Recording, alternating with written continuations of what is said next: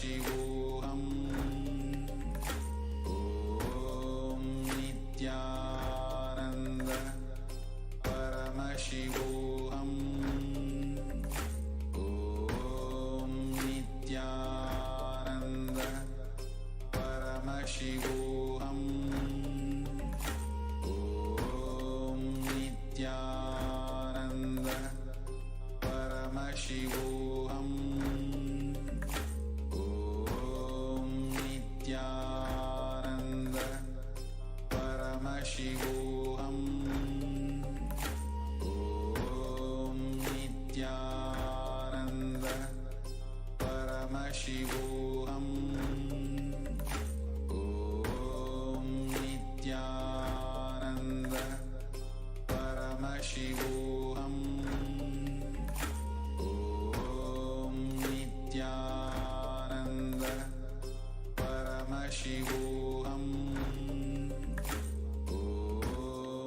Nityananda Paramashivam Om Nityananda Paramashivam Om Nityananda Paramashivam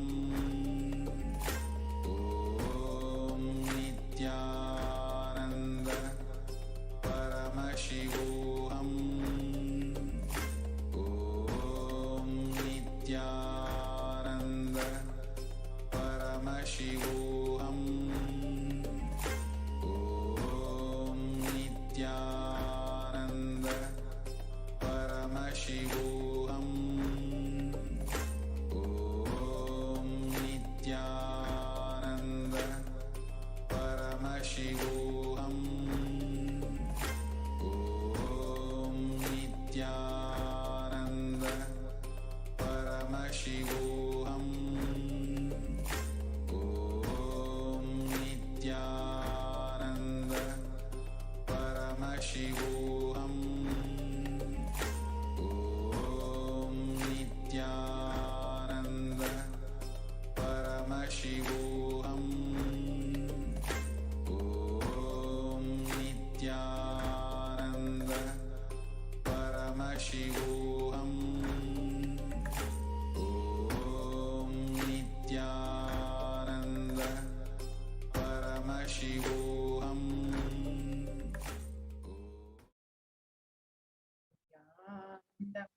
Paramasukhadam Kevalam Jnanamurtim Panvatītam Gaganasdrusham Tattvamasyavilaksham Ekam Nityam Vimadamachalam Sarvadi Sakshibhutam Bhavatītam Trigunarahitam Tattu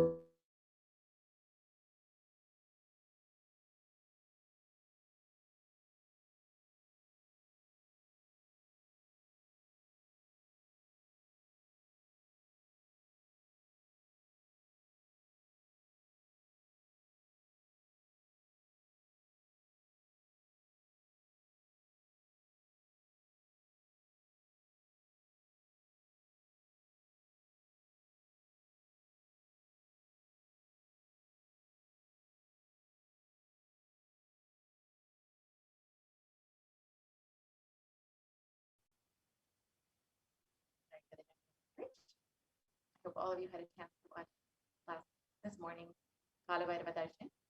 And if you are here, it means existence wants you to be here in this form. You are not an accident. You are an incident. You are a conscious miracle of existence. Existence is trying to express itself through you. Welcome to your sacred spiritual experience of the divine, your digital experience of the divine. This may be what you think as your first time in the presence of a divine cosmic being. But this is not the first time this energy has graced the planet Earth.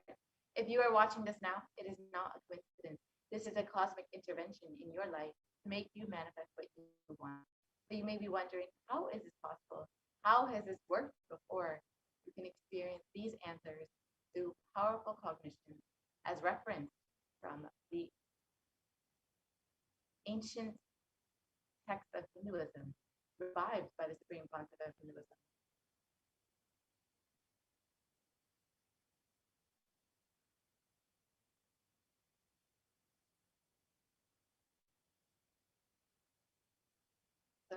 Let us understand who is Devi Parashakti, the divine cosmic mother.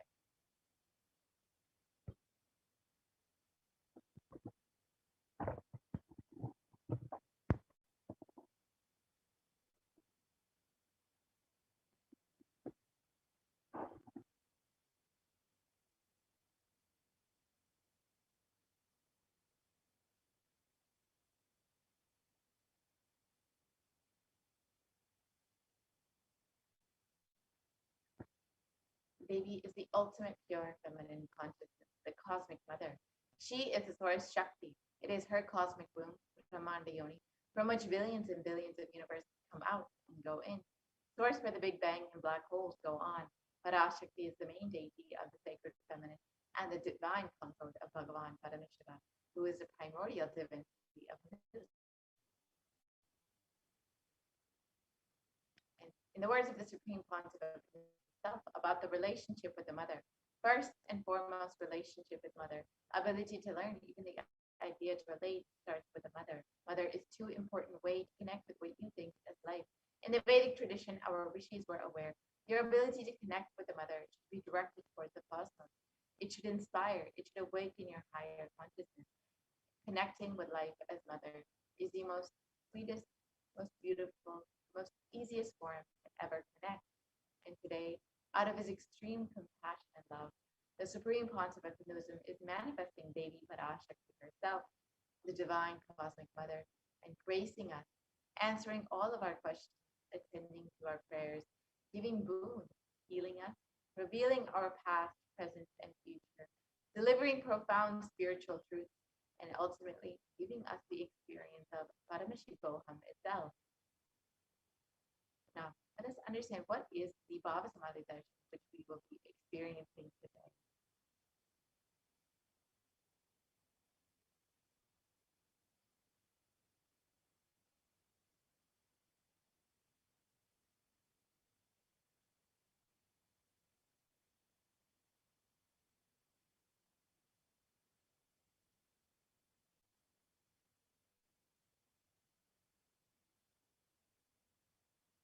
So what is Samadhi?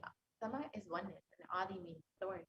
So Samadhi means one with the source, and Bhava means attitude or aspect. So Bhava Samadhi means being one with the source through this aspect. And Darshan means to have a glimpse of. In the Vedic tradition, it is used to describe the moment we behold a deity, an avatar, a saint, or an enlightened being, as just seeing such a being, cleanse the karmas of lifetime, and leave a deep, lasting transformation in the receiver. Darshan is the powerful, superconscious vibration that is present around an avatar at all times. He simply radiates darshan, just as the sun continuously radiates light. The auspicious moment when the receiver is able to catch it becomes the moment of darshan for you, raising you to the next level of superconscious breakthrough, like hitting the reset button on your very being. Just understand the science of the Samadhi Darshan. First thing you need to know is the divine cosmic beings are real. They manifest from Kailasa, the enlightened time-space zone, through deities and incarnations.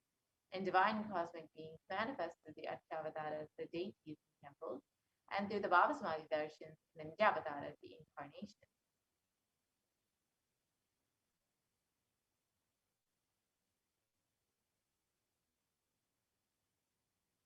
The Samadhi Darshan is the science of the Nijavatara, manifesting Paramashiva, the consciousness. It is where formless, the being of Paramashiva, expresses through the Devisharira, the light body, and manifests as the Nijavatara, the physical form, the embodied form for us to experience Paramashiva.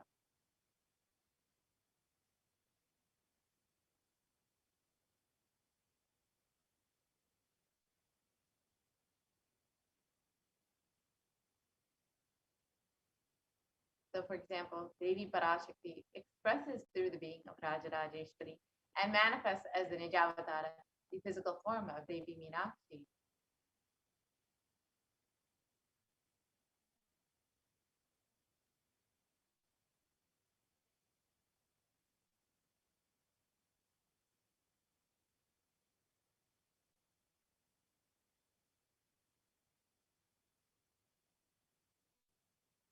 Achavatara, the deity, reflects the consciousness and manifesting being of the superconscious energy.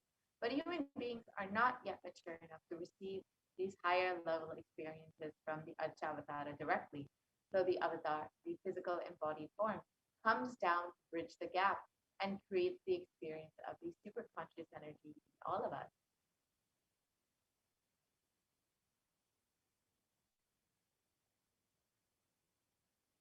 And the Samadhi Darshan awakens your Kundalini Shakti, which is the latent potential energy in every human being. This influx of superconscious energy visibly slows down the aging process and improves immunity to disease. And during the darshan, the whole brain comes alive, turning into a superconductor of conscious energy that heals, empowers, and transforms our lives. During the Samadhi Darshan, our neurons mirror that of the avatar. The mirror neurons activate and process all the observed movements or information of the avatar just by seeing.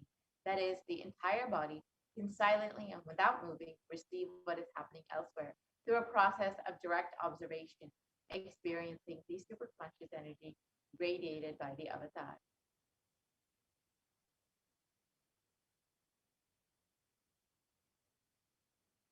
The Akashic readings are not predictions. They are readings from the cosmic archive. Beyond space, creation and destruction happen simultaneously.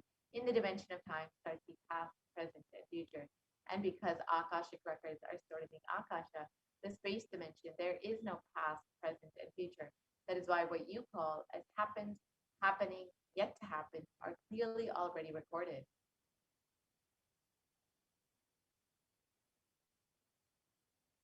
Now, let us understand who is the Supreme Pontiff of Hinduism, who is manifesting Devi Parashakti for us to guide us, heal us, and protect us during this pralaya, during this pandemic. The Supreme Pontiff of Hinduism is Supreme Pontiff of Hinduism, Jagat Guru Mahasanidana.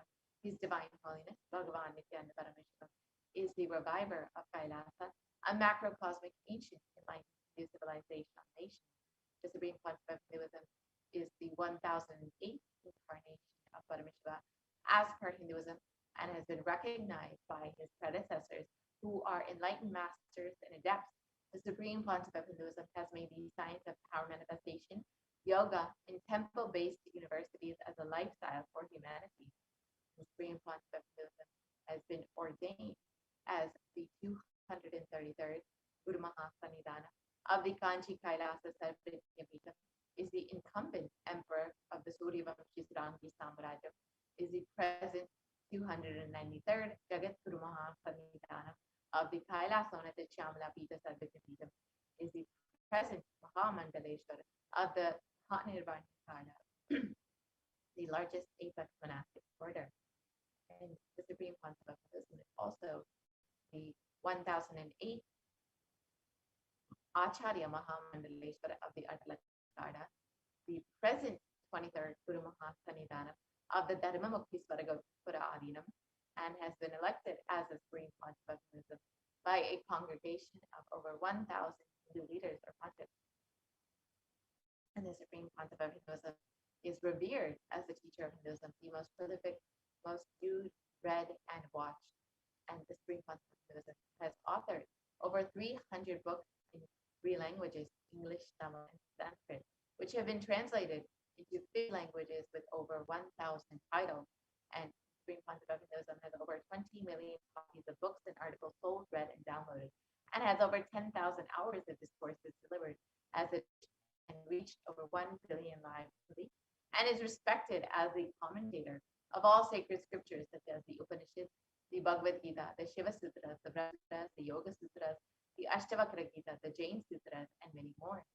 And the Supreme Pontiff of Hinduism is honored as leader of Hinduism, the most awarded, internationally recognized Hindu leader, is a reviver of 108 ancient Hindu sampradayas, including the Rudrakanyas, Rudras, Rishis, Rishikas, Bhairavas, Bhairavis, and Sanyas, and is the establisher of the world's largest Hindu university, Kailasa's Nityananda University, with satellite campuses in 150 countries, and is the establisher of 1,000 plus Kailasa enlightened ecosystems, and the founder and reviver of over 100 Sadhikavitas, and the collector of the largest largest new library, Nityananda New Library, with over 1 million books, 1 million palmate scriptures, and over 20 million digital books. Now, this will be entering into the demonstration of the extraordinary powers, the extraordinary shaktis of Paramashiva, as demonstrated by the initiated disciples of the Supreme Pontiff of Hinduism. So we'll be entering into this session very shortly. Let us understand before that, what is the science of Diksha?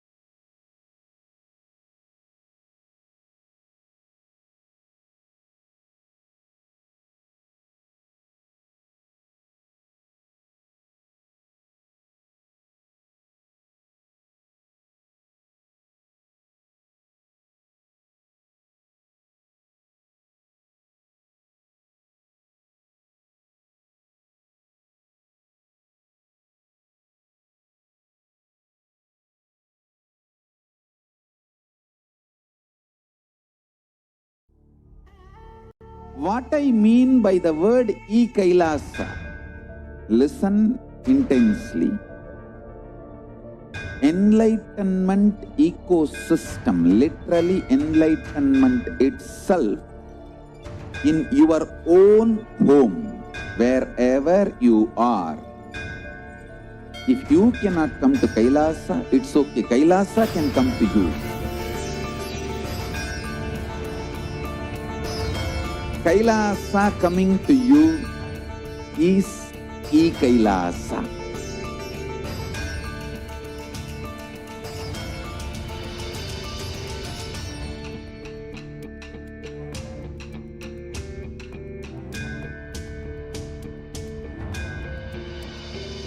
I will revive Hinduism.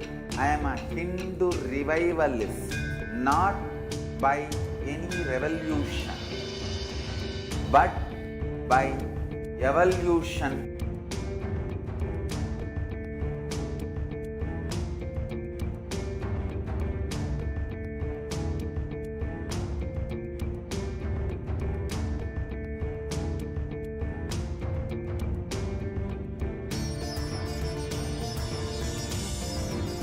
And setting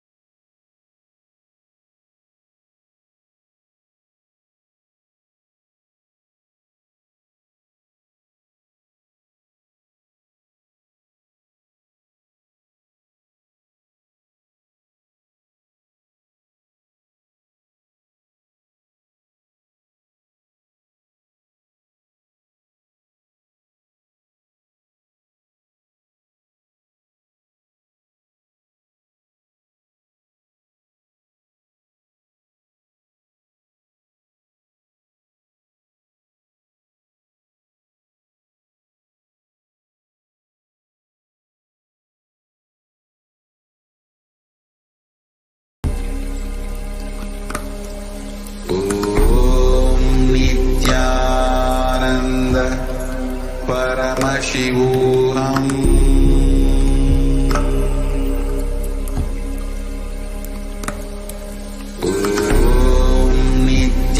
Nityananda Paramashivam.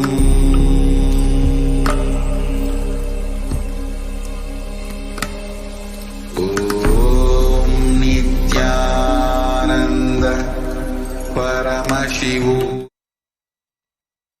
नित्यानन्दं परमसुखदं केवलं ज्ञानमूर्तिं द्वन्द्वातीतं गहनसदृशं तत्त्वमस्याधिलक्ष्यम् एकं नित्यं विमलमचलं सर्वदी साक्षिभूतं भावातीतं त्रिगुणरहितं सद्गुरुं तं Namami.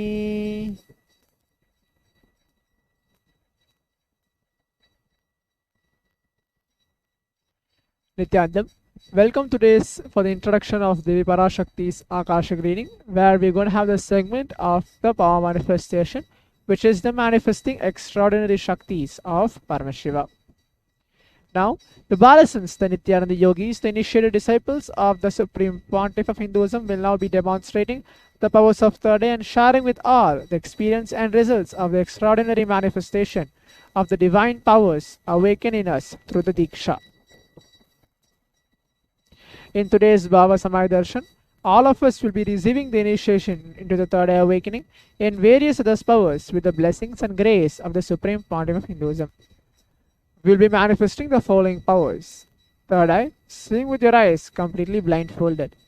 Third eye is a cosmic browsing center located between brows, which upon initiation one can effortlessly express powers and see through the third eye, just as you do with the two eyes.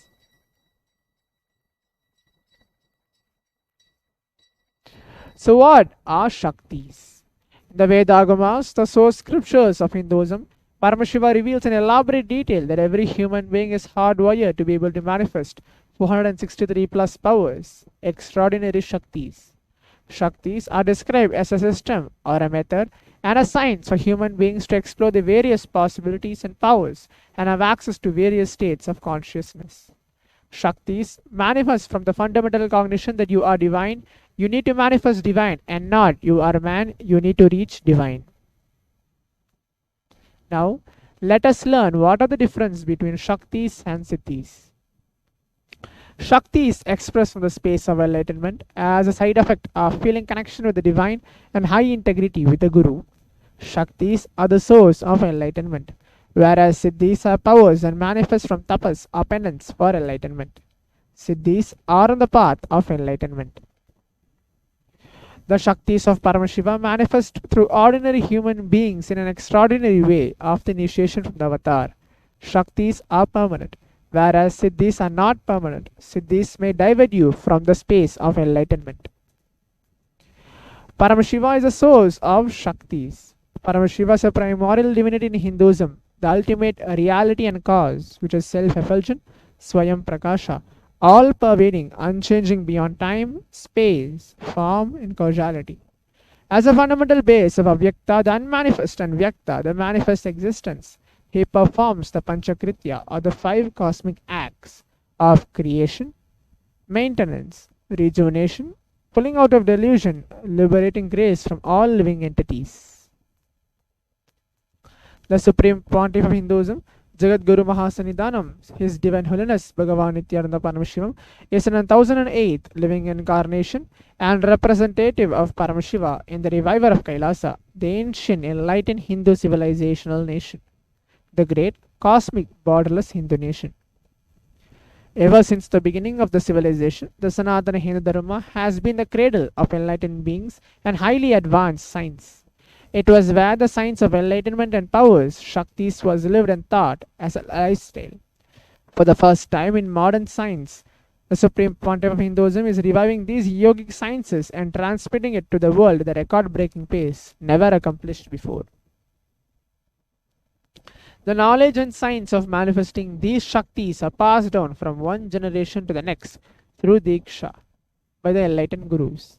Supreme Pontiff of Hinduism has been recognized as an incarnation at a very young age and was trained and taught these sciences to revive the initiations and knowledge repositories for billions to manifest science of power manifestation from the disciplines of Vedanta, Tantra, Sri Vidya, Yoga and Yogic powers, Mantra Shastra, Siddha Vidya, science of Aushadha, Advaita and Bhakti Yoga, Paramashiva Jnana and Paramashiva Jnana. So, how to awaken the divine Shaktis in us?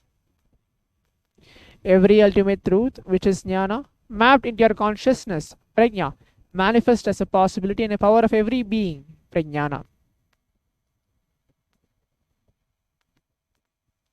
The science of power manifestation is authenticated through four aspects of evidence, or which are called pramana. The Shastra Pramana is an eternal, unchangeable truths revealed in the source scriptures. Apta Pramana are the experience and results of Aptas, or authorities of Hinduism, the Vedic rishis and scientists who have time tested and verified the science. The Atma Pramana is an account of the Supreme Pontiff of Hinduism, Bhagavan Paramashivam, this millennium's avatar, personal experience of power manifestation. The Pratyaksha Pramana is an empirical evidence from observation and scientific experimentation. The Vedas are the ultimate superior authority for Hindus. Vedas are the pure science where the ultimate truths are explained. Agamas are the scriptures where the applied technology, the applied science is expanded upon. Vedas and Vedagamas are given the status of Shruti, as they are directly revealed by Paramashiva himself. They are the ultimate, eternal, unchangeable truths. A reference cited from this Shastra or source scriptures is called Shastra Pramana. Let us now get ready to witness a very unique and exciting demonstration of the power of third eye. The Shastra Pramana goes by Kapalantarmano nyasya tishtanmilitalochanaha kramena manaso dadyad lakshayed lakshamuttamam. The translation goes, by fixing the mind on the inner space within the crown center and sitting stably without any movement, having the eyes closed in succession, by the stability of the mind and inner space, through the power of the third eye, one directly sees the ultimate goal, Lakshyam, by having the vision beyond the sight that reveals any object or place, attaining the space of oneness with the source, Paramashiva. The Apta Pramana, where in the Hindu Purana, Bhagavad Gita, Bhagavan Krishna initiates Arjuna into the power of third eye to behold Krishna's Vishwarupa Darshan, the vision of his cosmic form. The 11th chapter of Bhagavad Gita, which contains a description of Bhagavan Krishna's cosmic form, is completely narrated by Arjuna as he sees Bhagavan Krishna through his third eye. In Swamiji's own words, the first experience that I was able to see everything around me, above me, the whole 360-degree, 10 directions below me, everything I realized not only was able to see, I was able to feel, experience all of that as me. Pratyaksha Pramana is a study measures and comparing metabolic cell activity of the brain in conscious and meditative states. When doing daily activities, high activities is measured in brain where third eye is located. When in deep Samadhi state, only the third eye region is active and almost 90% of the brain is rest at peace. The Sakshi Pramana is this rare sacred science of third eye awakening is being made available to humanity for the ultimate enrichment and conscious evolution by the Supreme Pontiff of Hinduism. Swamiji embodies the most profound yogic states that surpass all bounds of time, space, and matter. The Supreme Pontiff of Hinduism is gifting this pure great science of third eye awakening along with many other spiritual sciences through initiation, which is the Diksha. Millions of people have been initiated by the Supreme Pontiff and are experiencing the profound results as extraordinary powers in their everyday life. Let us now witness the live Sakshi Pramana demonstration of the power of third eye with the Balasans and Nityananda yogis.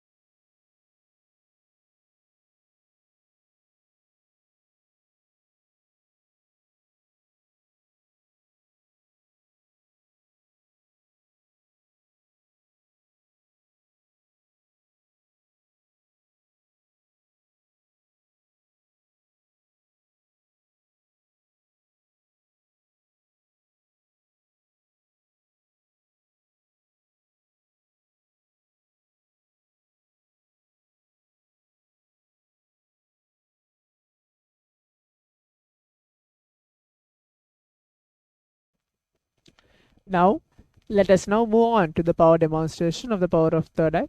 What exactly is going to happen now is we're going to manifest this power of third eye where reading with your eyes completely blindfolded. So exactly what is going to happen now is, as you can see in my hand, this is the mindfold which I'm going to wear. This mindfold is completely tested by the ophthalmologists and the doctors and the scientists, where there's no vision of any light which is going to be passing through this mindfold. Behind, as you can see, the sponge and the sun adjustable strap where your eyes will be completely fit into this. So this exactly what's going to happen is I'm going to blindfold myself with this exact blindfold, and what's going to happen now is I'm going to connect myself in the space of oneness with Swamiji, having the cognition that Swamiji, you and me are one and the same. You manifest this power of third eye inside me, and I, being a channel, manifest this power to the whole humanity by chanting the Mahavakya. In today's power demonstration, what we're going to see is by the YouTube live or the Facebook live, anyone can leave any comments, shapes, colors, words, any comments you guys can leave. I'm going to close my eyes, connect in the space of oneness by chanting the Mahavakya, and read it to you all.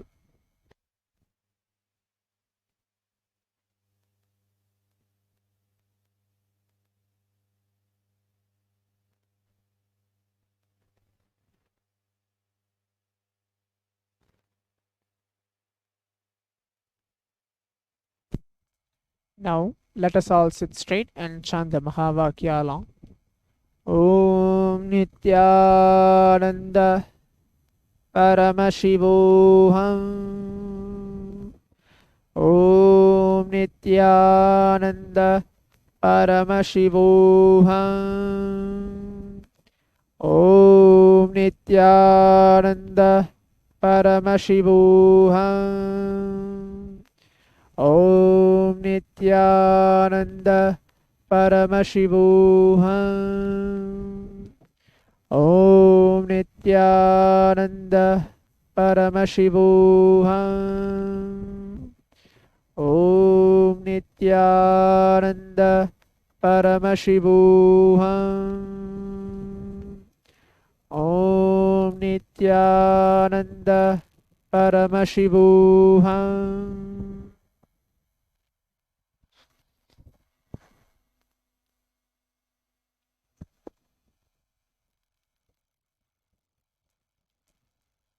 The first comment is from Vanilla Tyagarajan. He has posted something in Tamil with an emoji of folded hands and a heart. The next is a cartoon character with spectacles on it. Next is Sri Nitya Mahabalananda, Nityanandam written in caps. Next is a comment which is completely in Tamil.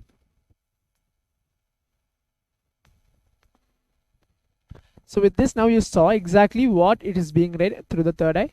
We'll come to the conclusion of today's power demonstration, which is seeing with your eyes completely blindfolded, where it took a couple of seconds or minutes for me to connect with Swamiji by chanting the Mahavakya and manifesting this extraordinary powers of third eye. So let us come to the conclusion of today's power demonstration segment. Stay tuned for the next session. Thank you, Nityanandam.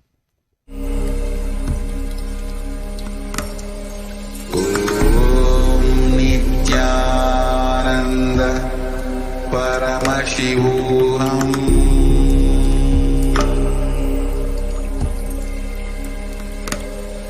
Om Nityananda Paramashivam.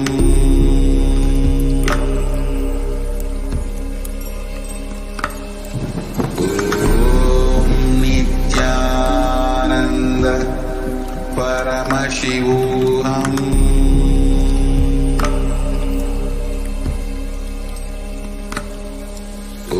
Om Nityananda Paramashivam.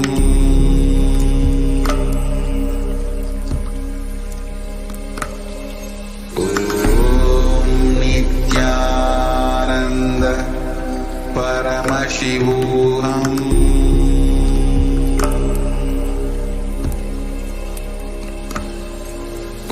Om Nityananda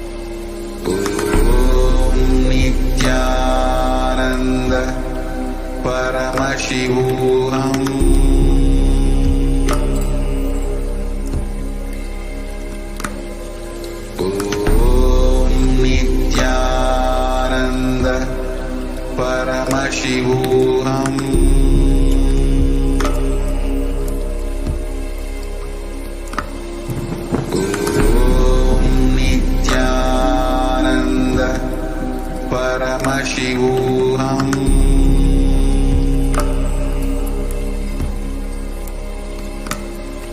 Om Nityananda Paramashivam.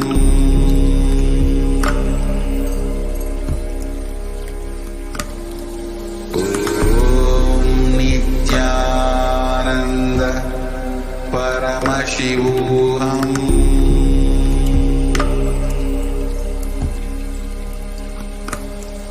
Om Nityananda Paramashivam.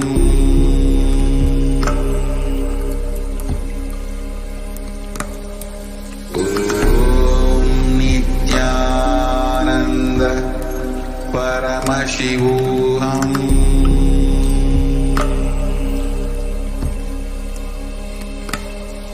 Om Nityananda Paramashivam.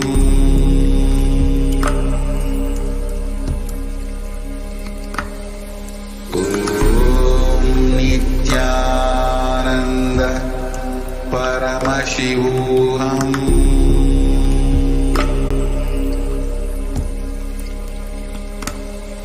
Om Nityananda.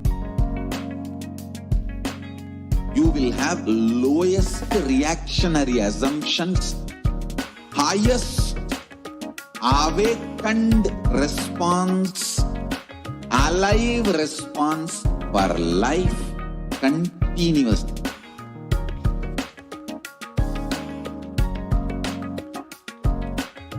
Kailasa is enlightenment ecosystem, literally enlightenment itself in your own home, wherever you are.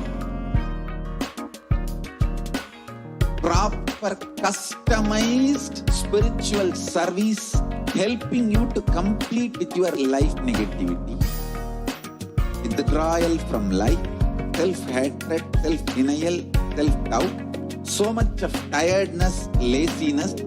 We can support you aligning your diet, your attitude, your aptitude, your understanding about life.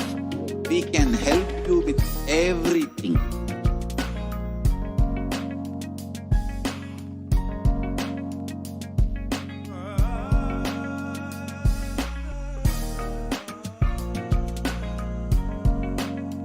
If you are interested in enlightenment, we will immediately bring this to you. If you are not interested, we will explain the whole science, inspire you and make you interested in enlightenment science. We need to cater this enlightenment science to the whole world wherever they are, because enlightenment is the birthright of all human beings. Kailasa is responsible to provide that to all human beings.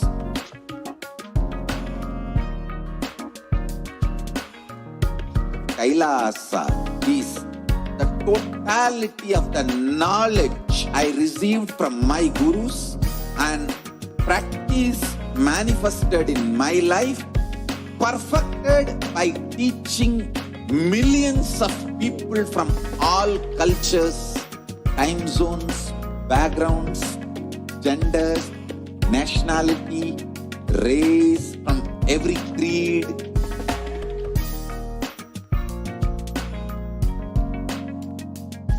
So this absolutely perfected knowledge available to you, served to you in your home without even you moving out of your couch, free of cost.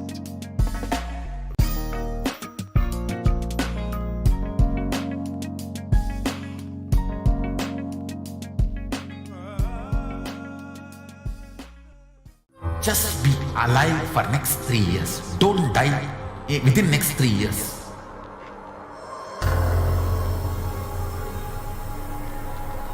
Just don't die within next 3 years. Be alive. Somehow be alive. I'm working sincerely. I will reach you somehow. somehow I will reach you. It's my commitment to humanity.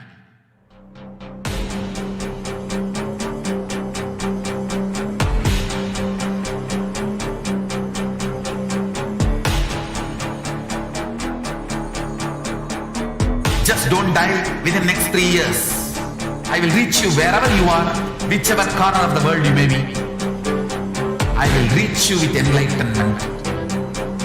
You manifesting the space, state, powers, being Paramashiva.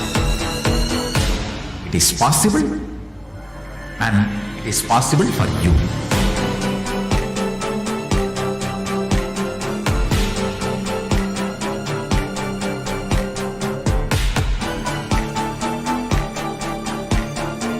Paramashiva will reach you with enlightenment signs. I know he is going to do the job. Just be alive for next 3 years. Nothing else. What I mean by the word Kailasa, listen intensely. Enlightenment ecosystem, literally enlightenment itself, in your own home, wherever you are. If you cannot come to Kailasa, it's okay. Kailasa can come to you. Kailasa coming to you is Kailasa.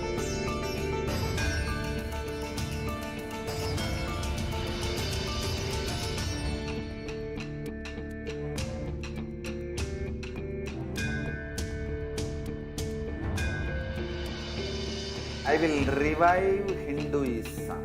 I am a Hindu revivalist, not by any revolution, but by evolution.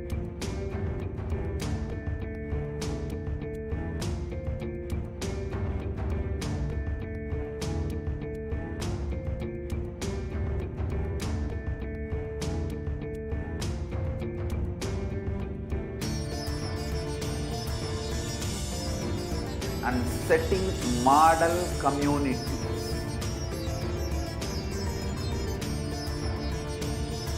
Kailasas, enlightenment ecosystems, Sarvanya Pitas all over the world.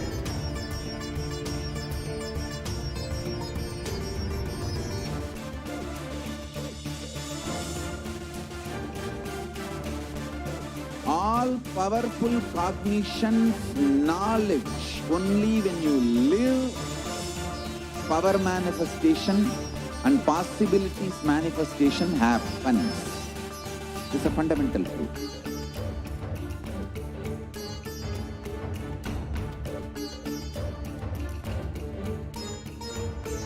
Hinduism cannot live exclusively as one sampradaya. No.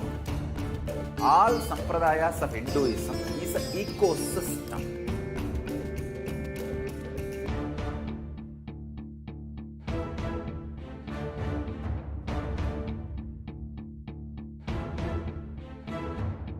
So don't keep quiet thinking that if one sampradaya is attacked, only that sampradaya is going to be affected.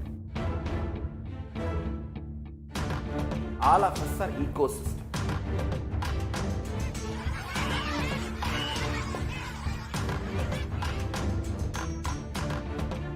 I invite all of you to get involved and enjoy Hinduism by the principle of dharmo rakshati rakshitaha.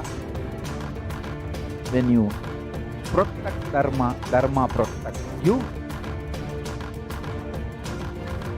We will make the whole planet flourish spiritually.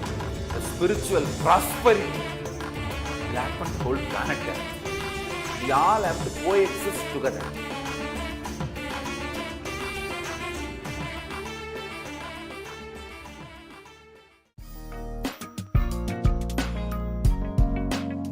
We get you help. We get you ability to build beautiful relationships in your life. We get you direct spiritual support and we make sure you become wealthy.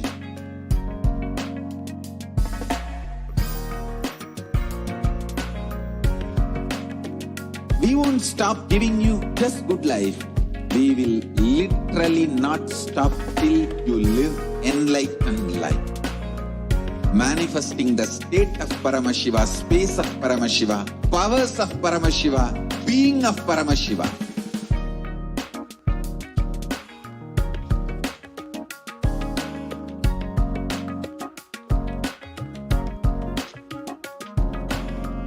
Whole world should become Kailasians.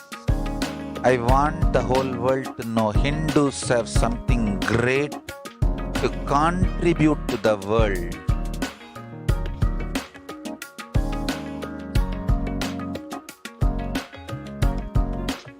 We have something great to contribute to the world. Let us do that.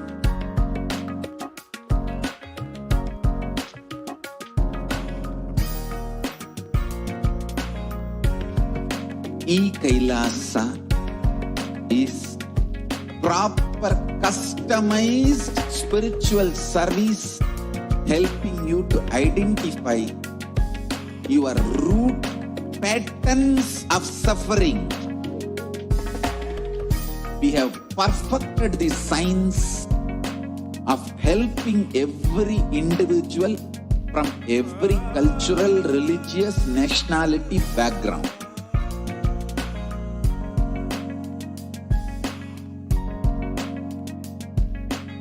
You will have lowest reactionary assumptions, highest awakened response, alive response for life continuously.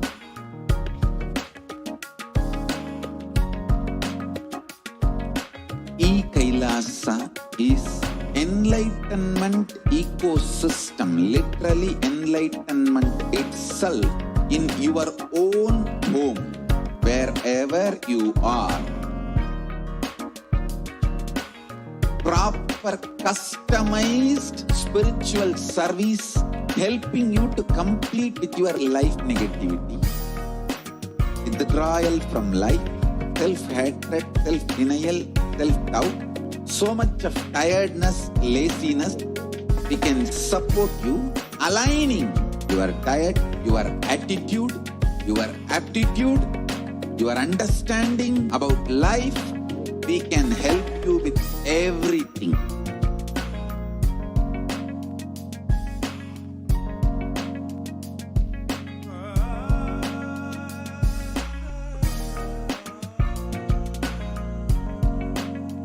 If you are interested in enlightenment, we will immediately bring this to you. If you are not interested, we will explain the whole science, inspire you and make you interested in enlightenment science. We need to cater this enlightenment science to the whole world wherever they are, because enlightenment is the birthright of all human beings. Kailasa is responsible to provide that to all human beings.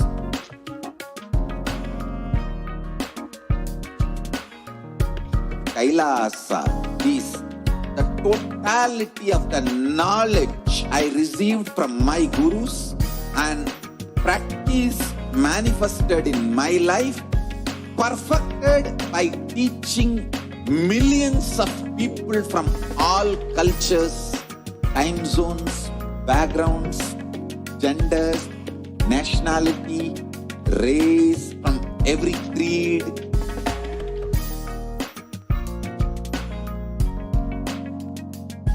So this absolutely perfected knowledge available to you, served to you in your home without even you moving out of your couch, free of cost.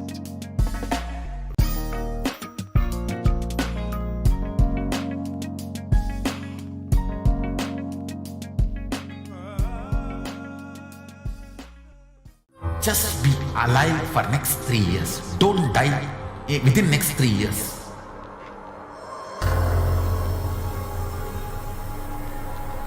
Just don't die within next 3 years. Be alive. Somehow be alive. I'm working sincerely.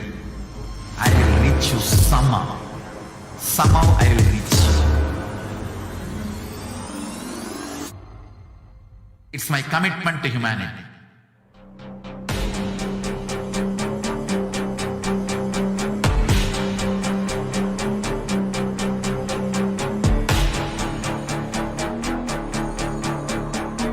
Just don't die within next 3 years. I will reach you wherever you are, whichever corner of the world you may be. I will reach you with enlightenment.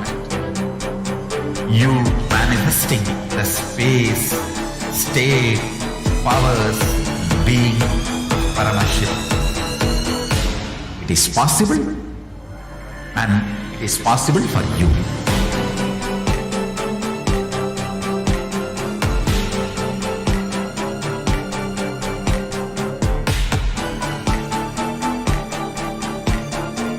Paramashiva will reach you with enlightenment science. I know he is going to do the job. Just be alive for next 3 years. Nothing else. What I mean by the word Kailasa, listen intensely. Enlightenment ecosystem, literally enlightenment itself, in your own home, wherever you are. If you cannot come to Kailasa, it's okay. Kailasa can come to you. Kailasa coming to you is Kailasa.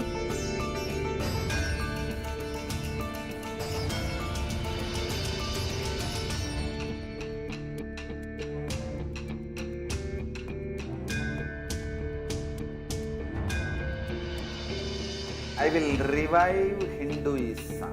I am a Hindu revivalist, not by any revolution, but by evolution.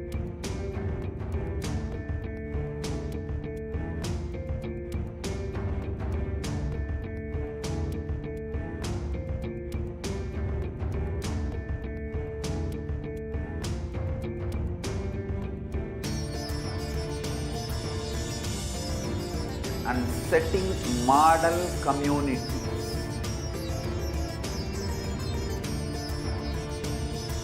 Kailasas, enlightenment ecosystems, Sarvanya Pitas all over the world.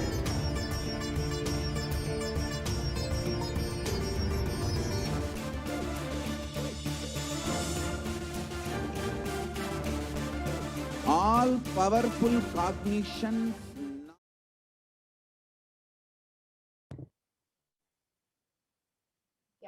Welcome, dear viewers. So now let's enter into this next segment and understand who is Devi Parashakti.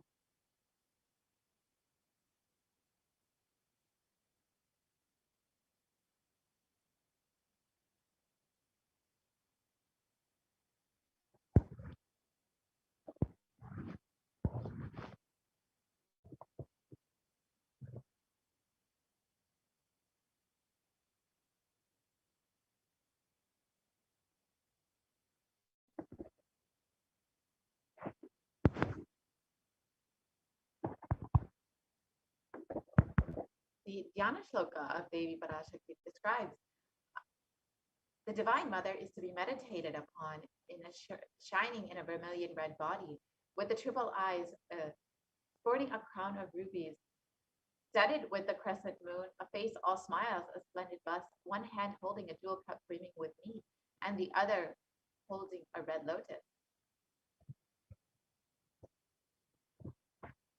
I meditate on the great Empress. She is red in color, and her eyes are full of compassion, and she holds the noose, the goad, the bow, and the flowery arrow in her hands. She is surrounded on all sides by powers such as Anima, and she is the self within me.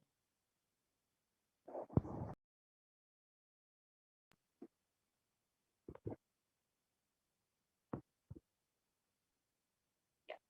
Devi is the ultimate pure feminine consciousness. Parashakti is the cosmic mother.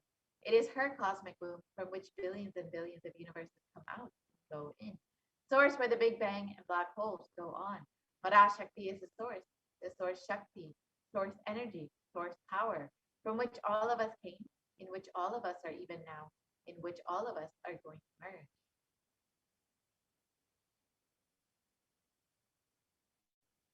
Out of her extreme love and compassion, Parashakti herself is manifesting through the embodied form as the Nijavatara of the Supreme Pontiff of Hinduism, Jagat Guru Mahasanidanam, His Divine Holiness, Bhagavan Paramashivam, gracing us, answering all of our questions, attending to our prayers, giving boons, healing us, revealing our past, present, and future, delivering profound spiritual truths, and ultimately giving us the experience of Paramashiva itself. In the words of Devi Parashakti herself, raising in Omkara, expressing as the Vedas and Agamas, blossomed as Dreamkara, filled as Parashodasi, living in the 40 triangle, the Kailasa Swami, who is the Kailasa Tripura Chintamani, Parashodasi, sitting as Paramashiva and Parameshwari, who rules the worlds, Paramashakti, Manoormani, Meenakshi, as Nityananda.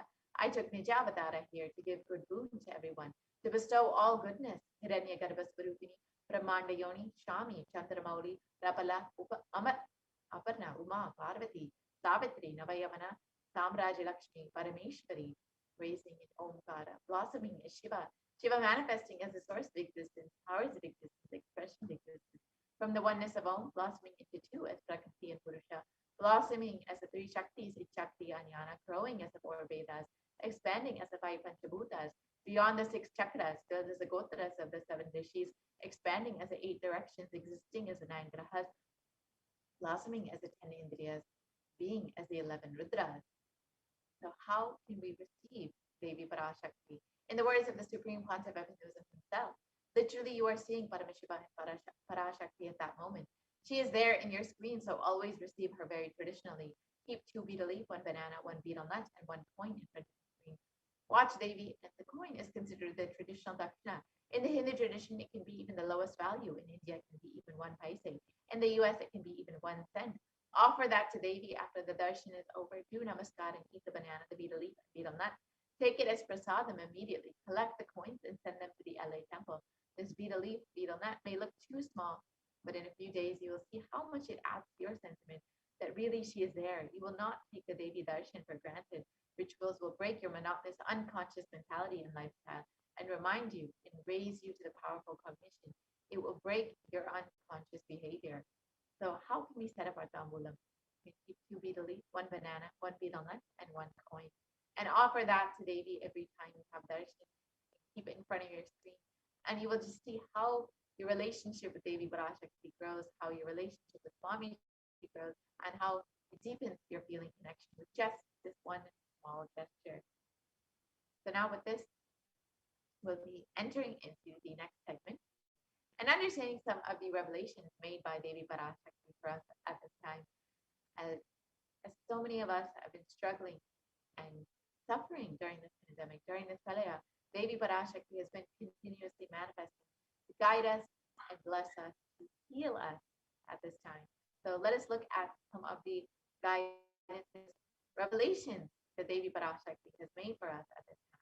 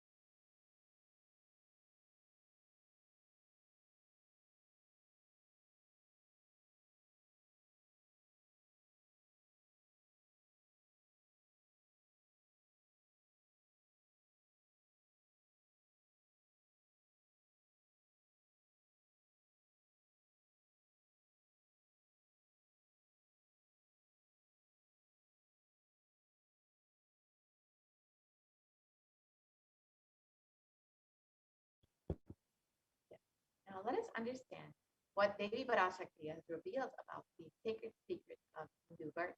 Let us first watch the revelation.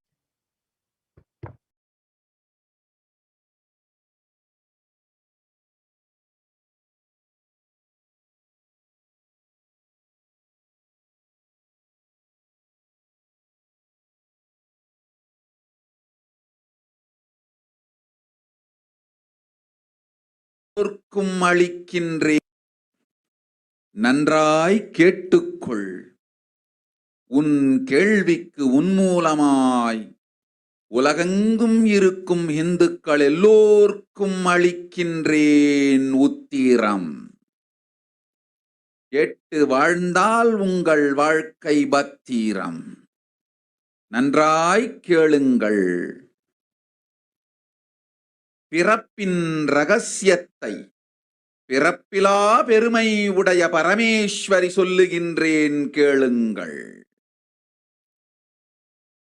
அண்டஜம், யோனிஜம், ஜலஜம், பீஜம் எனும் 4 விதமான பிறவிகளில் 84,000 யோனிகளில் பிறக்கும் பிறப்புகளிலேயே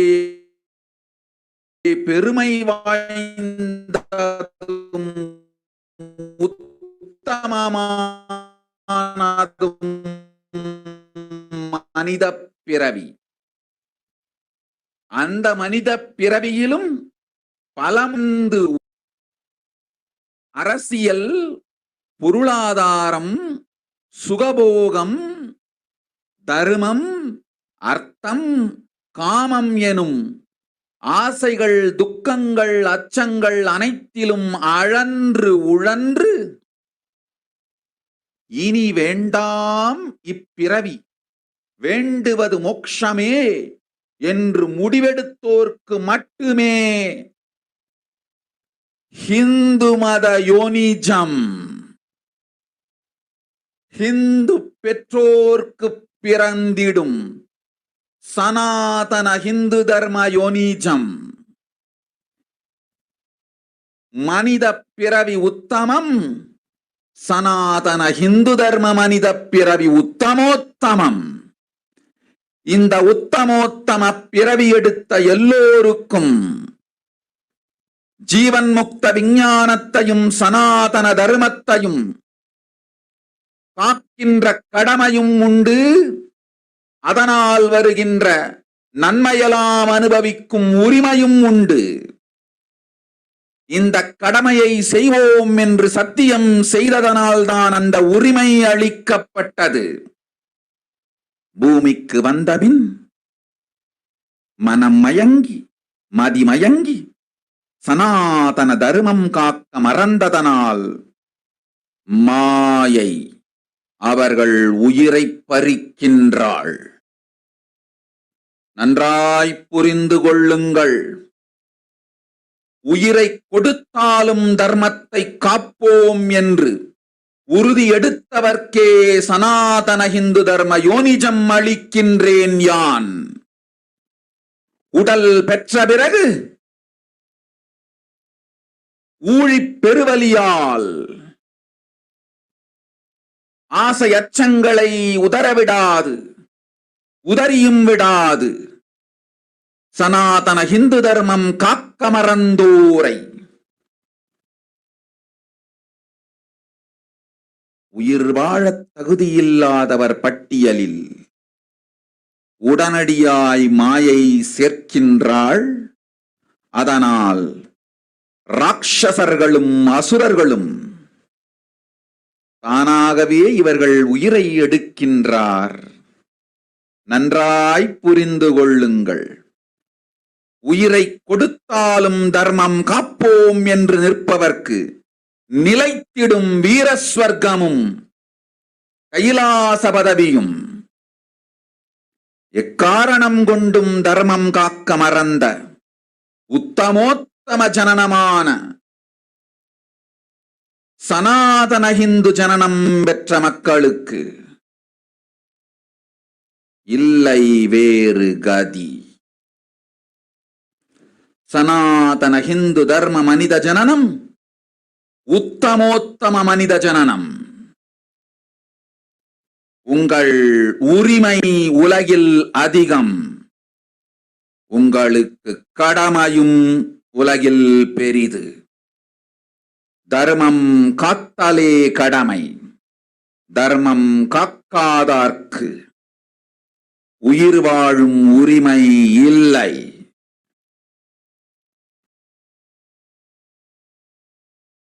நன்றாய் புரிந்து கொள்ளுங்கள்.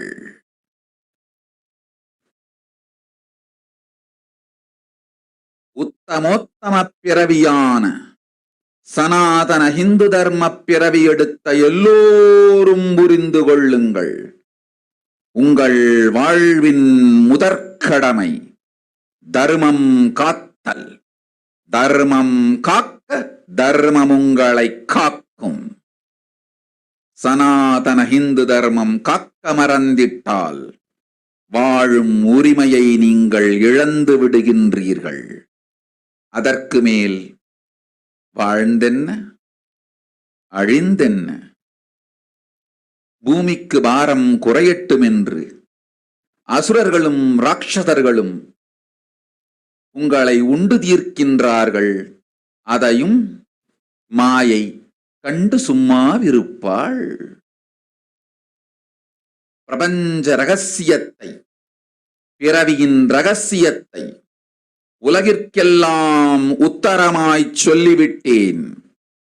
புரிந்து வாழ்வில் நடந்து உயிரை பத்திரமாய் பார்த்துக் கொள்ளுங்கள். அன்னை சொல்லும் அருள் சத்தியம் இது. ஓம் ஓம் ஓம்.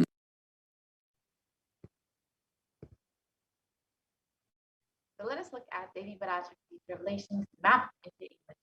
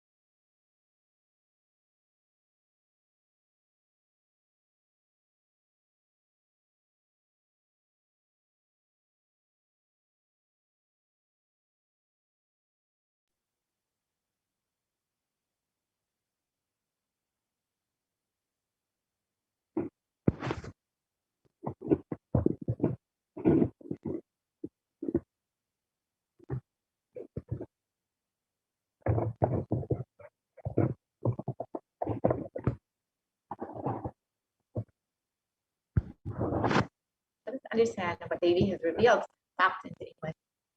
Listen, Andajam, Yonijam, Jalajam, Yijam, like this in 4 types of birth, in 84 lakh yonis. In all these births, the most greatest birth of them all is the human birth.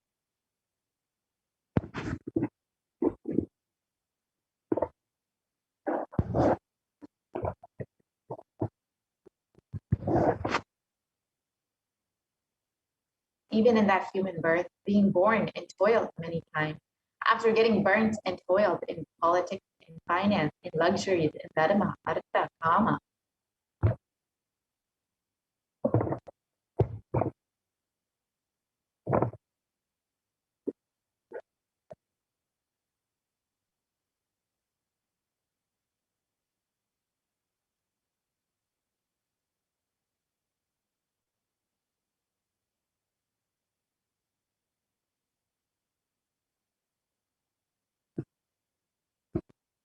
And those who decide of not wanting this birth, wanting only moksha, only those will have the Hindu Dharma Yonijam.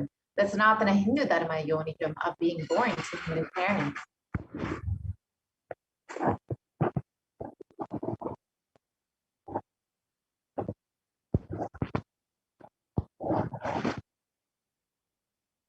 human birth is Uttamam, the best, and Sanatana Hindu Dharma human birth is Uttamottamam, the best of the best.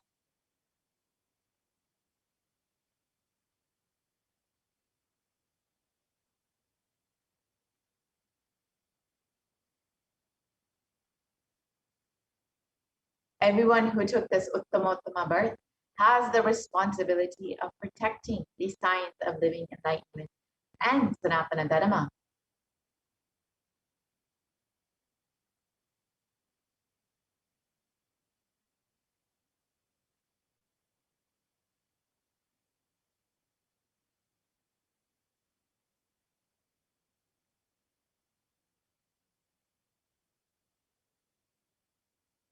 And also they have the right of experiencing its benefits. This right was given to them because of their commitment given by them to do this responsibility.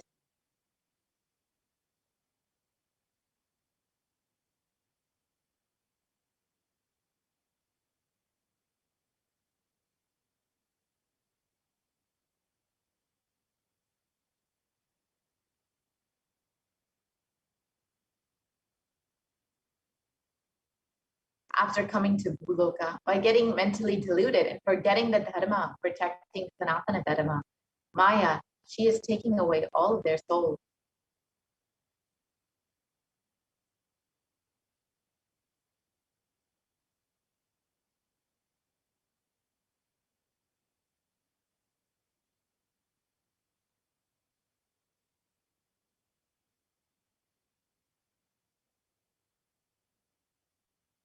Understand carefully. I am giving the Sanatana Hindu Dharma Yonijam only for those who gave the commitment of protecting Sanatana Dharma, even by giving their life.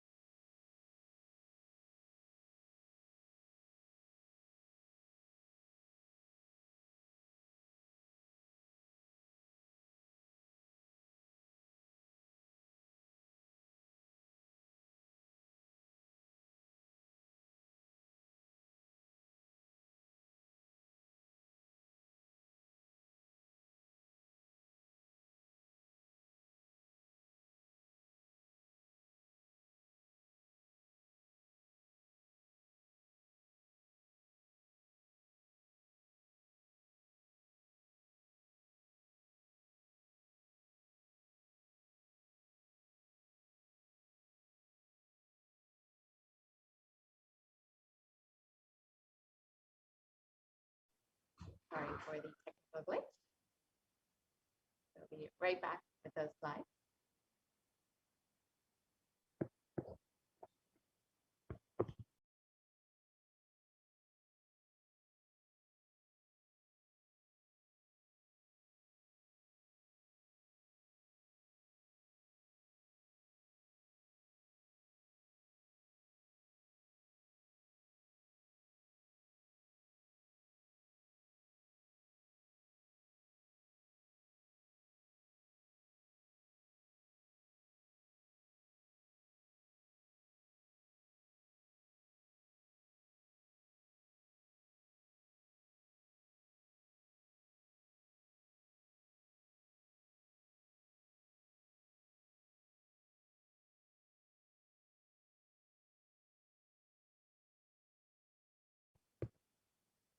Sanatana Hindu Dharma human birth is Uttamottama human birth. Your rights in this world are immense. Also, your responsibility in this world is large. Those who do not protect Dharma, they do not have the right to live. Understand properly. All those who took the Uttamottama birth, which is Sanatana Hindu birth, all of you understand.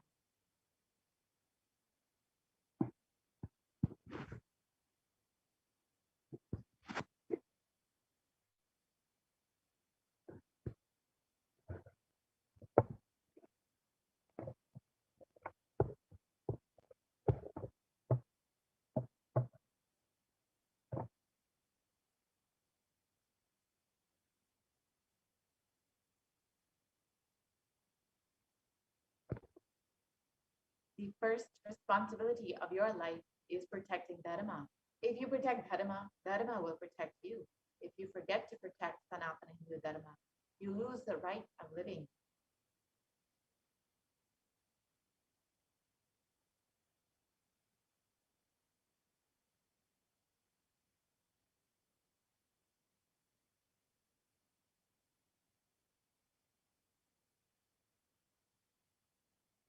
After that, what bothers, whether you live or get destroyed, asuras and rakshasas will eat you so that the burden on earth is reduced. Seeing that, Maya, she will keep quiet.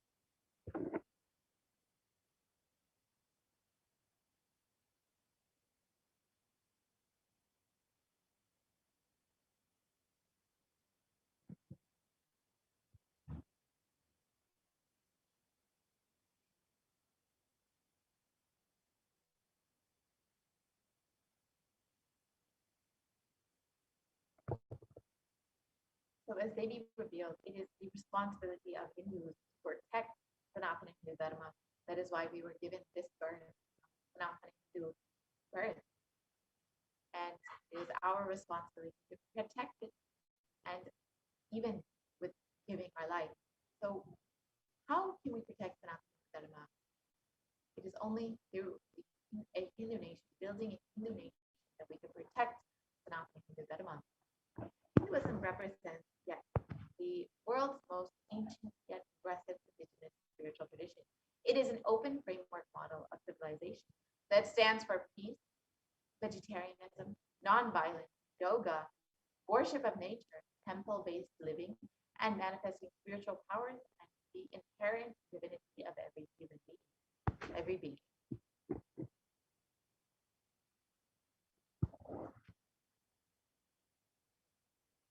And the Hindu nations were ecosystems where more and more enlightened beings could be produced, so that enlightened civilization could be kept alive and its great gifts shared with the world.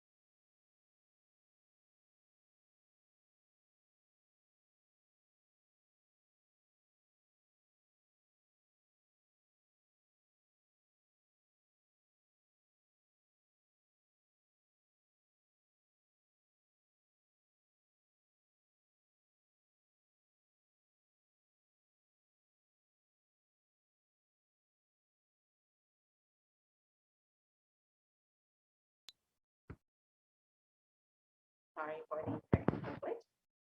So, that Hinduism represents the world's most ancient yet progressive indigenous spiritual tradition.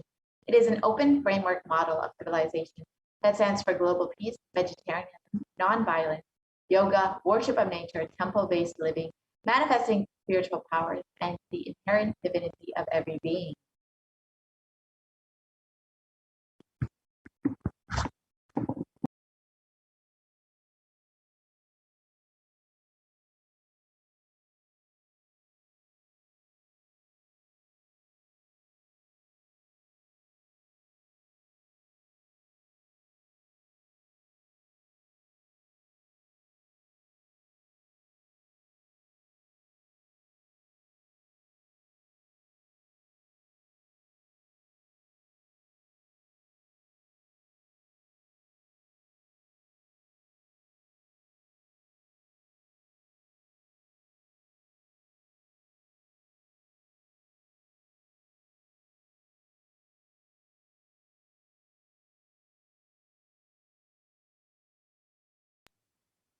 Yes. So let us now look at some of the references of our great Hindu nations from our Hindu scripture.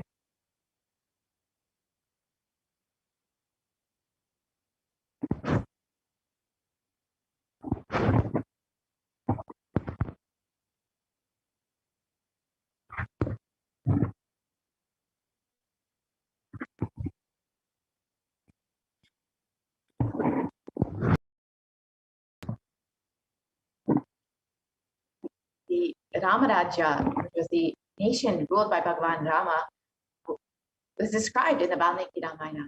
There were no widows to lament, nor there were any danger from wild animals, nor any fear born of diseases. The world was bereft of thieves and robberies. No one felt worthless, nor did old people perform obsequies concerning youngsters. Every creature felt pleased. Everyone was intent on virtue, turning their eyes towards Rama alone. Creatures did not kill one another.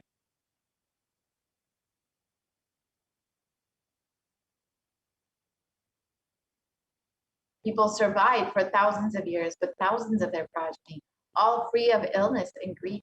The trees there were bearing flowers and fruits regularly, without any injury by pests and insects. The clouds were raining in time, and the wind was delightful to the touch. Every caste was performing their own duties, satisfied with their own work and bereft of any greed. People were intent on virtue and lived without telling lies. All the people were endowed with excellent characteristics. All were engaged in virtue.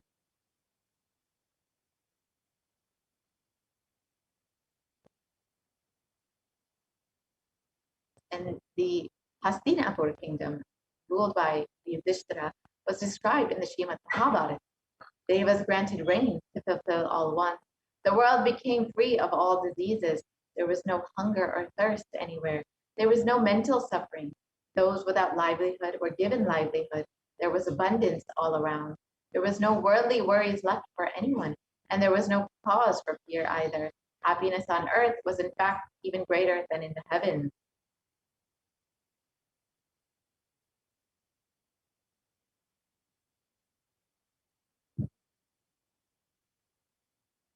And the Hindu nations contributed so much to the world in every single field: enlightenment, health, medicine, art, science, aviation, dance and music, clothes and jewelry, social systems, judicial systems, political systems, legal systems, technology.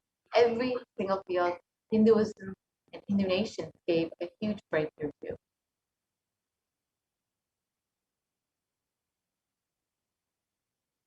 So let us now understand how our Hindu nations were destroyed.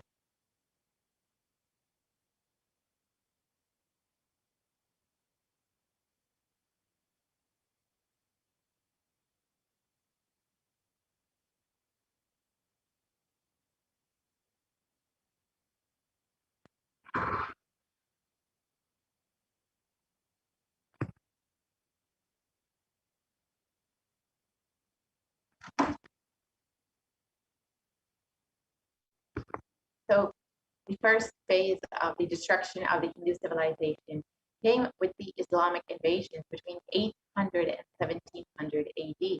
This was the physical destruction of the Hindu civilization. And Will Durant has described that the Mohammedan conquest of India is probably the bloodiest story in history. The Islamic historians and scholars have recorded with great glee and pride the slaughters of Hindus, the forced conversions, the abduction of Hindu women, and the Islamic law prescribed for Hindus, conveyed by Khilji, is also described here. It states, Hindus are like mud. If silver is demanded from them, they must with greatest humility offer gold. If a Mohammedan desires to spit into a Hindu's mouth, the Hindu should open it wide for that purpose. God created Hindus to be slaves for the Mohammedans. The Prophet hath ordained that if Hindus do not accept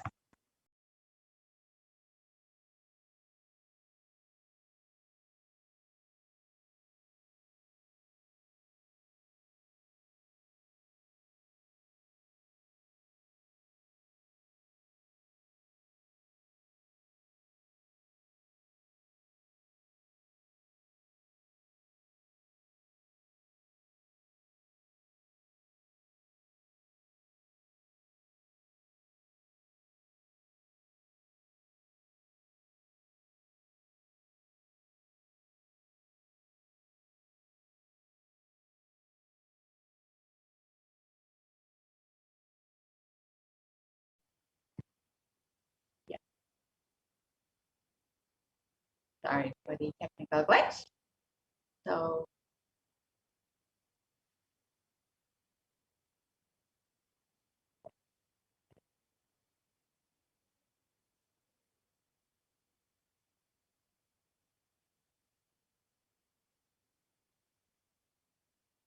so we'll be understanding in this segment about the three-phase destruction of the Hindu civilization.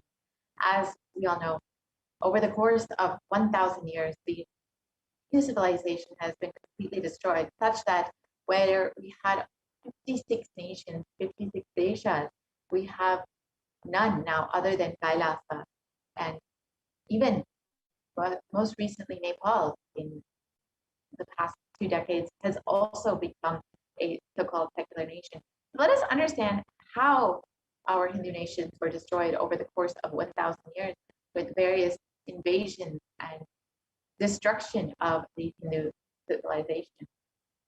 So as we stated, the first phase was the Islamic invasion. This was the physical destruction of the Hindu civilization. And in Khilji, the Islamic law prescribed for Hindus, conveyed by Khilji, was described. So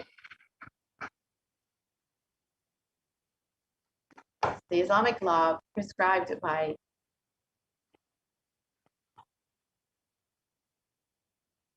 the Islamic invasion.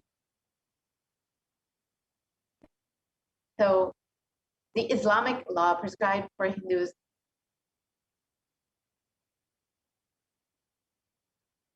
we can go the Islamic invasion. So the Islamic law prescribed for Hindus as conveyed by Khilji describes that the Prophet hath ordained that if the Hindus do not accept Islam, they should be imprisoned, tortured, and finally put to death, and their property confiscated. To keep Hindus in abasement is especially a religious duty because they are the most inveterate enemies of the Prophet. You can see in these descriptions how barbaric, how savage the Islamic invasions were upon India. It was physically brutal and completely destroyed physically the Hindu civilization. And during the Islamic invasions, over 200 million Hindus were slaughtered by the Islamic invaders. Over 100,000 temples were destroyed, and over 1 million deities and sculptures were destroyed. And it is described that the conquering armies burnt villages, devastated the land, plundered people's wealth, took Brahmins and children and women of all classes captive, flagged them with thongs of raw hide, carried a moving prison with them, and converted prisoners into obsequious Turks. So over the course of the Islamic invasion, millions and millions of Hindus were slaughtered at the brutal hands of the invaders. The next phase of the destruction of the Hindu civilization was the British occupation. This was not as physically brutal, but it destroyed the very backbone of India, what Hindus were built on, the Gurukul system. And this was between 1700 and 1947 AD. This was the economic and psychological destruction of the Hindu civilization. So despite the British occupation not being as physically brutal, it caused so much of the British exploited the Hindus and completely annihilated the economy and the psychology of Hindus. Wildebrand has described that I have seen a great people starving to death before my eyes, and I am convinced that this exhaustion and starvation are due not, as their beneficiaries claim, to overpopulation and superstition, but to the most sordid and criminal exploitation of one nation by another in all recorded history. So you can see in this photo one of the most brutal famines in history, the Bengal famine, which was an artificial famine imposed by the British.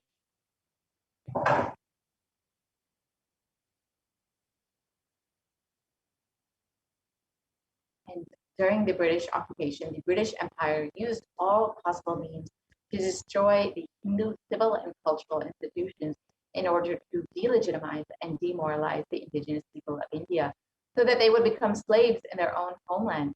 This included discriminatory laws to instill feelings of racial inferiority, engineering artificial famines to starve natives into submission, annexing the Hindu kingdom to undermine native rule, mistranslating the Hindu scriptures to instill anti-Hindu narratives, and destroying the indigenous Gurukul education system, which was, again, the backbone of India, and destroying the local industries and forcing importation of British goods, and finally, banning Indians from owning or producing their own firearms.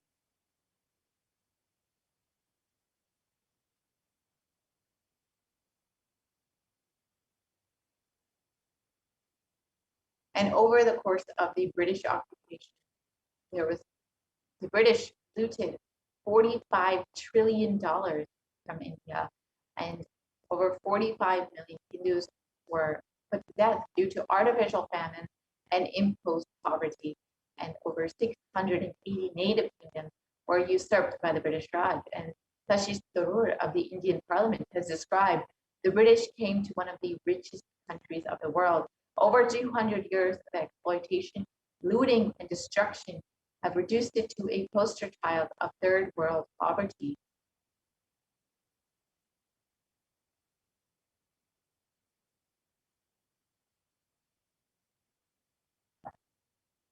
And the third phase of the destruction of the Hindu civilization was the secularization of India. This happened after the British left India and India became an independent nation, and was between 1947 and current day. This has been ruled by brown faces, British attitudes and policies towards Hindus. And Nehru, who is the first Prime Minister of India, has described what a disgusting, savage people we are. Politics, progress, socialism, communism, science, where are they before this black religious savagery? India can never be a Hindu republic.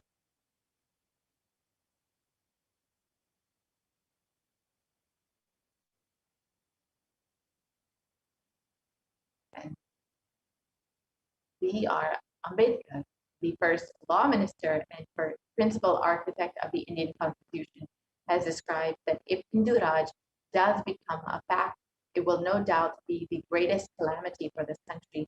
No matter what the Hindus say, Hinduism is a menace to liberty, equality, and fraternity. It is incompatible with democracy.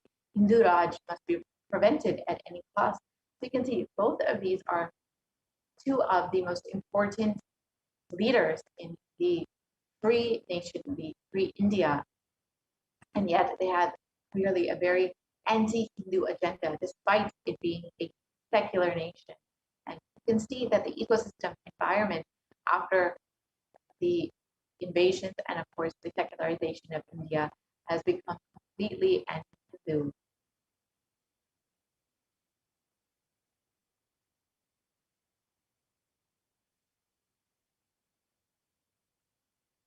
The modern Indian legal system, academia, and media all systematically undermine, suppress, and delegitimize Hindu institutions and culture. This includes through the Indian Constitution establishing government control over taxation over Hindu temples, schools, and other institutions, while other religions are free from this interference. And Articles 26 through 30 of the Indian Constitution discriminates against Hindus by giving special rights and benefits to non-Hindus. This includes government benefits and scholarships. And Hindu kingdoms and self-governance has been completely abolished. Anti-superstition laws have been passed to criminalize Hindu practices, and mainstream Indian academia describes Hindus as sexist. Mainstream Indian academia have described Hindus as sexist, racist, backwards, and oppressors, and the media narratives also portray the same in Bollywood and TV.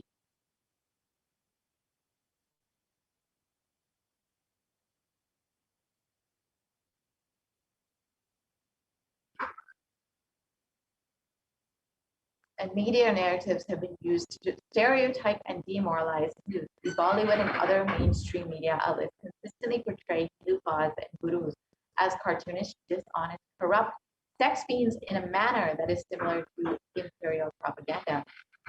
The media narratives are used to shape human consciousness and further their political agenda. The racist British colonial stereotypes portraying Hindus as superstitious, backwards, dishonest, and corrupt are perpetuated by their brown British successors in modern day India, completely unabated.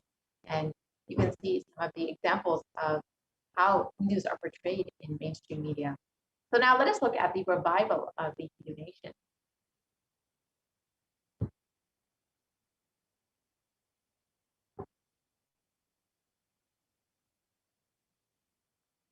So the Supreme Pontiff of Hinduism has revealed the vision for the Hindu civilization, and he describes, during the time of the Mahabharata, we Hindus had 56 deshas, 200 states, 1,700 samskaras, 10,000 sampradayas.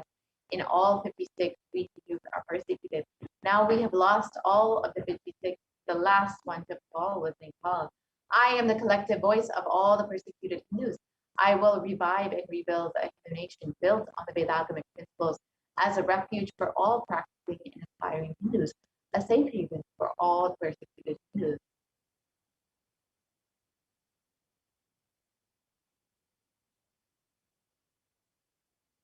So what is Kailasa? This revival of Kailasa, the Hindu nation, is for reviving this whole life of enlightened civilization and all the great things it has to offer to the world, bringing legitimacy to all the offerings Sanatana Hindu Dharma has and sharing it with the whole world is the purpose of this Kailasa, the Hindu nation. And as Devi Parashakti has described, it is the responsibility of Hindus to protect Sanatana Hindu Dharma, and it is only through the revival of Kailasa when this truly happens. Kailasa is the revival of the cosmic constitution. Kailasa is the model nation of how enlightened civilization should be living and administered. Politics, judiciary, education, economy, everything will be revived as per Paramashiva revealed in the Vedagamas, the Sanatana Hindu Dharma scripture.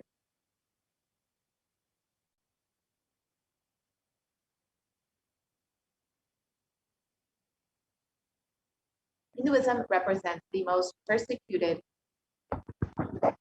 being one of the most persecuted civilizations. Hinduism is on the brink of extinction, such that the next generation may know about Hinduism only through our history books. What can we do to stand up for Hindu civilization and all that it has offered to the world? What can we do to protect Sanatana Dharma, to take the responsibility that we have committed to when we have been given this birth of Hindu birth?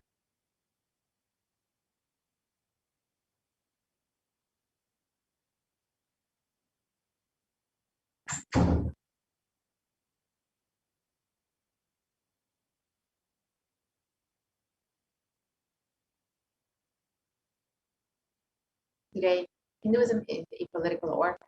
The preservation and restoration of Hinduism's spiritual and cultural heritage is impossible without a national identity.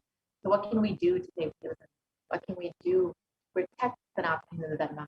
and all the great gifts it has to offer the world.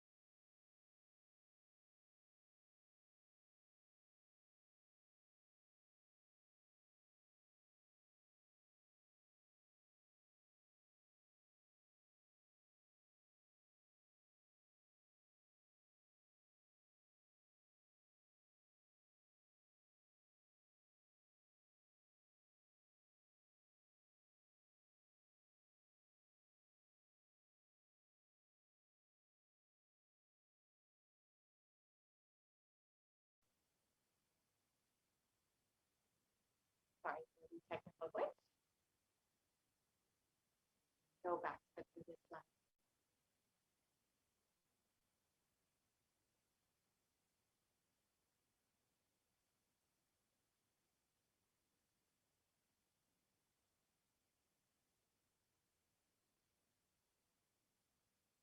We can go back to the previous slide, please.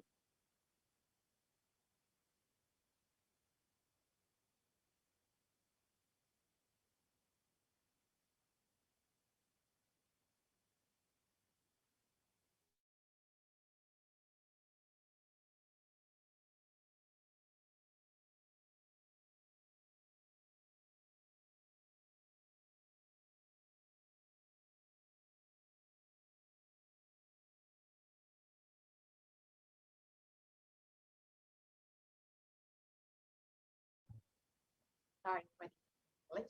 So we can go back to the previous slide.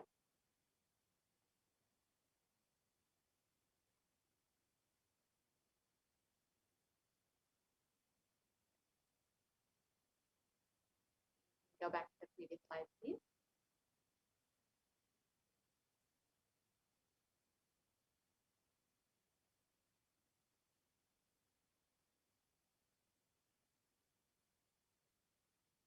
So Hindus all over the world need to understand that Hinduism is responsible for our successful life. Hindus are among the richest and most successful ethnic communities in the world. It is the Hindu scriptures, the Hindu lifestyle, our enlightened masters that are responsible for this. Our Hindu thought currents are responsible for this. And for example, in the Hindustan Times, it's been reported that Hindus are the most educated religious group in the US, according to Pew Study report.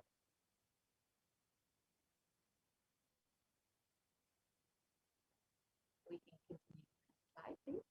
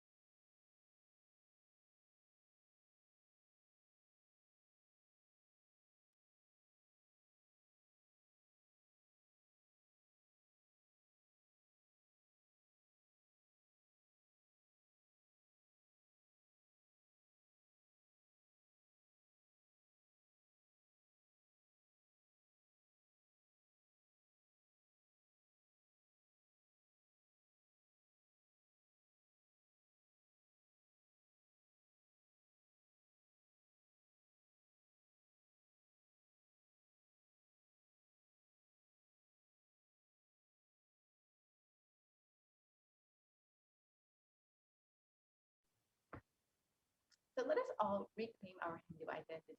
It is not just the anti-Hindu elements being active, it is the responsible Hindus being inactive that is responsible for this whole destruction of Hinduism.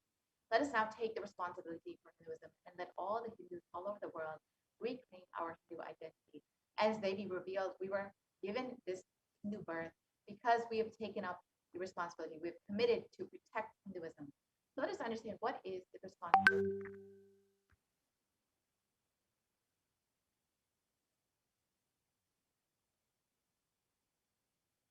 It is the responsibility of Hindus to revive this enlightened civilization again and again and give all the gifts of the enlightened civilization to humanity. Revival of the enlightened civilization, the Kailasa, the Hindu nation, is the survival need of humanity.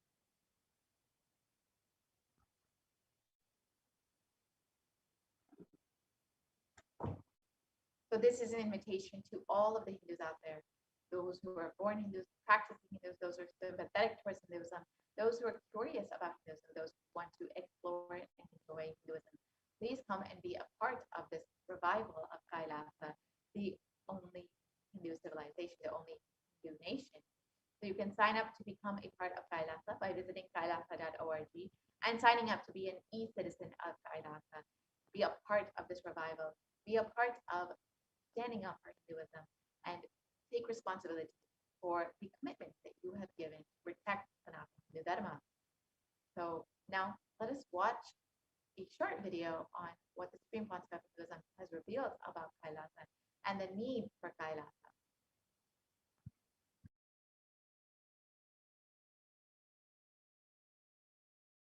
Contribution. Hinduism, Veda Agamas have great things to contribute to the world. Like the great power manifestation science, the ancient culture and arts, the ancient lifestyle truths, the ancient medical practices and medicinal knowledge, the ancient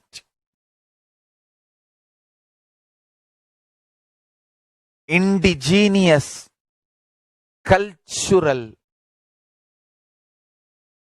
heritage and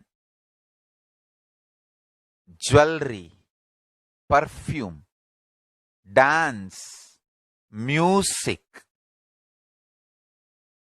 in every level, Hinduism has so much to contribute. Veda Agamic traditions have so much to contribute, to share all this with the world, to contribute to the world.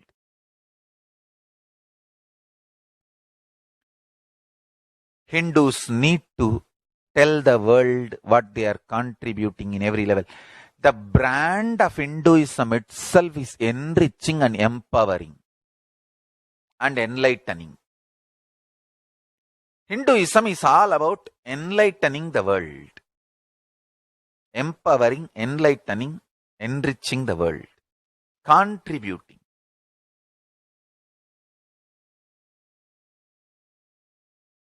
That is our spiritual life.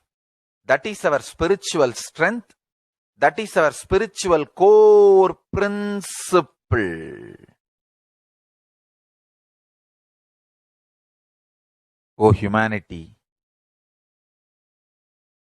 I request you with folded hands, some one corner of the world, if you just give me few hundred acres, I will keep this whole science alive.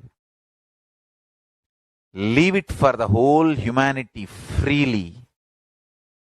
Fortunately, Paramashiva has given me the power to decode all this Hindu medicinal system, Hindu judiciary system, Hindu social law and order system, Hindu power manifestation system, Hindu mental sciences system, Hindu yogic sciences, the sciences of Hindu biology, Hindu physics, Hindu psychology, Hindu physiology, Hindu chemistry, all this Paramashiva has given me the power to decode.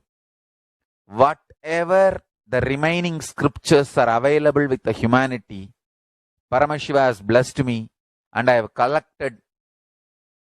Not only I have collected and organized, I can decode. This whole science can be kept alive in any one corner of the world. Just few hundred acres are given for me to live peacefully and exist peacefully. I can store this whole thing alive and contribute it to humanity. Humanity can become better and better and better. I can make the planet Earth so much better place to live. I am here to contribute, and I will continue to contribute.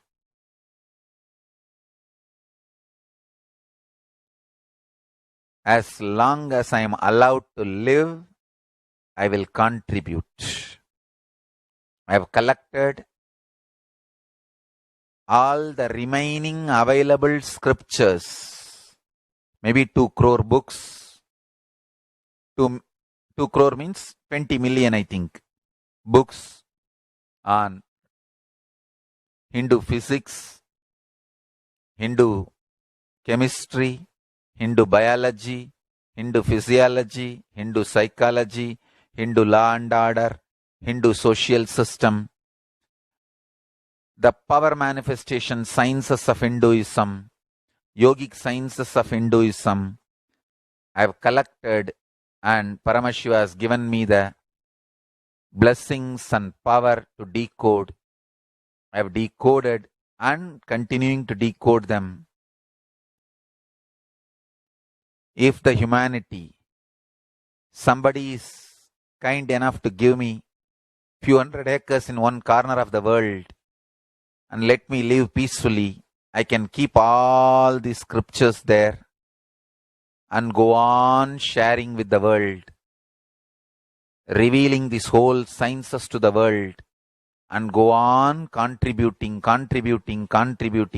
I don't need anything other than 1 cup of curd rice every day. That's all. A cup of curd rice per day over. I can go on be giving this to the world. I can add to the world I can make the world better place to live. That's all I have to say.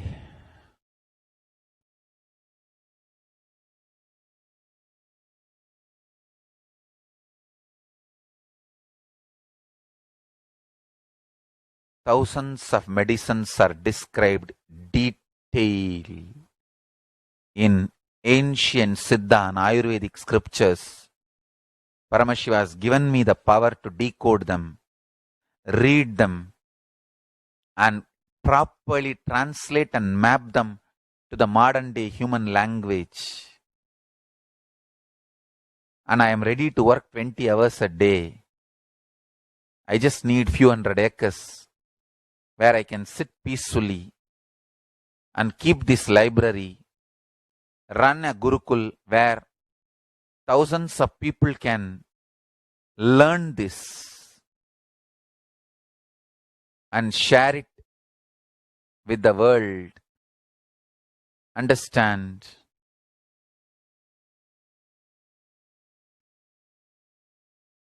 I am only interested in contributing.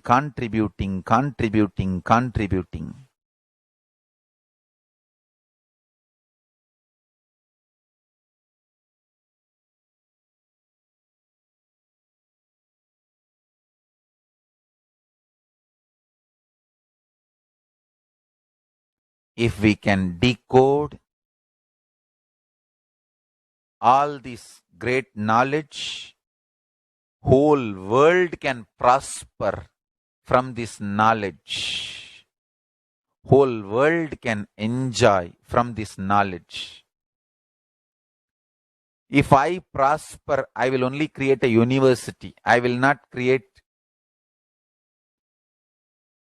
anything else. If the Hindus prosper, they will only create education institutions. Because Hinduism is all about giving, contributing. If I prosper, I'll create university, that's all. Kailasa is all about university to decode the ancient sciences and share with the world. Understand? Every day I am sitting and going on decoding, writing notes on my books and writing details on my books. Whether it is making human beings manifest powers, and I have also now started downloading and decoding the science of making animals manifest powers. Whether making people manifest powers or healing,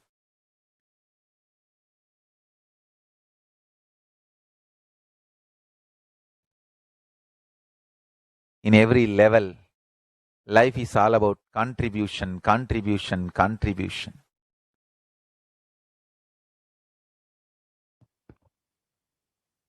Now that we've understood why we need Kailasa, the only Hindu nation, you can go ahead and sign up to become an e-citizen of Kailasa and become a part of this revival, become a part of protecting Sanatana that, as Devi reveals, that is the responsibility that we have been given when we have taken this new birth. Now with this, we will be concluding this portion of the program and we'll be entering into the next segment, the offering segment. So in this segment, we'll be understanding how we can offer our love and gratitude to Devi Parashakti for manifesting in our lives. As we all know, Devi has been continuously guiding us and blessing us, has been continuously with us during this pandemic, during this Kalaya. So if you want to offer your love and devotion to Devi Parashakti, you are most welcome to stay for this next segment and understand how you can offer your love and gratitude to the Divine Cosmic Mother.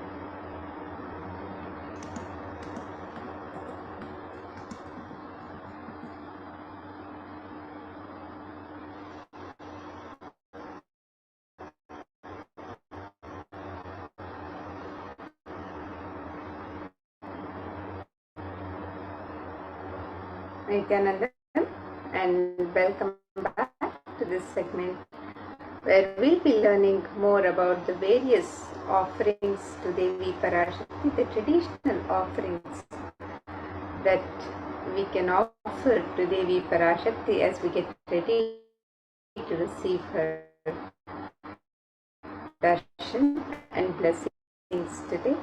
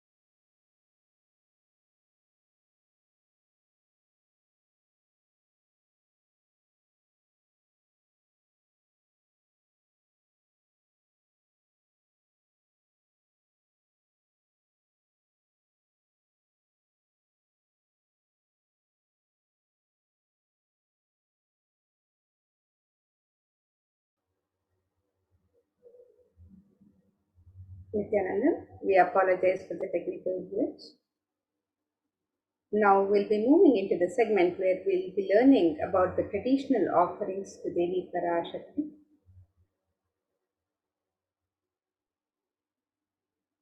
And in the Hindu tradition, it is customary to prepare ourselves to receive the darshan of the divine, of Guru.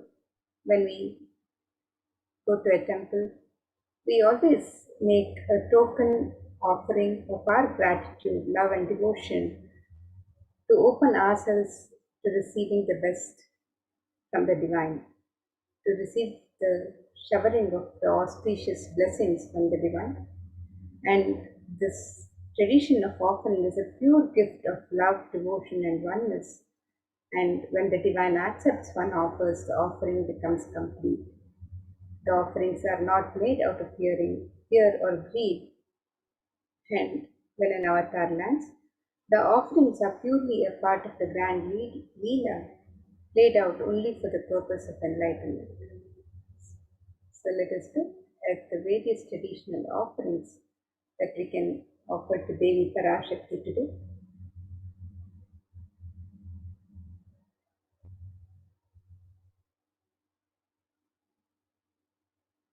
And as we get ready to make our traditional offerings, let us also contemplate on the beauty and splendor of Devi Parashakti as described in the Dhyana Shloka. This Dhyana Shloka is from Moola Agama Manonmani Dhyana. It describes Devi इन्दुनिभवेदकरवह्निनयनं स्यात् पङ्कजवराभयजपाक्षरसरयुक्तम् अङ्गहिमभूषणविचित्रवसनं स्यात् तुङ्गमकुटोज्ज्वलमनोन्मणिस्वरूपम्. The translation of this verse, it says, moon-like face holding Veda books on hand, fire in eyes, with lotus flower, gracing and blessing hands, in one hand with japamala, beautifully decorated with jeweled ornaments and wonderful clothes and shining crown. Her name is Manonmani. And another verse describes Devi Parashakti. This verse says, ध्यायेत् देवीं त्रिनेत्रां शशिनिभवदनां वेदहस्तां दधानां सव्ये पद्मां वरदमपरे चाभयं चाक्षमालां दिव्यैराभरणैर्विभूषिततनुं ब्रह्मादिभिः पूजितां देवीमेव मनोन्मणिं प्रतिदिनं कामार्थदात्रीं शुभाम्. Translation of this verse, it says, I meditate on Devi with 3 eyes, glowing like a moon and holding the Veda lotus and gracing with blessing and gracing hands. She is wearing beautiful ornaments. She is worshipped by Brahma and other many gods and showers auspicious boons for all actions every day.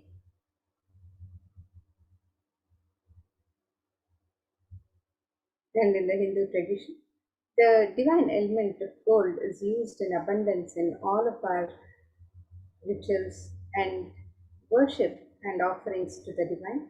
So let us look at the Shastra Pramana, the scriptural reference, this verse from the Atharva Veda, which describes the significance of the divine element of gold.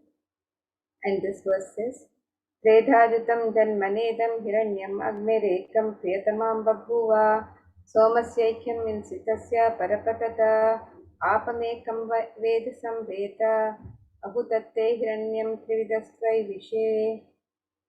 The translation for this verse, triply born by birth is this gold. From the atoms of Agni is one. It becomes dearest to Agni. One fell away from the Soma when it was hurt. One they call the seed of virtuous and powerful Apa, the watery molecules. Let that triple gold be for your long life. The gold is a divine element in the Hindu tradition. It purifies anything it touches. It is an element of great spiritual significance and spiritual power of healing and enlightening. The vibration of gold has the power to infuse sattva energy and positive thought currents in anyone who wears it and in anyone who sees or operates in its vicinity. Gold is present in all the scriptures in the Agamas, Vedas, Shrutis, Smritis, Itihasas, Puranas. In all the Hindu scriptures, it is abundantly displayed that gold is the most auspicious and purest metal which purifies our being. In the Hindu civilization, everything was built in gold, exchanged in gold. Ritual fees were offered in gold bricks. When one was to be saved from life-threatening illnesses, gold was offered as a ritual fee. Gold was in abundance and used for weighing equivalent amounts of commodities, including cows. Kingdoms were built with huge doors of gold. The streets would have huge columns and huge archways made of gold. Horses and cows were dressed in gold. The Hindu civilization thrived on the banks of rivers of gold. The Indus River was called Hiranyamaya, the river of gold in Rig Veda. The river Saraswati was called Hiranyavartini in Atharva Veda. Gold is the supreme element for offering gifts to the ones you love and revere. Temples are constructed and paved in gold. Deities are made in gold and decked and adorned in gold because it preserves the enlightenment energy for thousands of years and it lasts forever.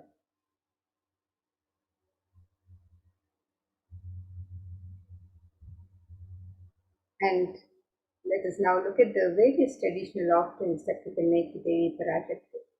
And Devi Parashakti is described as Bhakti Priya, the one who is fond of true devotion. So any offering that we make to offer to Devi with our love and devotion, she blesses and showers her compassion and grace on us at all times. So the first offering is the E-Hindi offering, which is similar to the Hindi offerings in any temple. When we visit the temple for the darshan of the divine, we offer our token gratitude in the Hindi.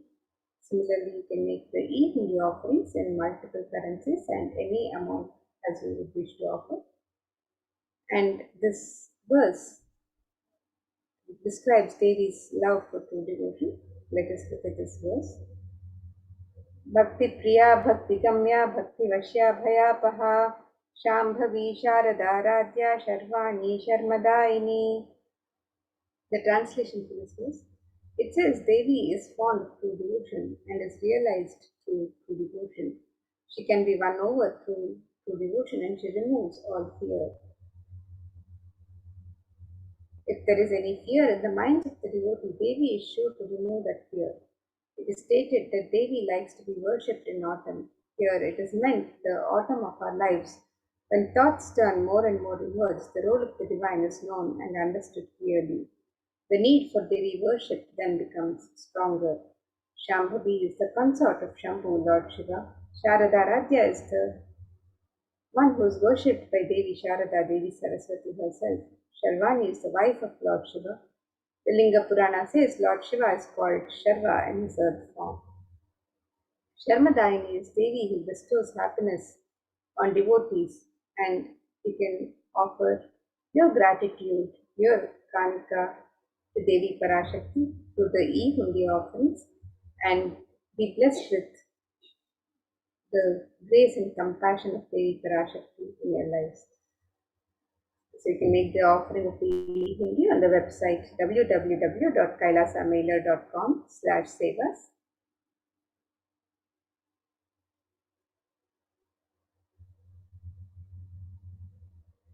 And the next offering to Devi Parashakti is the offering of the Sankalpa chanting. And this verse from Devi Mahatman, chapter 12, verse 34, describes Devi Parashakti. It says, Tayai tanmogyate vishvam shaiva vishvam prasuyate saya chittaja vijanam tushtat pritham prayaschati. The translation of this verse, it says, the goddess enchants this universe and she herself gives birth to this universe. That goddess being prayed without interest in anything gives that knowledge that leads to salvation and gives wealth in the materialistic sense. And you can make the offering of the Sankalpa chanting, the conscious resolution, and be blessed with the fusion of all the desires and wishes that you yearn for. You can make this offering on the website www.kailasamailer.com/sevas. The next offering to Devi Parashakti is the offering of the Sahasranama Swarnakasa.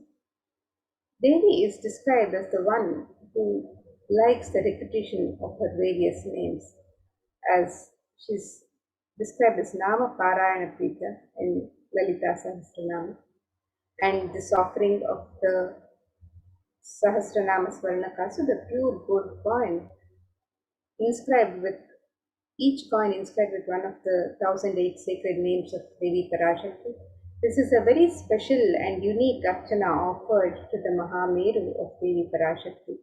And you can make this offering of the Sahasranama Swarnakasu inscribed with each of the 1008 names of Devi Parashakti and be blessed to imbibe the very divine qualities, the Ananta Kalyana Gunas of Devi Parashakti herself, as described through her various sacred names. So you can make this offering of the Sahasranama Swarnakasu, the pure gold coin, inscribed with each of the 1008 sacred names of Devi Parashakti. You can make this offering in 3 different denominations, and you can offer any number of coins as you would wish to offer.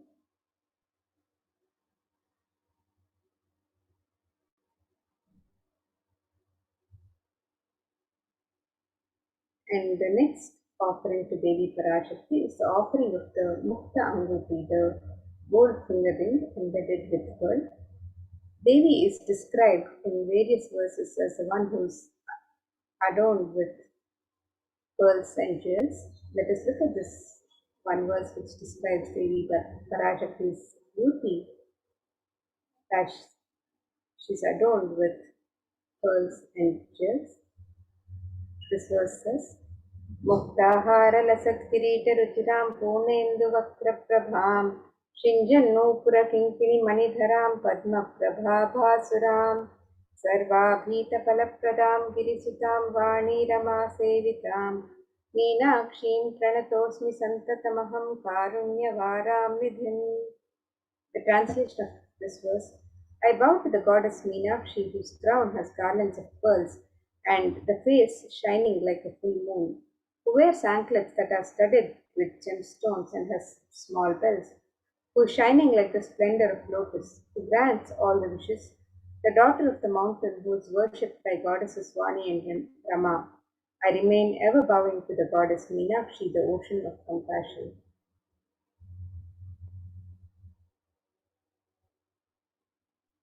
And we can make this offering of the pearl finger ring and receive the blessings to be showered with the compassion and pure love of Devi Parashakti in all of your business endeavors.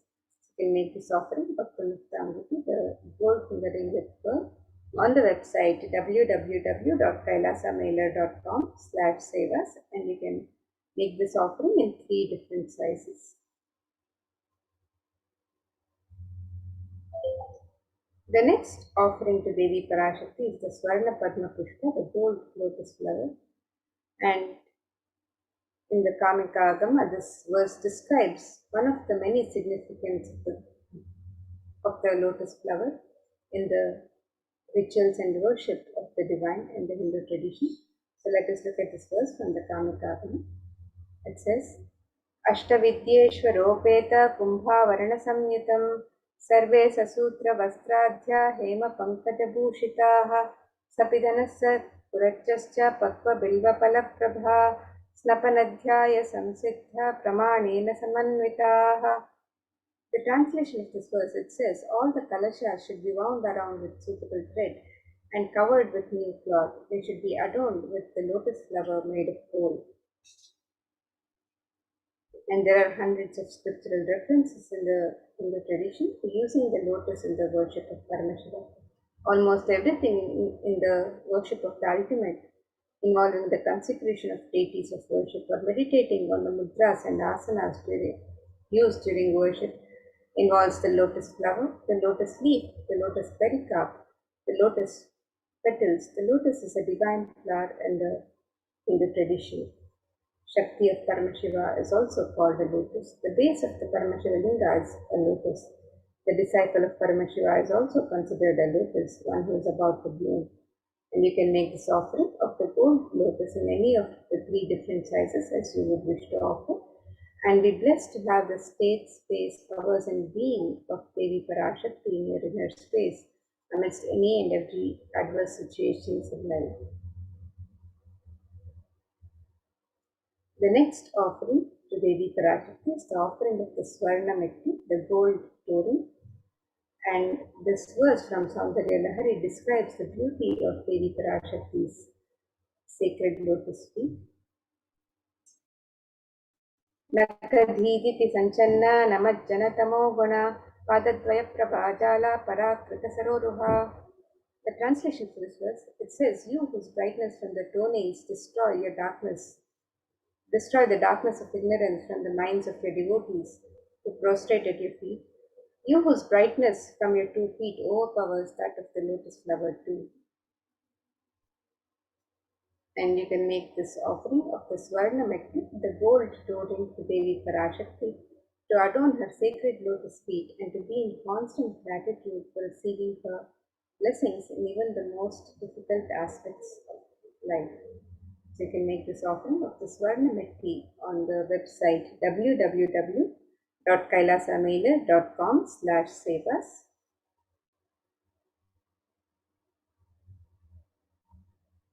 And the next offering to Devi Parashakti is the offering of the Swarna Mangtika, the gold hairline jewelry.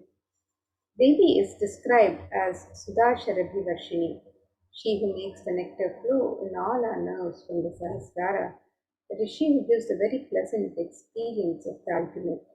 And the Swarna Mangtika represents the nectar overflowing from the Sahasrara Chakra, which is fully opened with the sacred sentiment of gratitude. And you can make this offering of the Swarna Mangtika, the gold hairline jewelry, to Devi Parashakti, and receive the blessings of achieving the blissful state of overflowing gratitude and the space of complete completion.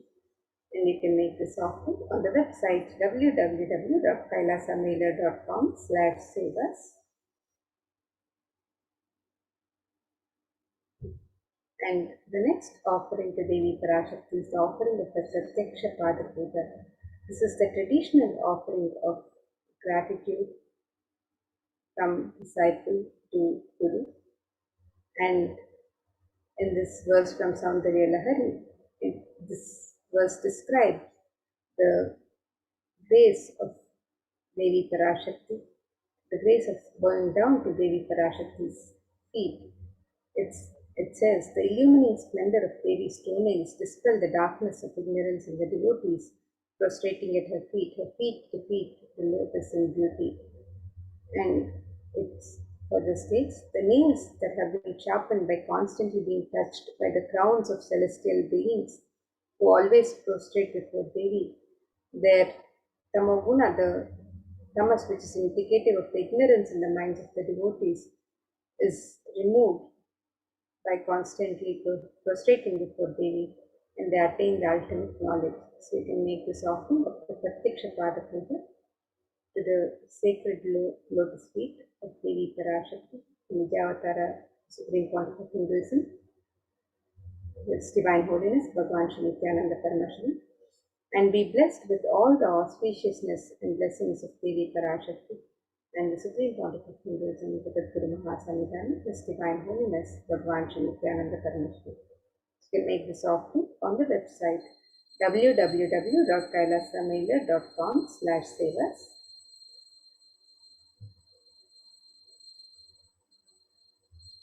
And the next offering to Devi Parashakti is the offering of the Vastra Seva, the offering of the sacred cloth, which blesses the devotee with the continued protection and blessings during all phases of life. You can make this offering of the Vastra Seva and be blessed with all the auspiciousness and blessings of Devi Parashakti and Supreme Pontiff of Hinduism, Jagat Guru Mahasanidhana, His Divine Holiness Bhagavan Paramashivam.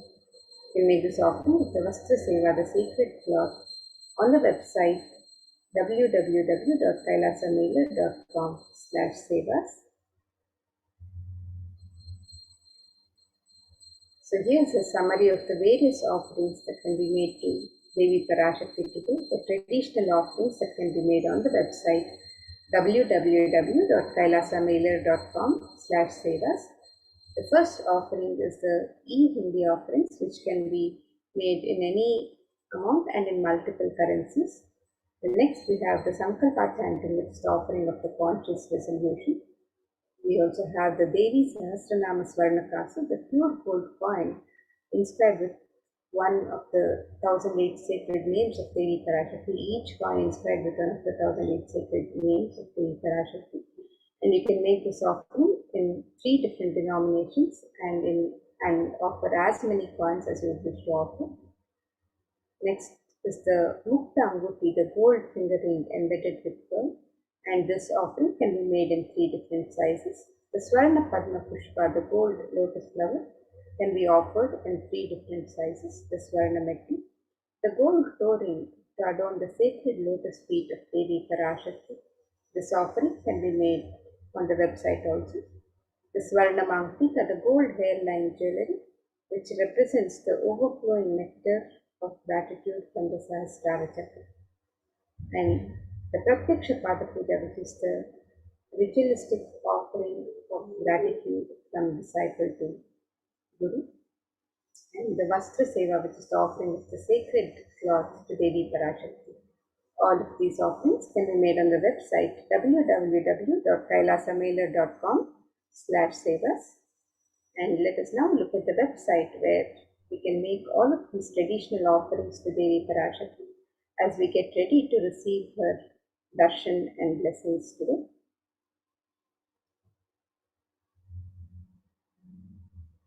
So here you can see the website www.kailasamailer.com/sevas, and You can make all of your traditional offerings to Devi Parashakti by clicking on the links on step 2 for the e-Hindi or for the offering of the traditional ornaments and sevas.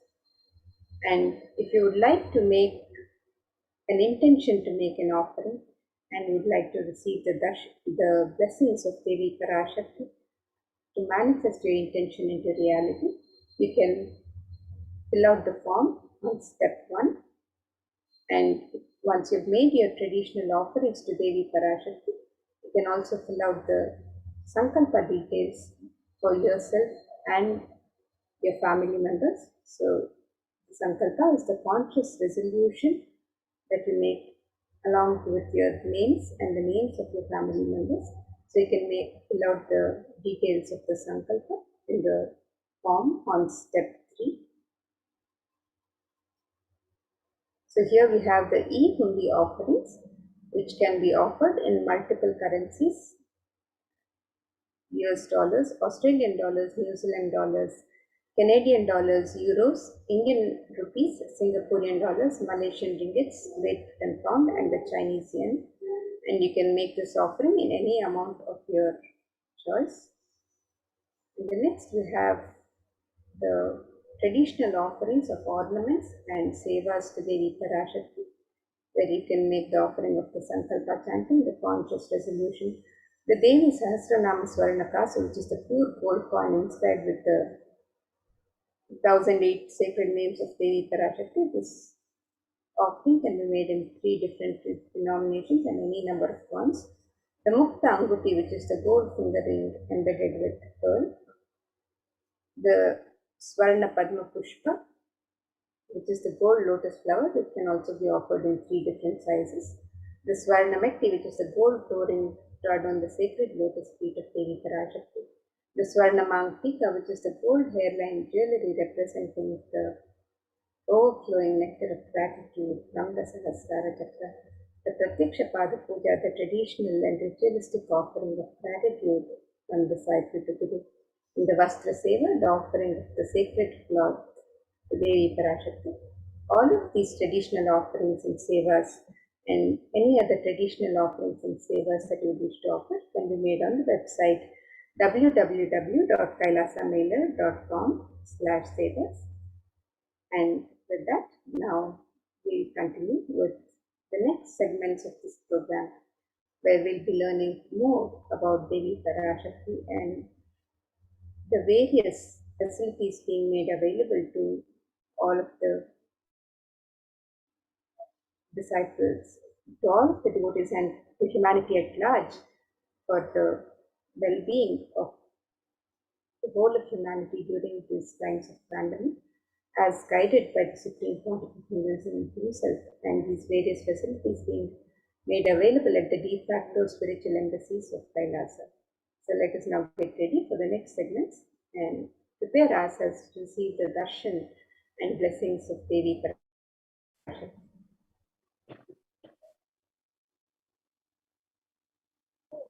Thank you, Maamrita. Thank you, ma'am. Nityanandam, everyone. Welcome back to this segment of the Kailasa's de facto spiritual embassies, which are now our Kailasa's COVID care protection centers. And let us understand, with the Supreme Pontiff of Hinduism, Jagat Guru Mahasannidhanam, His Divine Holiness Bhagavan Nityananda Paramashivan's blessings. Let's start with the Sadguru Vandanam. Nityanandam Paramasugadam Kevalam Jnanamurtim Dvandvatitam Gagana Sadrusham Tattvamasya Ekam Nityam Vimalamachalam Sarvadi Sakshibhutam Bhavatitam Triguna-rahitam Sadgurum Tam Namami.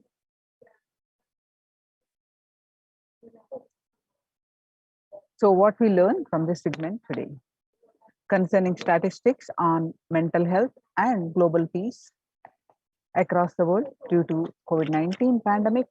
What are the Supreme Pontiff of Hinduism's contributions for global peace, and Supreme Pontiff of Hinduism, spiritual solutions for COVID-19, Kailasa's COVID Care Protection Center, some glimpses, why temple-based ecosystems UN recognizes Kailasa's contributions, join the Kailasa's COVID Care Protection Centers if you are in India. The crisis that we are under. Today, people around the world are trying to grapple with the grim reality that the pandemic is far from over. The aftermath of the current calamity promises to be much more devastating. The greatest economics of the world are facing disastrous futures. Countries are facing off each other in deep mistrust. Now let us see some of the statistics and the current news. In Australia, record high cases amid the third wave of COVID-19, and Australia reported that the new record number of coronavirus cases when the country continues to battle the third wave of COVID-19 infections. The World Health Organization makes a big statement about the Delta variant of COVID-19. The World Health Organization recently said that the Delta variant of coronavirus has elbowed out all the three other variants of concern that now represent tiny fraction of the samples which are being sequenced. Less than 1% of alpha, beta, and gamma are currently circulating. It's really predominantly Delta around the world.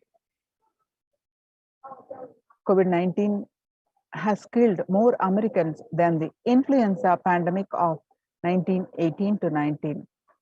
This 1918 to 19 flu infected about 25% of Americans and killed an estimated 0.65% of with Americans, with 675,000 deaths.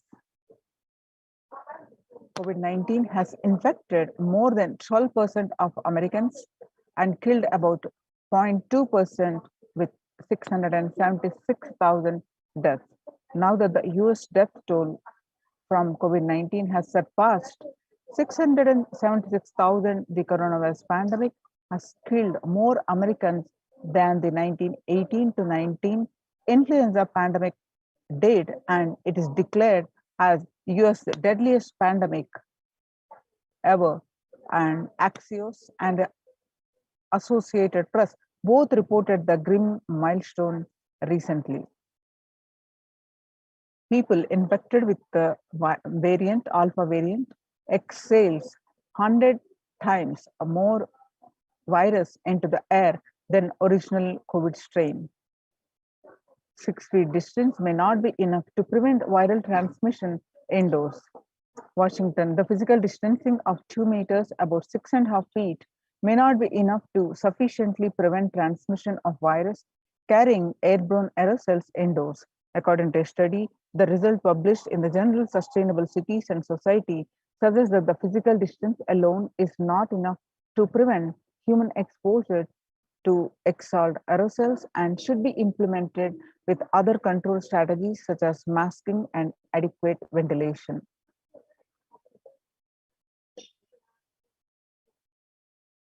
COVID-19 variant Delta, still the most concerning, says the World Health Organization's experts.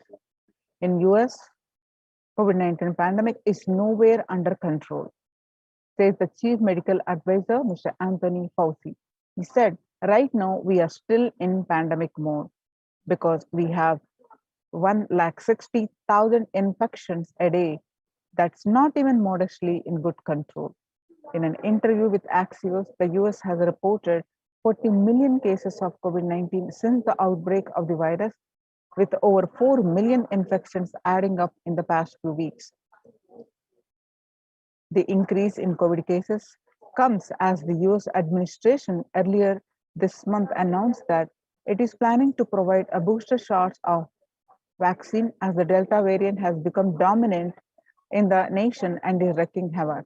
The surge in the Delta variant is driven by the low vaccination coverage in many communities across US, according to the US Centers for Disease Control and Prevention. In a country of our size, you can be hanging around and having 100,000 infections a day. You have got to get well below 10,000 before you start feeling comfortable, Mr. Fauci said. COVID-19 made the world less peaceful. The COVID-19 violent incidences and fatalities January to April 2021, these incidences related to the pandemic increased and making the world less peaceful according to the World Economic Forum. And the younger adults are more likely to report symptoms of anxiety and depressive disorder during the COVID-19 pandemic. And the average share of adults reporting symptoms of anxiety disorder and depressive disorder, what it was in 6 months period in 2019 from January to June was 11%, and now just 1 month of the beginning of this year in January 2021, it rose up to 41.1%.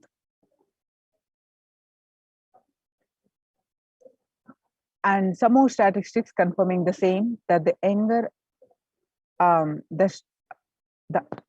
younger adults are reporting symptoms of anxiety and a depressive disorder during the COVID-19 pandemic. COVID-19 is a significant stressor for most Americans. Nearly 8 in 10, which is 78%, say the coronavirus pandemic is a significant source of stress in their life. Nearly 7 in 10, which is 67%, say they have experienced increased stress over the course of the pandemic. And the more than 60,000 US healthcare workers have contracted COVID-19 and 300 have died. And of the health workers who treated patients during the China's outbreak, 50% showed signs of depression and 45% showed signs of anxiety. Self-reported mental health among pregnant women and new mothers. Before the COVID-19 pandemic, depression was 15%, and now it rose up to, during the pandemic, 40.7%.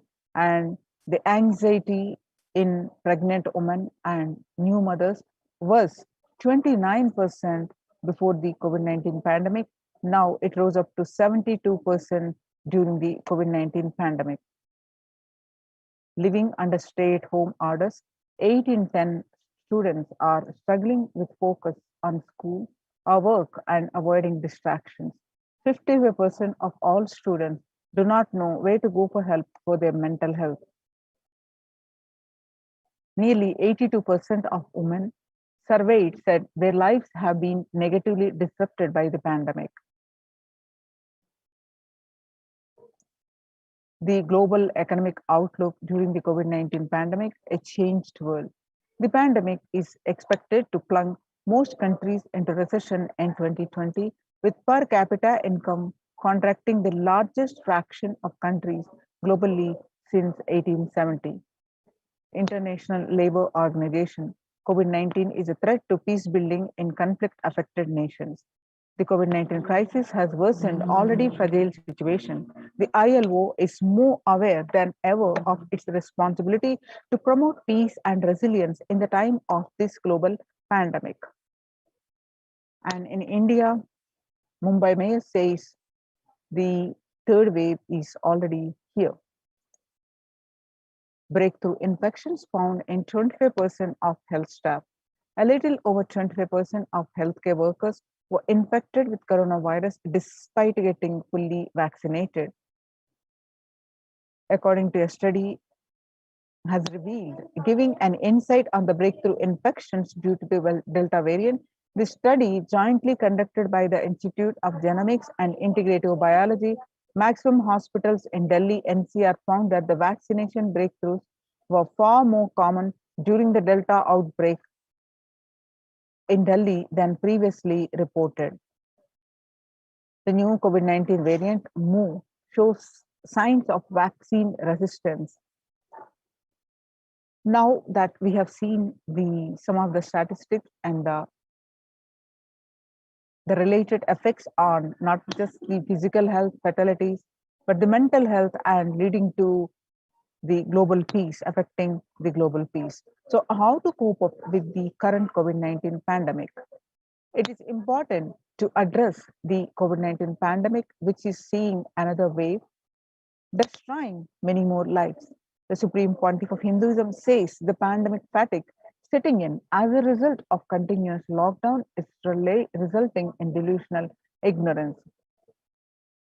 The global COVID virus pandemic has left the whole world desperately looking for answers. Life as it had been experienced even back in February 2020 is no longer recognizable. Drastic change is the order of the day, with people having to redefine their world with new paradigms of economy, society, faith, religion, and health. Blessed are those who have had the greatest fortune to be with the incarnation of Paramashiva, the Supreme Pontiff of Hinduism, in their lives and carry them through this crisis. If you're in India, join the COVID Care Protection Center. Across the world, across the India, various adhinams are converted into COVID Care Protection Centers. https://kailasa.org/kailasa care. Sustainable developmental goals. Making peace with the nature is possible. If we start now, making peace with the nature is possible only if we start now. Even amid pandemic, 2021 can go down as the year we made peace with nature and set the planet to healing. Our environmental, social, and economic challenges are interlinked. They must be tackled together. For example, we cannot achieve the sustainable developmental goals, including ending poverty by 2030, if climate change and ecosystem collapse are undermining food and water supplies in the world's poorest countries. We have no choice but to transform our economics and societies by valuing nature and putting its health at the heart of all our decisions. Now let's watch a small clip on making peace with the nature is possible.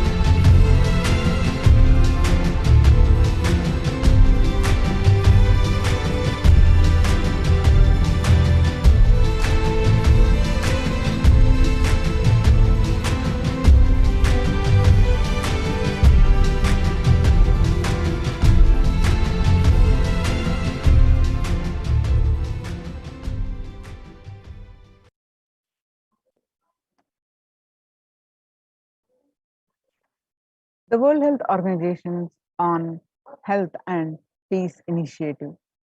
Health and peace are interrelated. In the words of the Director General of World Health Organization, Dr. Tedros, there cannot be health without peace and there cannot be peace without health. If individuals and groups enjoy equitable access to health services, fulfilling their rights to physical and mental health, and health actors design neutral health interventions, that promote trust and dialogue, and communities are empowered to cope with violent conflict.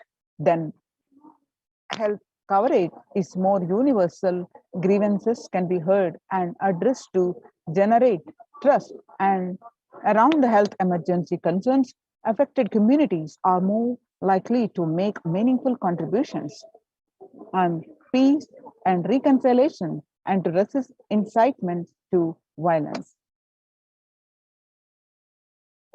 United States Institute of Peace.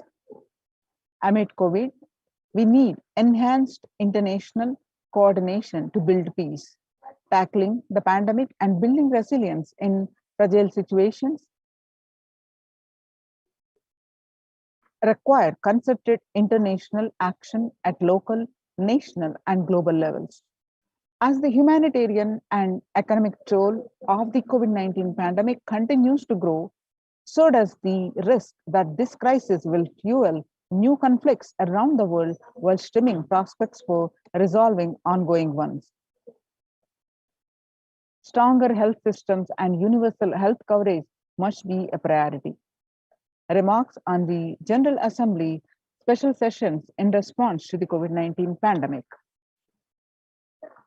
For the first time since 1945, the entire world is confronted by the common threat, regardless of the nationality, ethnicity, or faith. A new social contract between people, governments, and private sector, civil society, and more can tackle the roots of inequality with fair taxation on income and wealth, universal benefits, and opportunities for all. Now let us see the Supreme Pontiff of Hinduism's contributions towards the global peace. Vedic civilization beautifully says, Yastu sarvani bhutani atmani ivanu pushyati, sarva bhuteshu chatmanam tadona vigagupshate.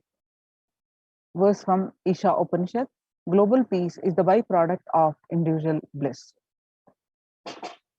Whenever an individual goes through a spiritual bliss, he manifests a beautiful, peaceful life for him and everyone around him. If he is powerful enough, he moves the whole city and manifests peace. He is more powerful, he moves the whole village or whole country. If he is powerful enough, like incarnation, he moves the whole world and manifests peace for them.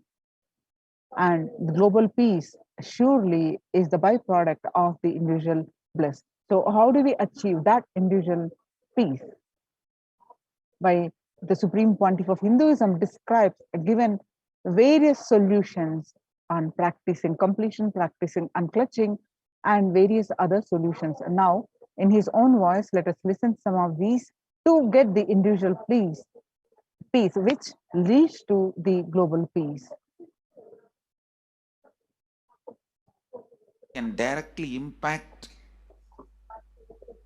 the consciousness you are carrying and the consciousness embodied in many bodies. Please understand, the more deeper you go inside you, means more deeper space you go inside you, more expanded you become, more one with everything, more oneness you experience. Because the more deeper you go, the more you experience the unified field of consciousness. Various words are used.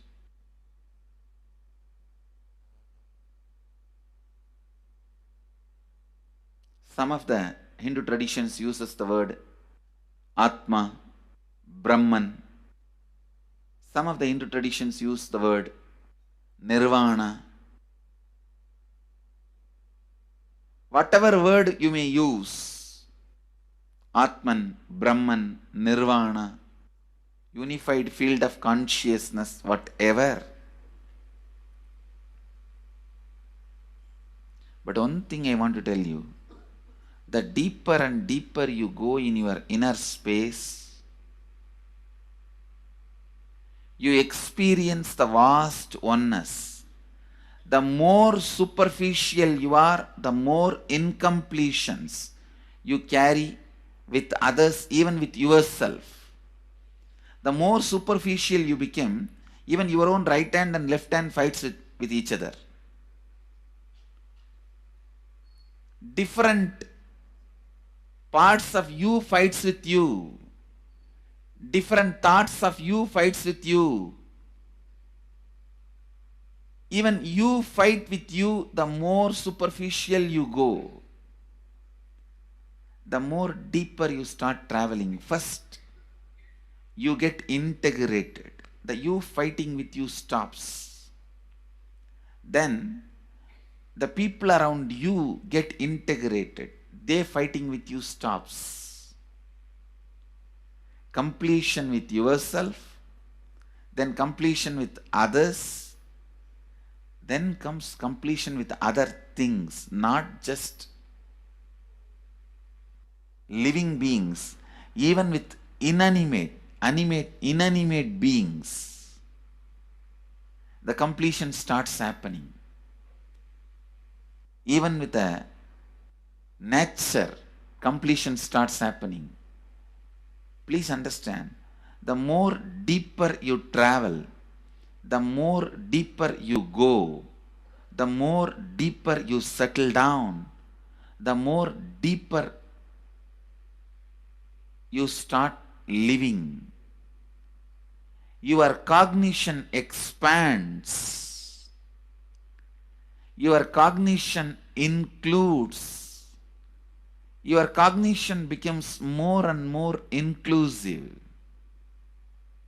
More joy, more bliss, more knowledge, more enlightenment. Please understand.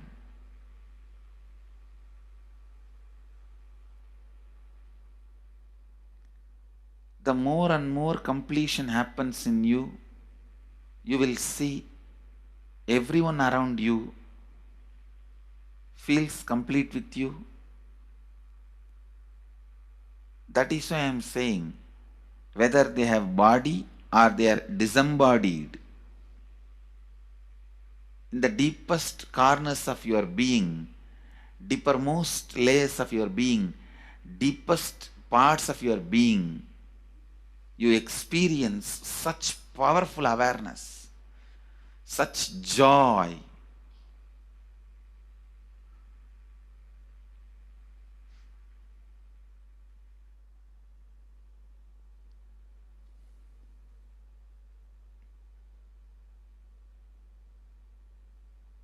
Going into the deepermost corners of your being not only is a joy, it's a power.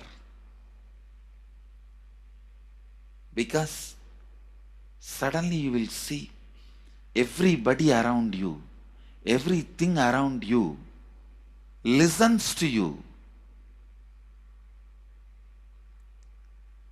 It really becomes a vibrant power where the tendency to exploit is not there. Listen, that's a very important thing. Power without the tendency to exploit. Because as long as you feel the other person is separate from you, when you get the power, it will always be used for exploiting. Because the other person is separate from you, then naturally what you will feel?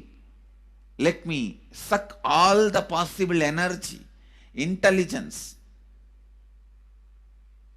time, talent, treasure. But when you feel the other person is your own extension, you will see, you will be showering so much, enriching so much. The power you have will not be exploiting, it will be enriching. I tell you, even if death comes at this moment, I can tell you very clearly, I can face the death directly and tell the death, I have enriched every human being more than what I received from anybody. I have given to every human being whom I met in my life more than what I received from them. My accounts is clear. I am ready. Come on, let's go. My accounts is clear. I don't have debt. No credit card money to be paid, loans to be paid, no debit card, no credit card. My accounts is clear. Understand, when you feel everyone is your extension, the power given to you, the power you gain, see, any living is power. Powerful way. Even in that, you will become powerful. So any lifestyle you choose, you will get power in that field. Whether it is exploiting or enriching, murdering or raping or go on serving. Whatever lifestyle you choose, living is power. When you go into the deepermost core of your being and start living based on completion, I tell you,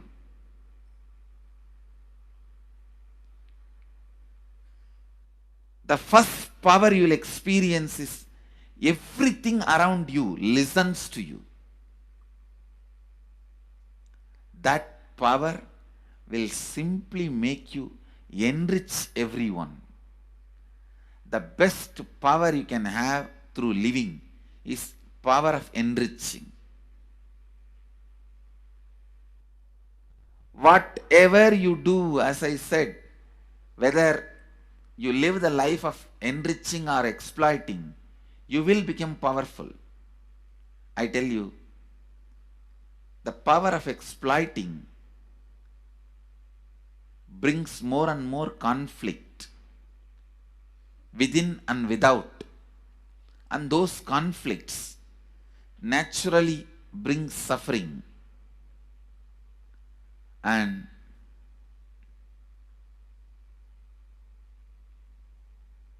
the power of enriching brings more and more completion in you and in others. This full month, Nityananda Sangha all over the world. The other day I was seeing, we have officially presence in more than 50 countries. As devotees, group of devotees, we have presence in 100 countries. All over the world, we are going to celebrate this whole month for Global Peace Month, impacting global peace. All of us this whole month will live completion and do samskara dahana kriya, means burning the patterns which separates us from others, burning the patterns which are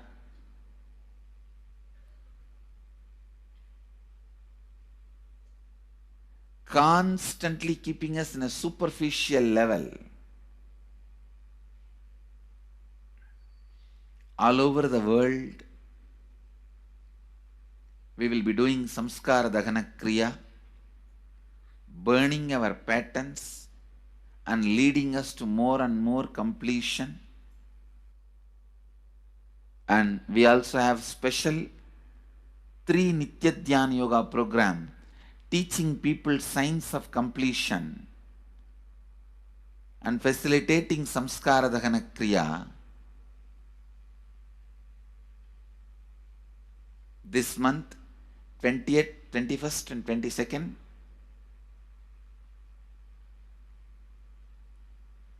This whole month, all over the world, all our temples, ashrams, centers, yoga centers, schools, colleges, universities should do samskara dahana kriya, should do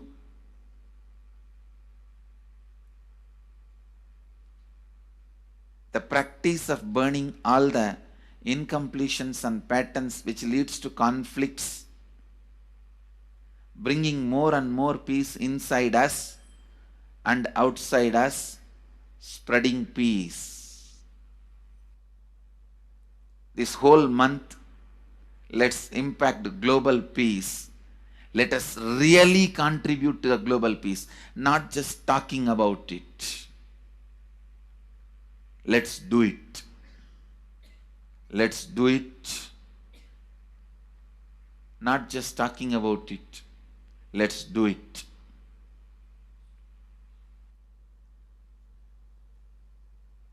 Even if you teach the samskara dahana kriya to 50 people in each area, each place where we have centers, ashrams, temples, two-way centers, yoga centers, even 50 people, each Tanidar teaches, enriches them with this science. The amount of suffering and negative waves, negative vibes reduction can contribute so much to the world. Please understand. One positive person can burn millions people negativity. Experientially, with evidence we proved, one positive person has already burnt at least 20 million people's negativity in last 10 years and brought peace. So each one of you, if you stand up as one positive being, one authentic, responsible, enriching being,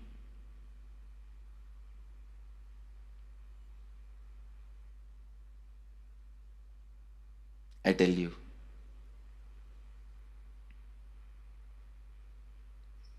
we can do so much to the world. It will be a better place than the time we entered. When we leave, it should be a better place. That's all. When we leave the earth, it should be a better place. So understand, inner peace is your birthright. Go to the depths of your being. Bring more and more completion into you. Completion with others. And start living Advaita. Today in the Inner Awakening session, it's all about completion with others. So last 6 days, literally, you worked so much, one by one by one by one by one, layer by layer by layer by layer. The completion with yourself. Now comes completion with others. Today, we are starting the science of completion with others.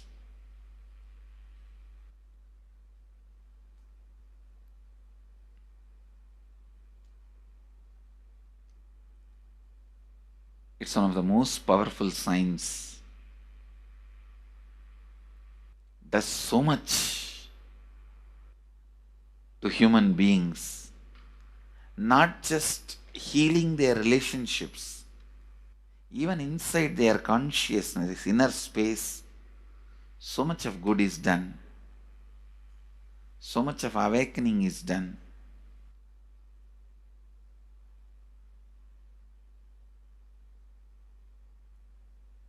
See, when you have completed with others, the kind of strength you feel is the power of Advaita. Strength of Advaita Today the inner awakening sessions are all about completion with others. We have long session today working on completing with others. So with this, because today we have a long session with inner awakening, we are also lagging behind the syllabus. Actually, it is a good news, it's not a bad news, because participants are so sincere. They are going through the whole process so intensely, sincerely. Because of that, we are little delayed, but today I am going to catch up. Today I am going to spend more time. And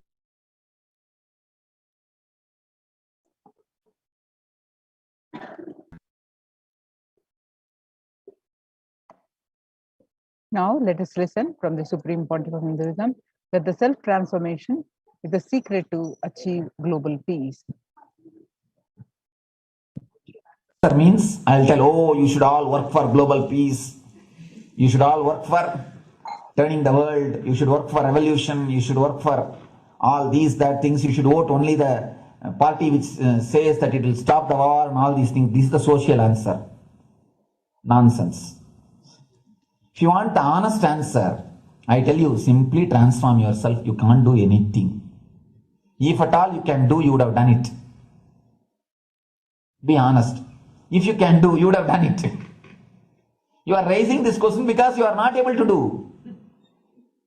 Am I right?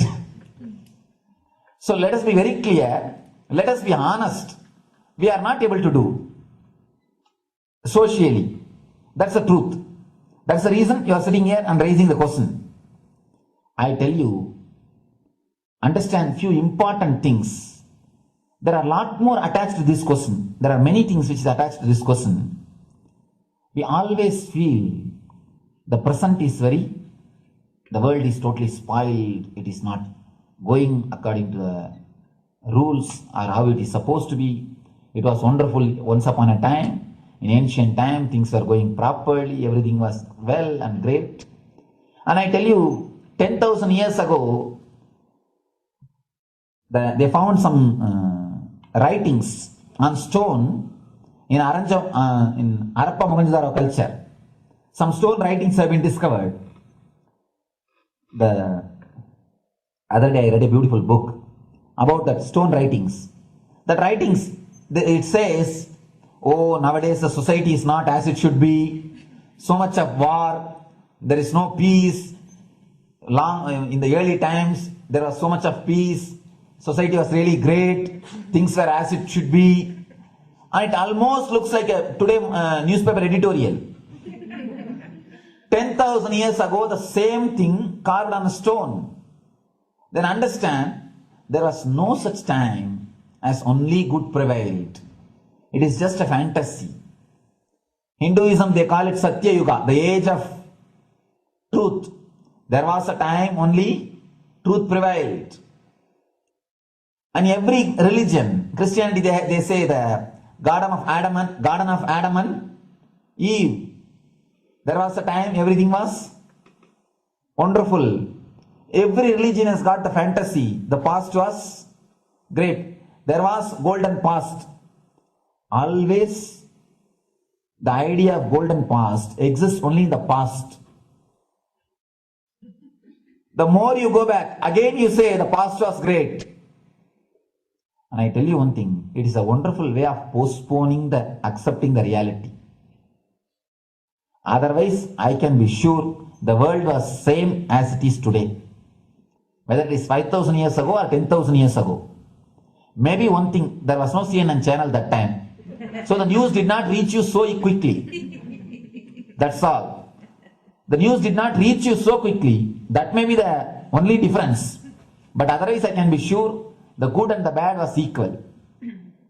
Good and the bad was equal. The same amount of wars were there. All the other things were there.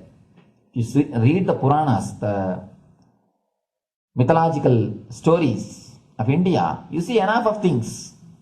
Enough of dirty things. I think sometimes I find a little more.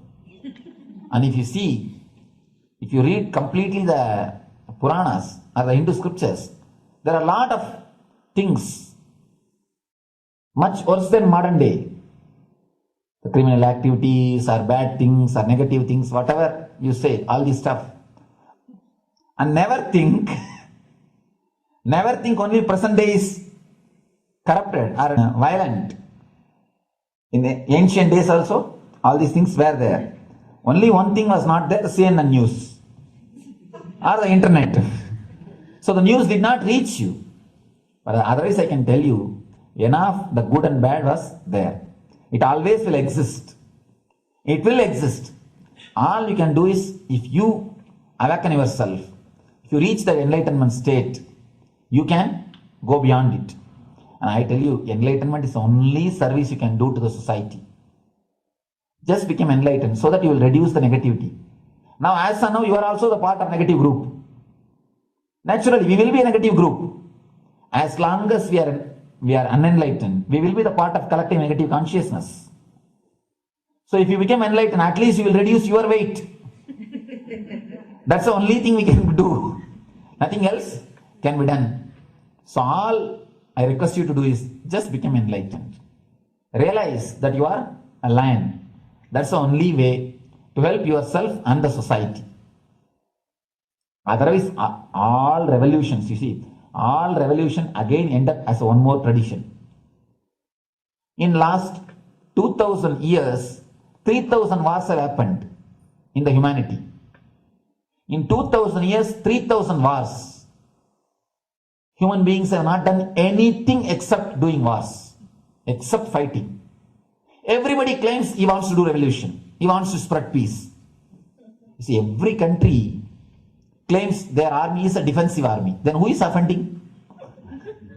Tell me. Every country says defensive army. Then who is offending? These are all just, games. The idea of peace is a pure game. Everybody wants to spread the peace according to them, not according to the other person. They want peace according to them. The other day I was in one interreligious gathering. One guy is preaching, let all of you convert to my religion so that we will not have fight.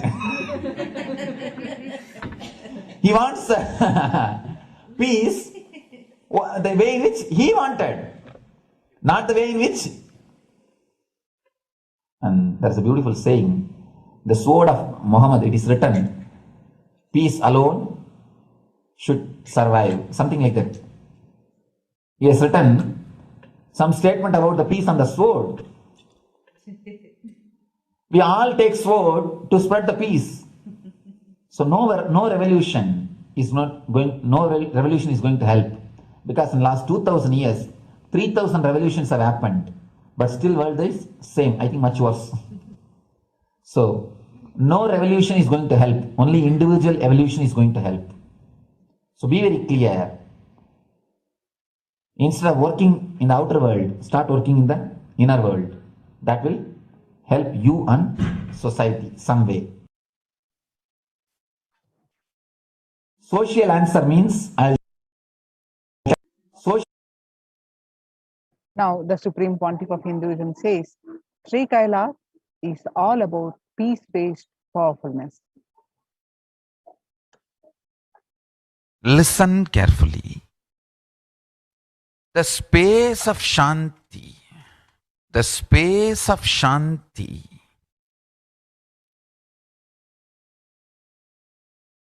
is where Kailasa grows. Listen carefully. It is in the deep powerfulness of peace, or peace-centered powerfulness is the ground, breeding ground for Paramashivatva to manifest. Please understand. Like how pure mirror reflects everything, pure Shanti-based Shakti Peace-based powerfulness reflects Paramashiva. Paramashiva manifests in peace-based powerfulness. Please understand. Neither violence nor powerlessness. Powerlessness is weakness. Violence is abusive. Peace-centered powerfulness. Powerfulness-centered peace. All the Upanishads starts with peace, completes with peace. Shanti mantra. Starts with Shanti mantra, gets completed with Shanti mantra.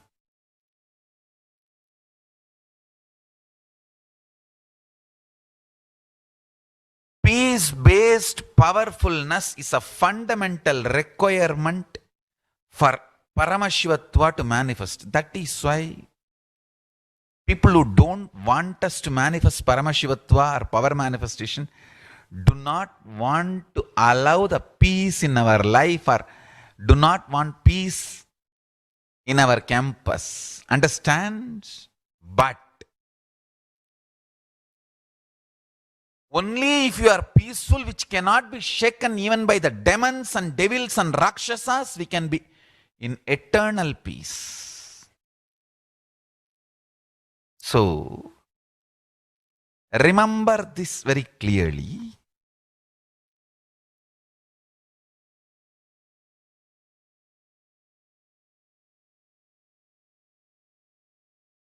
Peace alters the very DNA structure, genetic structure, the core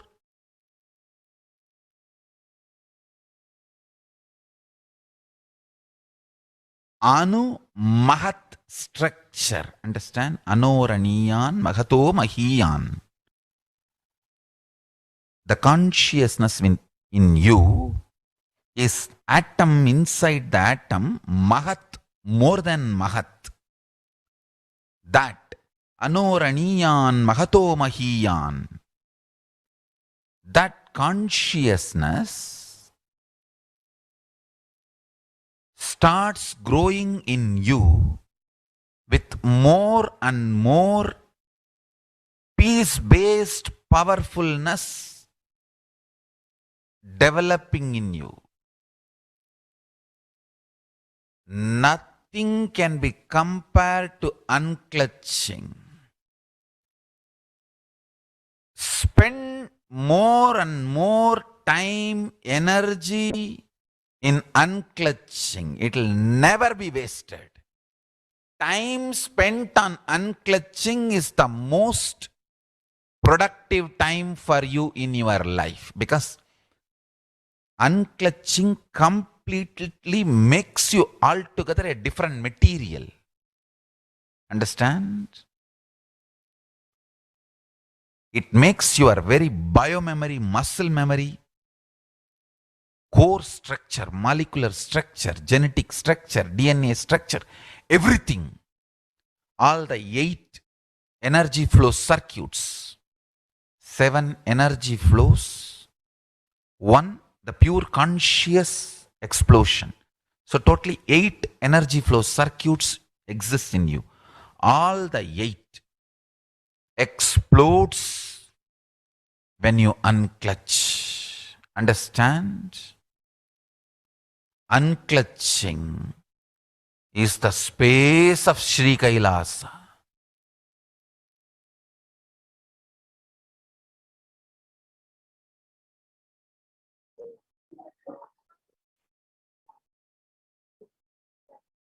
Now, Supreme Pontiff of Hinduism says, every prayer in Hinduism begins with the peace and ends with peace.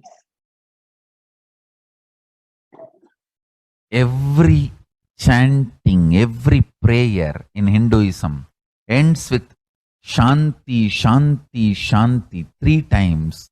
Means peace, peace, peace. Hinduism is the real religion loving peace, living peace. Individual level, social level, global level. Understand? Hinduism lost all its 56 nations, 200 states, 10,000 kingdoms, samsthanas, is not a loss to Hinduism, it is a loss to planet Earth, human beings. Wherever Hinduism is practiced, kept alive, the ideal of global peace is kept alive. Just do this one simple statistics. You yourself study. Google and study. Take the top 10 religions and list how many people they converted in last 200 years, how many people they killed. List for each religion. I can be 200% sure. You yourself will realize Hinduism is the most peace-loving and peace-living religion. Neither conversion nor terrorism. Neither conversion nor terrorism. Being the Supreme Pontiff of the most peace-loving, peace-living religion, I give you all my blessings on this International Peace Day. Understand? It is we Hindus need to keep the global peace as a living possibility, and we need to make this global peace as reality. Just talking about global peace will not work. Working for global peace only is the responsibility of the real living Hindu. Anyone who wants to claim themselves as a Hindu or practicing Hindu should work for global peace.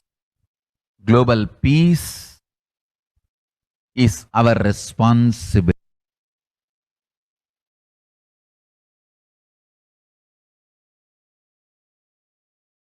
Every Hindus have the responsibility to bring global peace. So you can also throw a challenge. See, if you are making a Hindu micronation, you can throw this challenge to each one, your friends, family, 10 people. Let them participate in the challenge and then let them send a challenge to others. So I welcome all the living and practicing Hindus to become founding fathers of Kailasa micronation in your countries. You can also make a challenge, like how they made ice bucket challenge and all that. We can make a challenge. You form Hindu micronation and claim, I am the founding father of the Hindu micronation Kailasa. And then you can invite your family, friends for a challenge. 11 people. You form and you challenge 11 people and they also form and they spread. So let us start spreading. This project is my message on this International Day of Peace. Let us start working for global peace instead of just talking. The work we do will talk for us. The talk we do will not work for us. This is the message. The work we do will talk for us. The talk we do will not work for us. Global peace is the responsibility of Hindus. We living, practicing Hindus not only we should achieve the individual peace through unclutching yoga meditation, we should also create an ecosystem where the global peace starts manifesting. This Kailasa Hindu micronation is the enlightenment ecosystem. I request every living practicing Hindu to manifest, do it. So the global peace can manifest from these Kailasa Hindu micronations all over the world.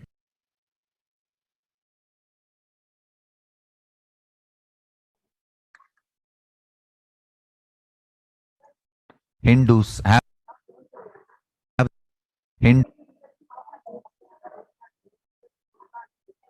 to join the Kailasa's COVID Care Protection Centers if you are in India. Register now through the link below, https://kailasa.org/Kailasa care. Now let us see some more of the Supreme Pontiff of Hinduism's contributions and various solutions, various spiritual solutions and powerful cognitions to the situation across the, it is so many solutions, so many are available wherever you are, you can make available these. The Sovereign Order of Kailasa, led by the Supreme Pontiff of Hinduism and Nityananda Order of monks, nuns, and Hindu diaspora are working for global peace and to give a superconsciousness breakthrough to humanity. It is the Supreme Pontiff of Hinduism's mission to revive a conscious world where the global issues at the climate, economic, social, health, and humanitarian levels cease to exist from their very grassroots, turning the problems of poverty, hunger, violence, discrimination into powerful living through the experience of oneness.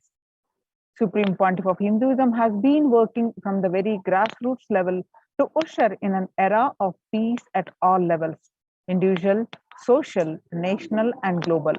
His deep insights into the workings of the human mind, body, emotions have enabled him to powerfully and directly address various social, emotional problems facing humanity today. Some of the ways the Supreme Pontiff of Hinduism provides spiritual solutions to combat the pandemic and other issues.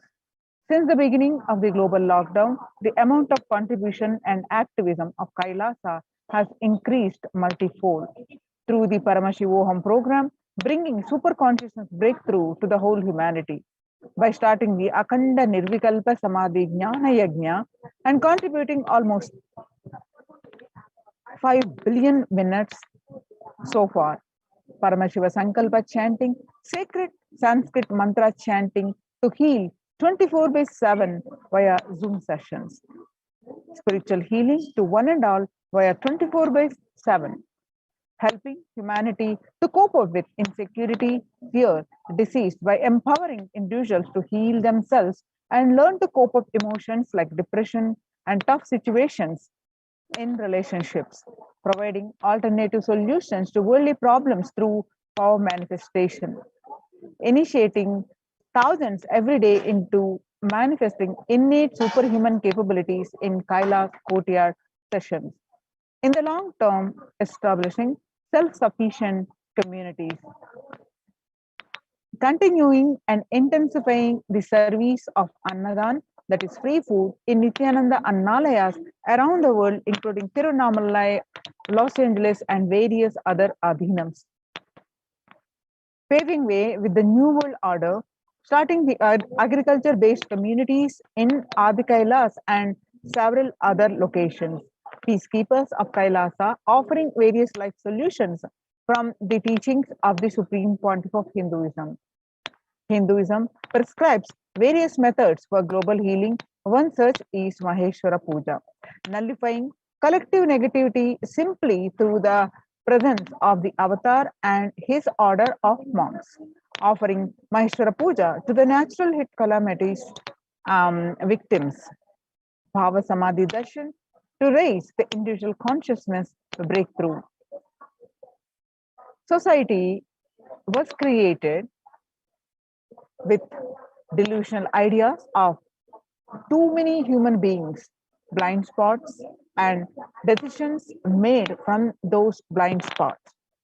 If the visionary of a civilization or country or nation has blind spots when he develops the vision for it, the whole civilization suffers those blind spots forever. Now it's time that nature, Prakriti, resets itself, and many of the blind spots based visions, ideas become important components of the society. This pralaya, which is happening, is melting down everything which is delusion based. The world as we know is gone, and let us celebrate God. Supreme Pontiff of Hinduism, spiritual solution for COVID-19. This isolation, which is seemingly endless with an unknown future, which is compelling humanity to make 100% lifestyle change, is something to be deeply dwell upon. All problems need to be addressed only with spiritual solutions and powerful cognitions. To stop people having mental breakdown, pandemic fatigue, collapsing, depression, destruction, and also give them super consciousness breakthrough and revive the enlightened civilization, Supreme Pontiff of Hinduism continuously gives spiritual solutions and powerful cognitions. Some of the spiritual cognitions and powerful solutions are unclutching, practicing completion, practicing oneness, practicing ajapa japa of Mahavakya, Om Nityananda Paramashivoham, consciously building deep feeling connection, yoga, puja, vegetarian diet, and nirahara samyama. It's time we all take responsibility to save humanity, to protect people. Now, all the spiritual solutions are online, free, available to one and all. Let us take few minutes now to share with as many as people possible to help people, to save people from this pandemic, the stress that they are going through. Let us give them the experience of unclutching, nirvikalpa samadhi, jnana yajna, and save people from pandemic fatigue, epidemic fatigue, destruction, and delusion. To help people to have super consciousness breakthrough and sail through this pralaya. People from over 50 countries continuously radiate the space of Paramashiva by practicing this unclutching meditation 24/7, 7 days a week. It started from 13th May 2020, and at any given point of time, there are 4 to 8 zones actively unclutching around the world. If you would like to join this moment, you can join at http://kailasa.tv/minutes for peace. Again, http://kailasa, KAILAASA, kailasa.tv/minutes number 4 peace, MINUTES minutes number 4 peace. The life solutions based on the ancient Hindu tradition, the meditation and yoga techniques from the scriptures, and the cognitions rooted in the highest truths. The lifestyle based on living and radiating the higher values of life, and powerful way of living and realizing one's ultimate potential form the foundation of the Supreme Pontiff of Hinduism's teaching, which by their inherent nature provide the foundation for peace on planet Earth. The Supreme Pontiff of Hinduism has launched the Minutes for Peace initiative, which aim to reduce crime globally by conducting mass meditation.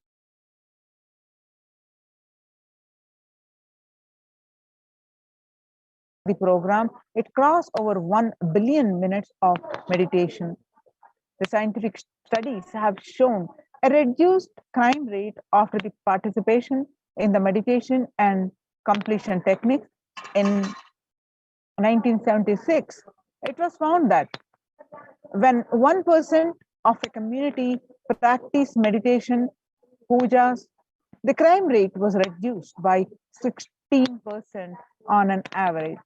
The current tally on the Minutes for Peace website is more than 4.3 billion cumulative minutes of meditation logged, including all the events, programs, and festivals where people have gathered in large numbers and participated in meditation and rituals. In total count, the total count comes out to be a staggering 409 billion minutes of meditation so far. About 5,000 devotees, you can see the glimpses here, have gathered and participated in a 48-day meditation program called Shuddhatvaitam. The Supreme Pontiff of Hinduism has hosted Kumbh Mela in United States, Los Angeles, since 2007. The Nityananda Sangha is entrusted as the only organization to host Kumbh Mela outside India by the Akhila Bharatiya Akhada Parishad. In September 2006, the Supreme Pontiff of Hinduism organized the first confluence for the world peace to honor the memory of those who lost their lives saving others on September 11, 2001 at Irvine, California. The second Confluence for Peace was held in Los Angeles in 2007 in collaboration with Vedanta Society, VAPS, ISKCON, Siddha Yoga, and other organizations. The Kumbh Mela festival spread fast to other countries, including Australia, Canada, etc. In 2009, the Supreme Pontiff of Hinduism has organized a month-long peace walk covering 1,000 kilometers and 1,000 villages to bring together in harmony from all walks of life, to promote feeling connection and oneness among people.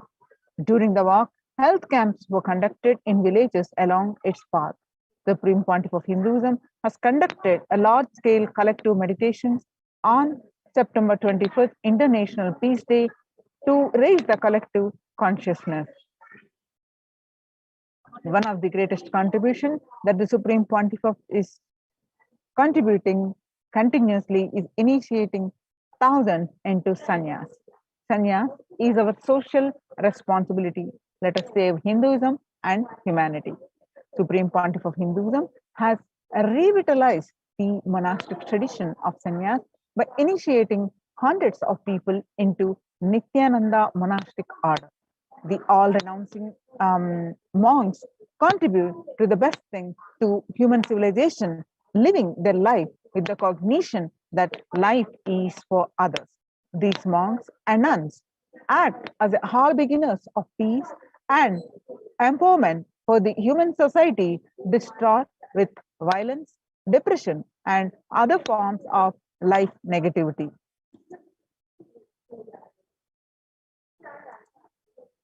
The Supreme Pontiff of Hinduism has also revived the ancient practice of embarking on pilgrimages, that is, spiritual journeys, taking spiritual aspirants to high energy sacred spots such as the Himalayas, Kailasa, Varanasi, Angkor, and various powerful temples of India.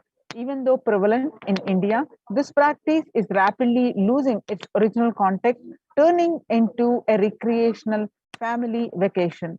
Reviving the original spiritual context, the Supreme Pontiff of Hinduism has made it possible for modern day human beings to benefit from the spiritual energy present at these centers and accelerate their journey of spiritual evolution, hence ensuring individuals and collective peace as a natural consequence. The food systems hold key to ending world hunger according to the United Nations Environmental Program. Effects of the COVID-19 pandemic, the United Nations has noted a dramatic increase in the world hunger According to the state of food security and nutrition in the world, 1/10 of global population, as many as 811 million people, were undernourished in 2020, an increase of 108 million people from 2019. According to the Eat Lancet Commission, moving toward diets with the diversity of plant-based food, low amounts of animal source food, unsaturated rather than the saturated fats, and limited amounts of refined grains, highly processed foods, and added sugars could prevent between 19 to 24% of all adult deaths each year. Under the No Hunger Project, under the Red Home, through the Annalayas, the food donation centers, the de facto spiritual embassies of Kailasa worldwide, under the guidance of the Supreme Pontiff of Hinduism, has served over 5 billion organic sattvic vegetarian meals so far. Giving free food to all the citizens is the economic policy of Kailasa, deriving the references from Vedas and Agamas. Recently, the humanitarian initiative launched by the Supreme Pontiff of Hinduism is the opening of Kailasa's COVID care centers in India, where the monastic campuses have been turned into a multi-layer quarantine facility to safeguard the inmates against any possible point of contact with the outer world. The Supreme Pontiff of Hinduism has opened this service free to all people, regardless of any differences in age, gender, caste, creed, ethnicity, color, or socio-economic status. Food, shelter, internet, and all basic facilities, including medical care, are provided at these COVID care centers, free of cost and for an indefinite period of time. The outcome has been a splendid zero infection rate so far among the participants, and a feat not achieved anywhere else in the world, let alone in India. This response model of handling the COVID-19 pandemic at a community level, along with the guidelines and recommendations for governments, has been recognized and accepted by the United Nations as well. You can see some of the glimpses where the participants of COVID care program facilities are enjoying healthy, blissful spiritual lifestyle in multi-layered protection. They enjoy a stress-free time following a spiritual morning routine, doing yoga, daily puja, temple sevas, kara sevas, and celebrating festivals. Join the Kailasa's COVID care protection centers. Register now through the link below, https://kailasa.org/Kailasa care.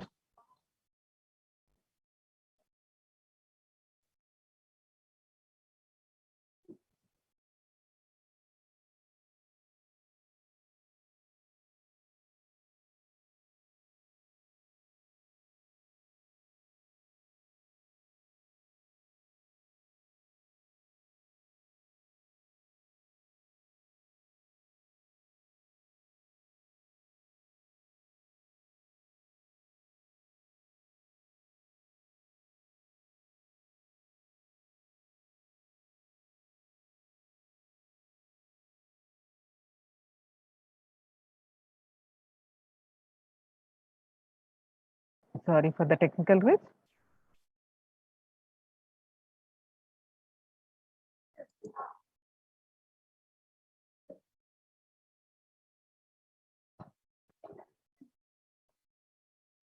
On various occasions, Devi Parashakti revealed the importance and significance of joining the COVID care centers, especially Adi Kailas.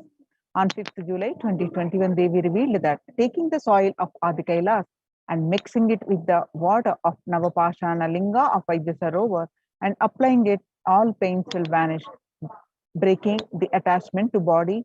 It will make you enlightened. Goodness is there. I told you, go to Adi Kailas. So when the first world countries closed their borders during a massive global emergency, Kailasa has opened its door to all without exception. The various COVID care centers are Adi Kailas, Bidadi, Bangalore, Salem, Tirunamalai, Rajapalam, Pattanam, Srirangapadi, Madurai, Avatipalam, Huzur, all are from Tamil Nadu, Baroda Adinam in Gujarat, Sripuram Adinam from Hyderabad, and Puduvai Adinam from Pondicherry. Kailasa rushes to aid India as India finds itself on the verge of COVID-19 third wave. The multiple free COVID care centers open across India. Various social services offered during the pandemic in Kailasa's de facto spiritual embassies across India. Spiritual services offered during the pandemic in Kailasa's de facto spiritual embassies across India. Cosmic revelations on global pandemic. The free social services offered during the pandemic in de facto spiritual embassies across India are medical care, which includes allopathy, Ayurvedic, Siddha medicine, infrastructure to accommodate thousands, accommodation for multi-layered quarantine, emergency ambulances, ICU on wheels, personal protective medical equipment, food security management through food banks, organic farming. So join the Kailasa's COVID Care Protection Centers. Register now through the link below, https://kailasa.org/Kailasa care. With this, we are going to move on to the next part of our segment of our program after a very short break. Thank you, Nithyanandam.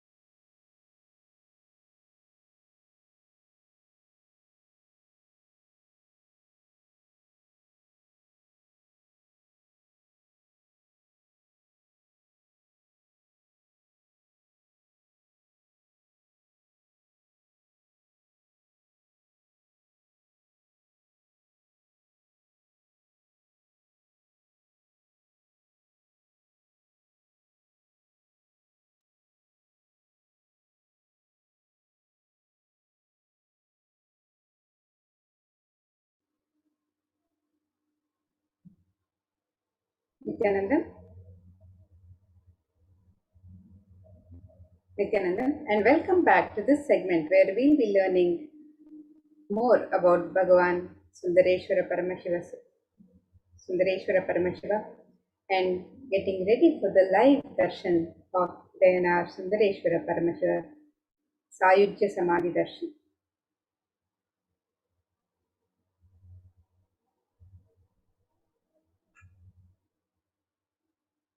So let us understand what is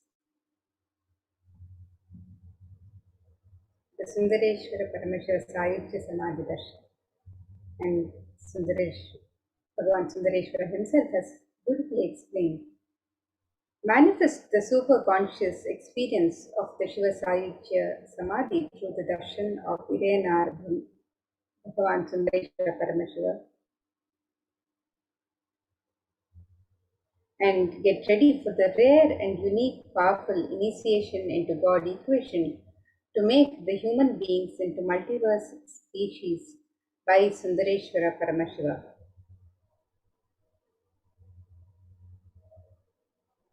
Let us now watch this video where Bhagavan Sundareshwara himself has revealed this happening of the Sundareshwara Paramashiva Sayujya Samadhi Darshan.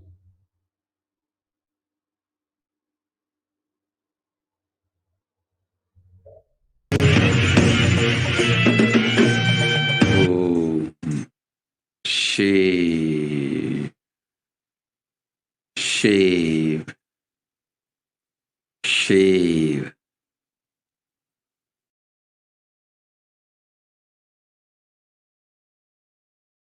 Paramashiva, I will manifest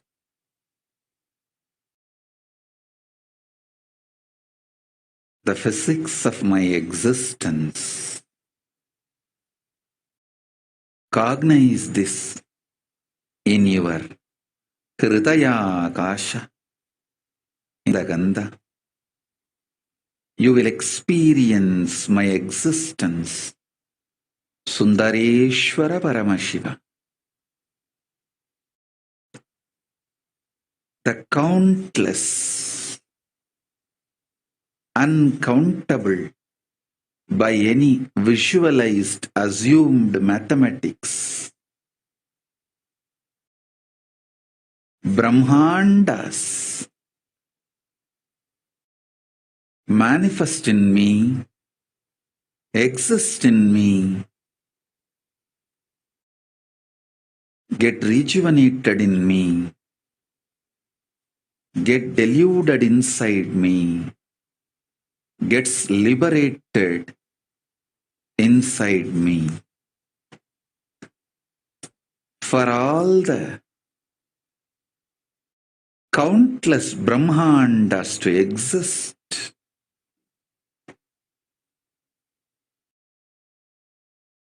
to get created, to get sustained, to get rejuvenated,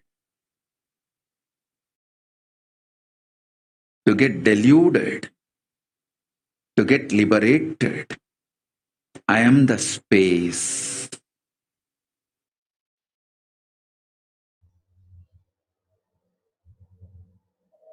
Bhagavan Sundareshwara beautifully revealed in this darshan. He said, I will manifest the physics of my existence. You will experience my existence, Sundareshwara Paramashiva, the countless, uncountable by any visualized, assumed mathematics, Brahmandas manifest in me, exist in me, get rejuvenated in me, get deluded inside me, gets liberated inside me. For all the countless Brahmandas to exist, to get created, to get sustained, to get rejuvenated, to get deluded, to get liberated, I am the space.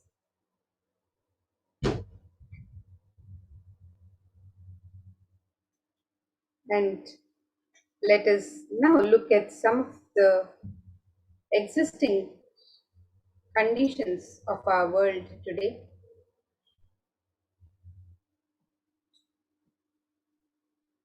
According to the United Nations, a new scientific report from the Intergovernmental Panel on Climate Change warns that we are on a crash course towards catastrophe if global temperatures are allowed to rise. The window to slow or even halt some of these worsening impacts is rapidly closing, and the message is clear: we must take action now. And with every half degree Celsius increase in global warming, we see how the world is headed towards a bigger catastrophe.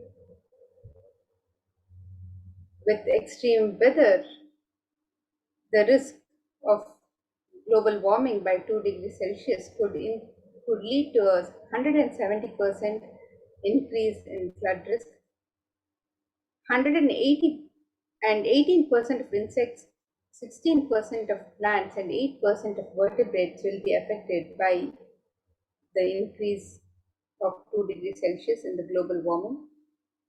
The water availability, 410 million urban residents exposed to severe drought by 2100. And ice-free summers in the Arctic at least once in every 10 years is estimated. And 28% of the world's population, or about 2 billion people, will be exposed to extreme heat waves at least once every 20 years. And 49 million people are estimated to be impacted by sea level rise of 56 centimeters by 2100. And oceans, there are lower risks to marine biodiversity, ecosystems, and the ecological functions and services at one global warming of 1.5 degrees Celsius compared to 2 degrees Celsius. With 2 degrees Celsius increase in global warming, virtually all coral reefs would be lost by the year 2100. And the economic costs of this global warming, it is projected that we'll have lower economic growth at 2 degrees Celsius than at 1.5 degrees Celsius for many countries, particularly the low-income countries. And for every half degree of warming will consistently lead to lower yields and lower nutritional content in tropical regions. So we see the various risks of global warming with every half degree Celsius increase in the global warming. The risks are multifold. And let us now watch a video from the United Nations, which describes the state of our world today.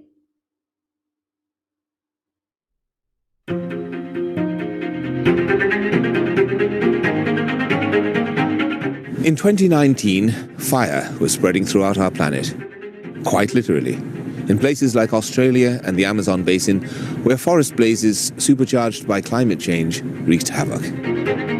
In other places, mass protests flared up, fueled by a combination of job insecurity, growing inequalities, and discontent with the current economic, social, and environmental status quo.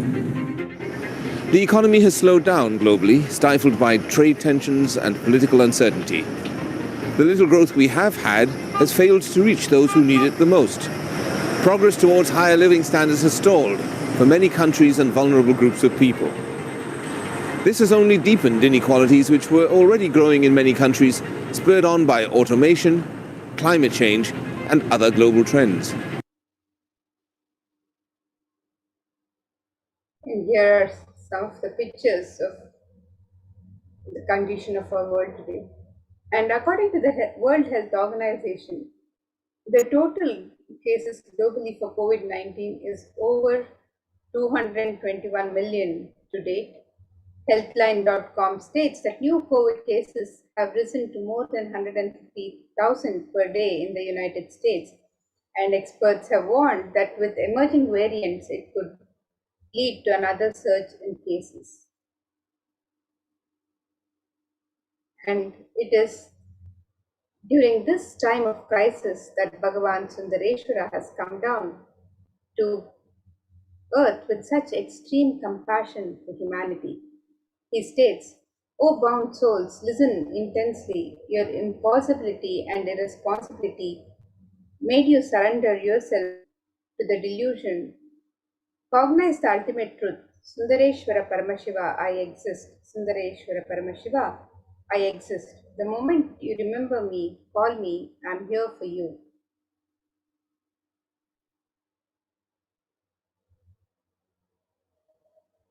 And Irenar Sundareshwara Paramashiva is the greatest and unique manifestation of Paramashiva as a complete manifestation. He assumes physical, subtle, light bodies as and when he wants, plays with all the physical reality and corrects, alters, intervenes, influences, changes, adds, removes, deletes anything in this physical plane as he likes without even a reason, just for fun.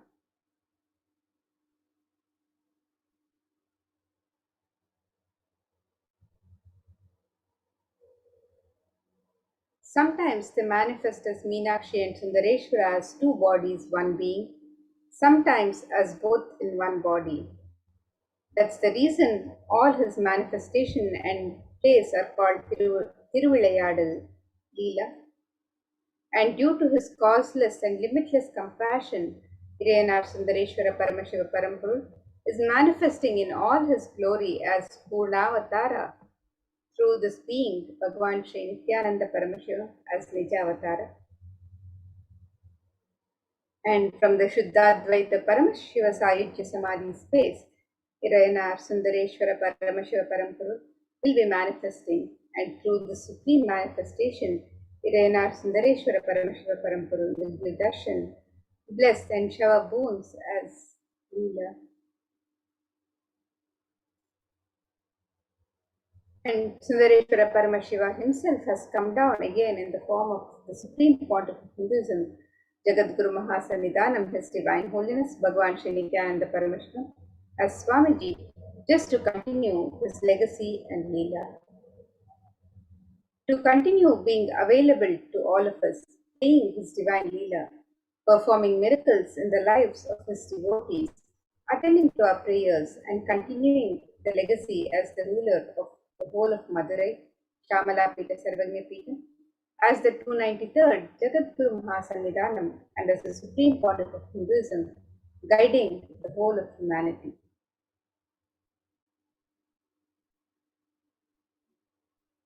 And today, during the Sundareshwara Paramashiva Sayujya Samadhi Darshan, when you witness the Bhava Samadhi Darshan, your neurons mirror that of the avatar. Mirror neurons activate and process all the observed movements or information of the avatar just by seeing. That is, our entire body, silently and without movement, recreates what is happening distances far away, experiencing the superconscious energy radiated by the avatar. And as an effect of the mirroring neurons, all the powerful cognitions and powers of Bhagavan Sundareshwara are mirrored in you. So what is the God equation Bhagavan Sundareshwara Paramashiva has revealed? Exhale intensely whatever you have, Paramashiva will inhale in you. This is the God equation. Nothing is more powerful than power manifestation science. It is the most exciting spiritual science. When you decide to manifest powers again and again and again, you know Paramashiva is within you and he is manifesting. You fall in love with Paramashiva every minute. If he manifests, you know he is real and he is manifesting. Even if you don't manifest what you declared, you will manifest the jnana and vijnana, the knowledge and understanding. Possibilities and powers of Paramashiva will manifest in all of you now. And let us now understand who is the Supreme Pontiff of Hinduism. Jagadguru Mahasannidhanam, His Divine Holiness Bhagavan Nityananda Paramashivam, who is giving us this beautiful and powerful science of the power manifestation and leading humanity to a superconscious breakthrough. The Supreme Pontiff of Hinduism is the 293rd Jagadguru Mahasannidhanam of Kailasa Shamala Pita Sarvagya Pita. His Divine Holiness Bhagavan Nityananda Paramashivam is the reviver of Kailasa, a macrocosmic, ancient, enlightened Hindu civilizational nation. The Supreme Pontiff of Hinduism is the 1008th incarnation of Paramashiva, as per Hinduism, recognized by his predecessors who are enlightened masters and adepts. The Supreme Pontiff of Hinduism has made the science of power manifestation, yoga, and temple-based universities a lifestyle for humanity.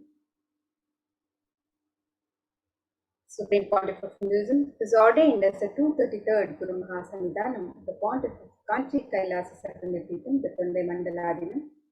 He is the incumbent emperor of Surya Vamshi Surangi Samrajyam. He is the present 293rd Jagadguru Mahasannidhanam, the Pontiff of Kailasa Shamala Pita Sarvagnya Pita. And he is also the present Mahamandaleshwar, the supreme spiritual head of Mahanirvani Akhada, the largest apex monastic order. Here you can see the pictures of the Supreme Pontiff of Hinduism being ordained as the 233rd Guru Mahasannidhanam, the Pontiff of Kanchi Kailasa Sarvagnya the Tunde Mandaladinam. And here, the Supreme Pontiff of Hinduism as the incumbent emperor of the Surya Vamsha Surangi Samrajyam, offering the various rituals, performing the various rituals and consecration of the deities in the Adi Shaivite and Nityananda Order.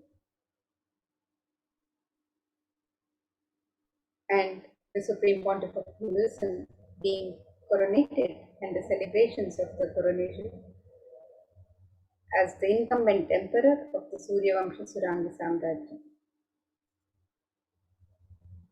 Here are a few pictures of the present 293rd Jagadguru Mahasannidhanam, the Pontiff of the Kailasa Unnata Shamala Pita Sarvanya Pitam, being coronated as the 293rd Guru Mahasannidhanam of Madurai, the oldest Hindu papal state and a monastic kingdom, at the age of 34 in the year 2012. And you can also see the pictures of the Supreme Pontiff of Hinduism assuming the responsibilities as the 293rd Guru Mahasannidhanam of Madurai, Shamalapita Sarvadhyapita. And here you can see a few more pictures of the present Mahamandaleshwar, the supreme spiritual head of Mahanirvani Akada, the largest apex monastic order, being honored and revered during the Kumbh Mela by all the leaders, the Mandaleshwars, the Mahamandaleshwars, and the various leaders of the Akhadas in Kumbh Mela.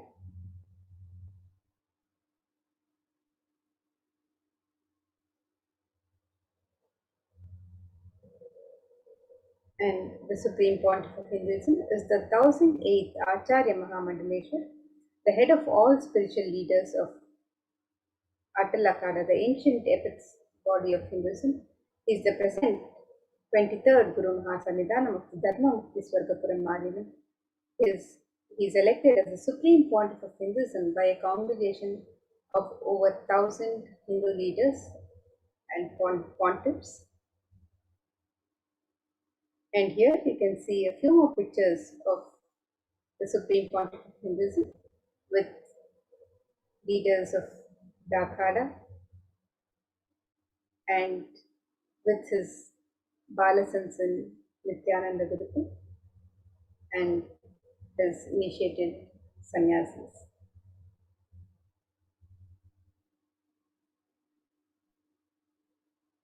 And the Supreme Pontiff of Hinduism is revered as the teacher of Hinduism, the most prolific, most viewed, read and watched. He has authored over 300 books and over 10,000 articles in 3 languages, English, Tamil and Sanskrit, which have been translated into 50 languages with over 1,000 titles. Over 20 million copies of books and articles have been sold, read and downloaded. Over 10,000 hours of discourses have been uploaded in the YouTube channel. He has enriched and enriched over 1 billion lives digitally. He is respected as the commentator of all the sacred scriptures such as Upanishads, Bhagavad Gita, Shiva Sutras, Brahma Sutras, Yoga Sutras, Ashtavakra Gita, Jain Sutras, etc.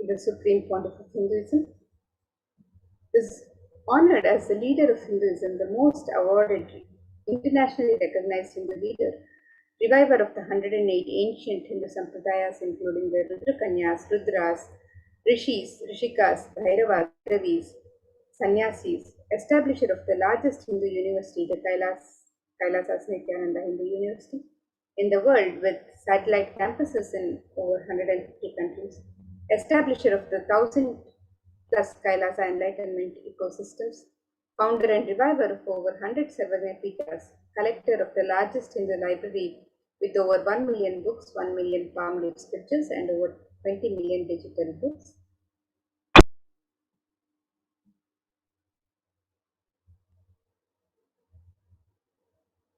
And here you can see a depiction of the various spiritual de facto embassies of Kailasa,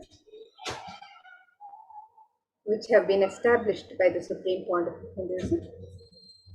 So he has established over 22 Hindu universities, 186 extended campuses of the Nityananda Hindu University, 242 Nityananda Gurukuls, and 22 Nityananda Jnanalayas, the libraries, 38 temple monastery complexes, 2,175 Paramashiva Sena shakas, 1,898 youth centers, 19 kingdoms or Sarvagyapitas, 25 e-Kailasas, 1,898 ASP centers, 120 temples, 5,334 healing centers, 22 food banks, 12 animal shelters, 34 satsang temples, 418 paduka mandirs, and 2,175 satsang centers.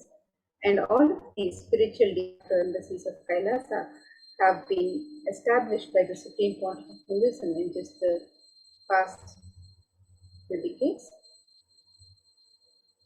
And here is a pictorial depiction of the peace walks of the Supreme Pontiff of Hinduism, which have covered over 100,000 kilometers and have gifted the science of spiritual healing to over 2 million human settlement thus far.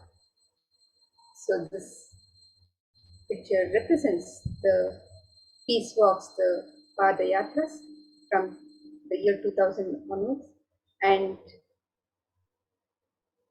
the Padayatra in the year 2000, which covered over 15,000 kilometers, the World Tour Yatra, which covered over 4,000 kilometers, the Himalaya Yatra, which covered more than 5,060 kilometers, the Himalaya Yatra again in 2005, which covered over 7,000 kilometers, the Kodikanda Yatra, which covered 960 kilometers, the Himalaya Yatra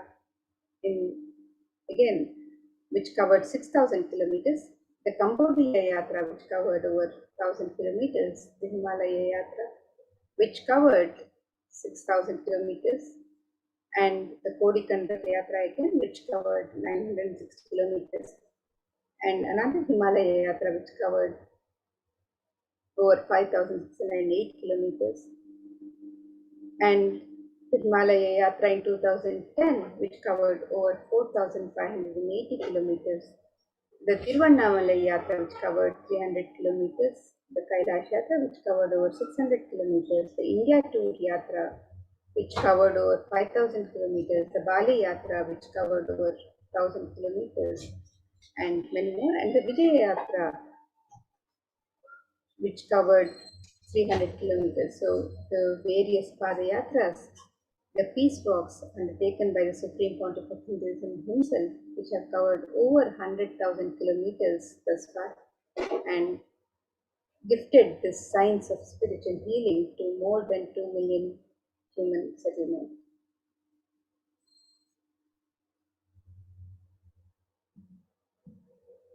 And the Supreme Pontiff of Hinduism has described Bhagavan Sundareshwara, Irenar Sundareshwara Paramashiva Paramparu, is the manifestation of the beauty of cosmos in flesh and bones.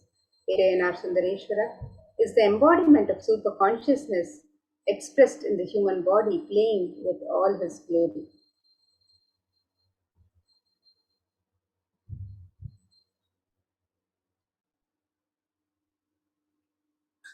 Irenar Sundareshwara Paramashiva Paramparu, as the complete manifestation of Paramashiva, assumes the physical, subtle, light bodies as and when he wants as his divine manifestation. He plays with all the physical reality and corrects, alters, intervenes, influences, changes, adds, removes, deletes anything in this physical plane as he likes without even a reason.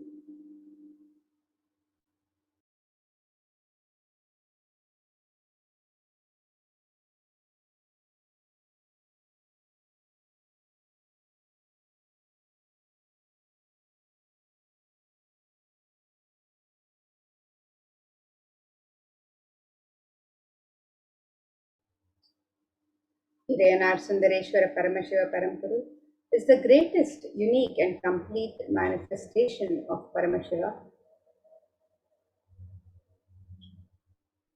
Sundareshwara is the embodiment of superconsciousness expressed in the human body, playing with all his glory. He came down as the most handsome form to marry Devi Meenakshi and administer the city of Madurai. The kingdom of Madurai, known as the oldest Hindu papal state and enlightenment ecosystem, which was established by Paramashiva. The kingdom of Madurai was later revived by Lord Sundareshwara and Devi Meenakshi, who, as they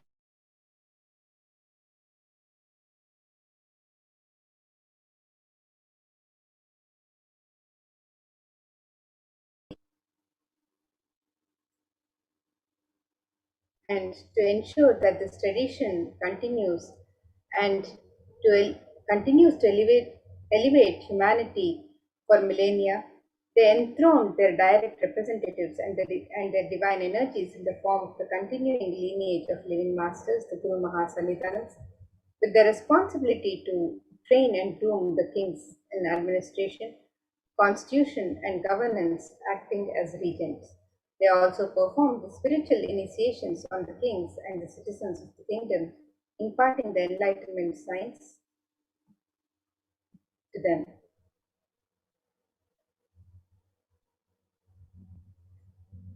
And this verse describes the Guru Parampara, the tradition of the lineage of living masters.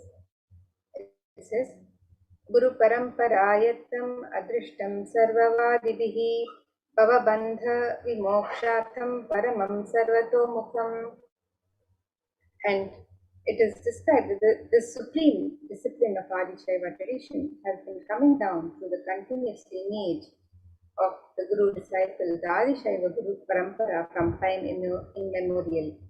This has been formulated for the attainment of the complete liberation from the repeated phenomenon of birth and death. And this is supreme in its kind and concerned with the ultimate benefit of all the souls. And here you can see the pictures of Devi Meenakshi, Bhagavan Sundareshwara, and Tiruvijnana Sambandha, who were the Devi Meenakshi and Lord Bhagavan Sundareshwara, who were the first who established the Kailasa on Shamala Pita Sarvagnipitam, and Tiruvijnana Sambandha, their direct representative.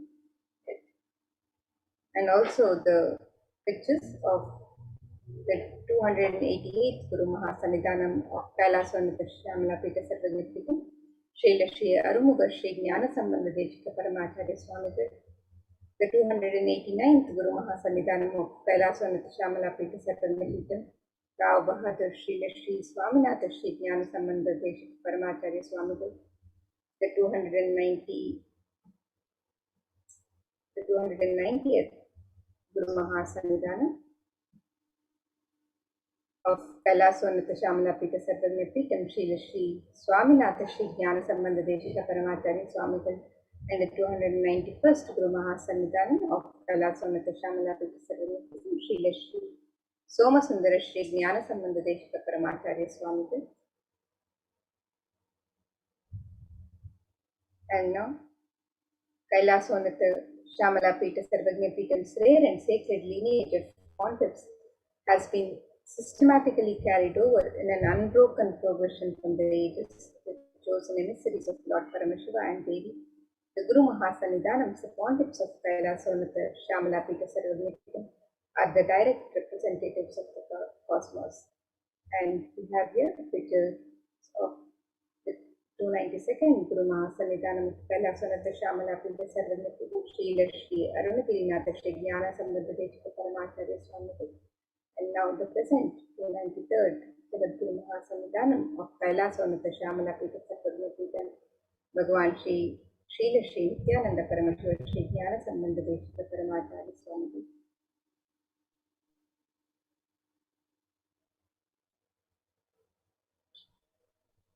On the 27th of April 2012, Srila Shri Nityananda Shri Jnana Sambandha Deshika Paramacharya Swamigal was formally appointed as the 293rd Guru Mahanidanam of Kailasa Shamala Pita Sarvagna Pita, and is the lawful successor, descendant, and inheritor, invested with all the powers, duties, obligations to perform the rituals, spiritual, religious, and customary rites vested in the Kailasa Shamala Pita Sarvagna Pita, has been reviving its spiritual, religious, and linguistic epicenters to its original glory.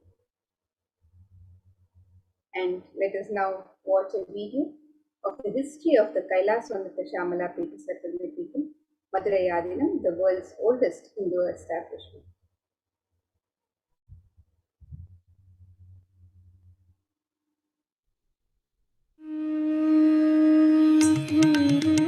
The ancient temple town of Madurai in southern India boasts of a 2,500-year-old history of spirituality.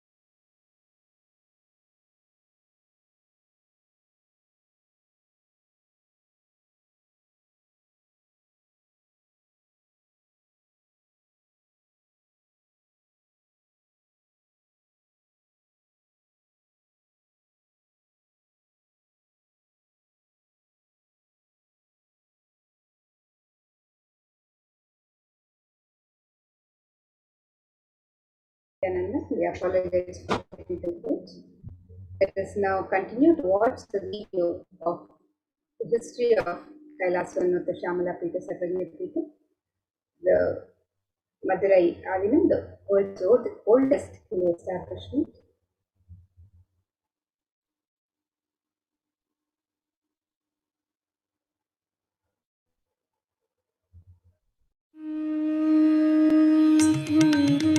The ancient temple town of Madurai in southern India boasts of a 2,500-year-old history of spirituality.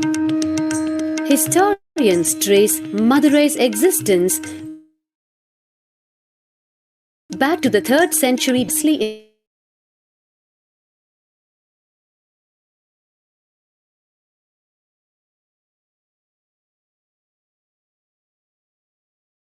Inhabited cities of the world. Legend says that Madurai was established by the cosmic mother herself, who incarnated as Princess Meenakshi, daughter of the pious king Malayadwaja Pandya, an able queen and a fearless warrior. Meenakshi expanded her empire right up to Kailash in current China. But when she came face to face with the Lord of Kailash, Shiva himself, she recognized him as her eternal consort and dropped her arms to become Shiva's companion for life. Along with Shiva, also known as Sundareshwara or the beautiful Lord, Meenakshi reigned over her kingdom for a glorious 166 years. In course of time, with the rise of Jainism as a religious force, Madurai too fell to its powerful influence, and Shaivism all but vanished from the sacred kingdom where Shiva himself had once walked the earth. The renaissance of Shaivism in Madurai was the sacred task of a child incarnation, Tirunjana Sambandar, one of the 4 visionary saints of Shaiva Siddhanta tradition. The story goes that as a baby, Tirunjana Sambandar was once nourished by the milk of enlightenment from the cosmic mother herself. This child prodigy arrived in Madurai to effortlessly defeat the learned Jain monk The ancient temple town of Madurai in southern India boasts of a 2,500-year-old history of spirituality. Historians trace Madurai's existence back to the 3rd century BC, making it one of the oldest continuously inhabited cities of the world. Legend says that Madurai was established by the cosmic mother herself, who incarnated as Princess Meenakshi, daughter of the pious king Malayadwaja Pandian. An able queen and a fearless warrior, Meenakshi expanded her empire right up to Kailash in current China. But when she came face to face with the Lord of Kailash, Shiva himself, she recognized him as her eternal consort and dropped her arms to become Shiva's companion for life. Along with Shiva, also known as Sundareshwara or the beautiful Lord, Meenakshi reigned over her kingdom for a glorious 166 years. In course of time, with the rise of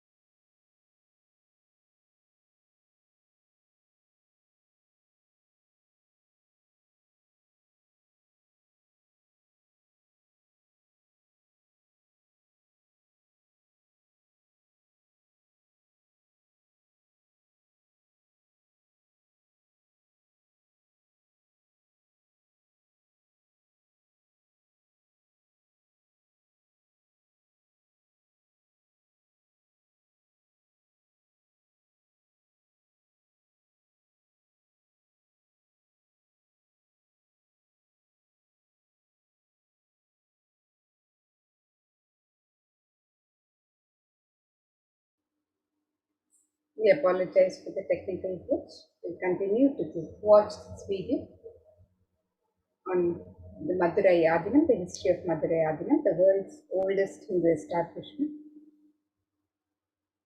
Jain monks with his wisdom, healing powers, and spiritual prowess, and restored Madurai to her beloved religion, Shaivism, by reviving the ancient Madurai Adinam and the Meenakshi temple, which had fallen to desolate ruin. Madurai Adinam is today the world's oldest living Hindu organization, with a recorded history alone spanning a glorious 1,500 years and an unbroken lineage of illustrious pontiffs to this very day.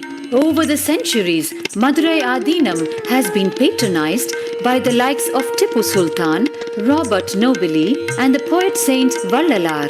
The pontiff of the Madurai Adinam is known by the title Guru Mahasannidhanam and inherits the responsibility of carrying forward the traditions of Tirungnana Sambandar's sacred work.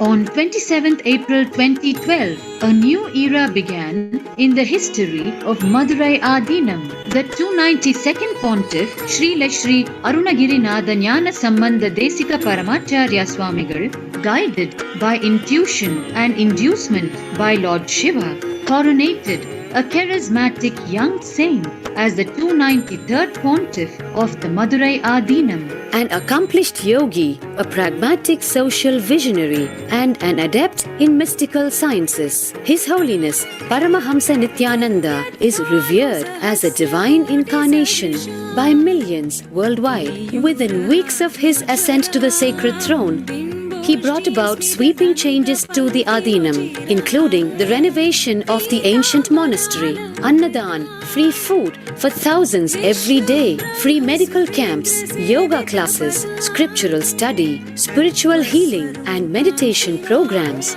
The traditional Adinam now has a website, and thousands participate in the morning worship and spiritual talks via live streaming and two-way video conferencing.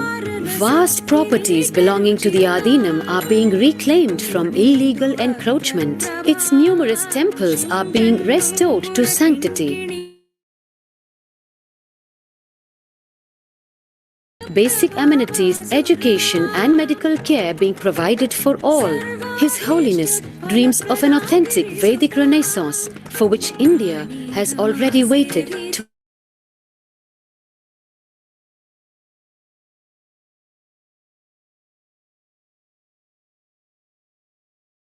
We will fulfill all the responsibilities of Madurai Adinam, make Hindu tradition, Shaiva tradition alive, revived, lived, celebrated all over the world.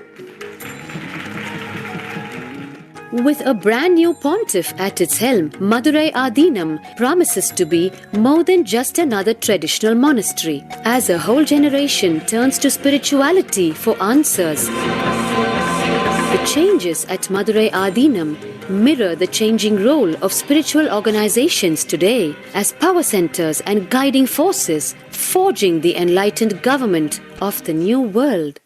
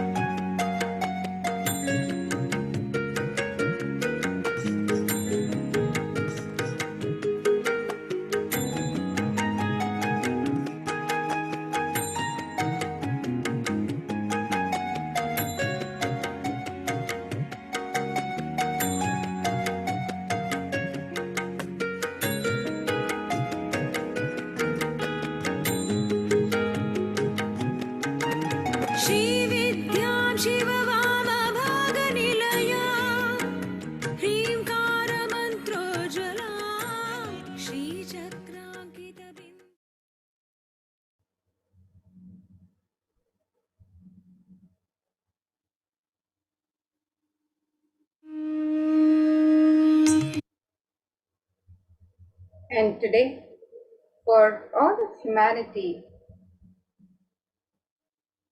out of the billions of people on planet Earth, we are the most blessed people. For us, Sundareshwara is not a history, he is a happening. Sundareshwara Paramashiva has himself come down again in the form of the Supreme Pontiff of Hinduism, Jagadguru Mahasannidhanam, His Divine Holiness Bhagavan Nithyananda Paramashivam, as Swamiji, the 1008th incarnation of Paramashiva, to revive Hinduism and to continue being available to all of us, playing his divine Leela, performing miracles in the lives of his devotees, attending to our prayers and continuing the legacy as the ruler of the whole of Madurai, Shamala Pita Sarvagna Pitam, as the 293rd Jagadguru Mahasannidhanam, and as the Supreme Pontiff of Hinduism, guiding the whole of humanity. And it is described in the Shiva Leelarnava that Paramashiva assumed the physical body 11 times in Madurai just to perform his divine Leelas, and each action of the divine, the energy becomes an independent entity, and if you connect with that energy, he gives you the same blessing. Understand, Sundareshwara is the energy of Leela, faithfulness. And now, let us look at the Leela of healing the Pandyan king's fever. Sundareshwara Paramashiva's Leela of healing the Pandyan king's fever, also known as the Pandyanikku Juram Tirtha Kadal.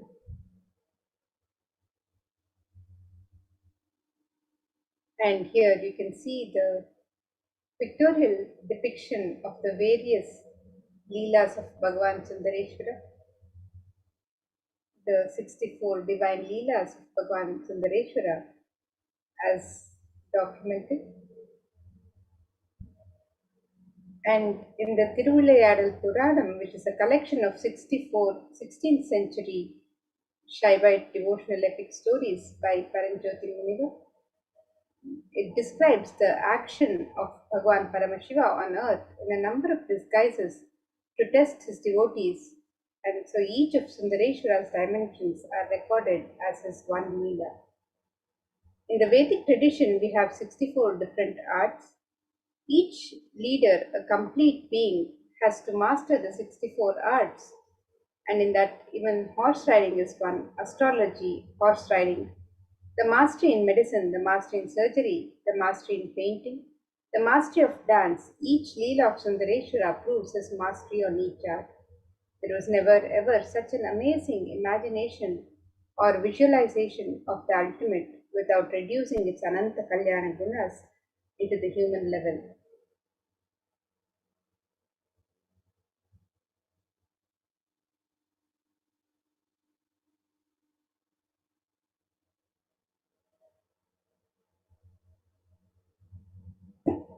And in this video, Swamiji describes the Shiva Leelas of Bhagavan Sundareshwara, and this video is also uploaded on the YouTube channel, youtube.com/nithyananda.tv. So we request each one of you to watch this video where Swamiji beautifully describes the Leelas of Bhagavan Sundareshwara.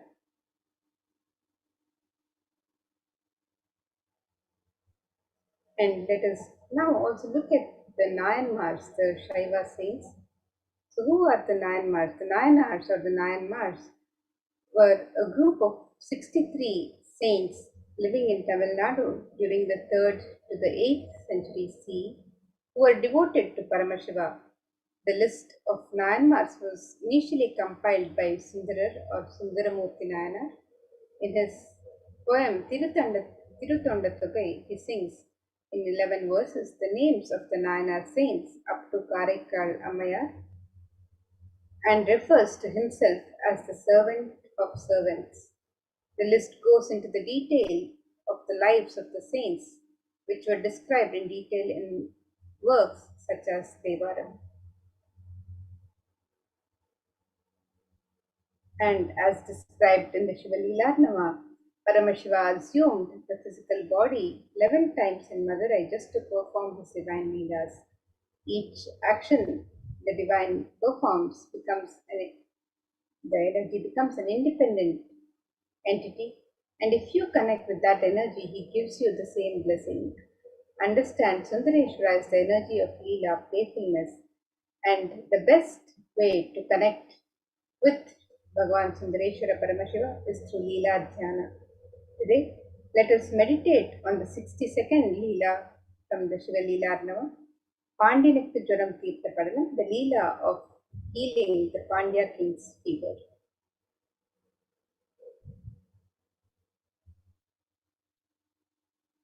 And the verses from the Shiva Leelarnava describe this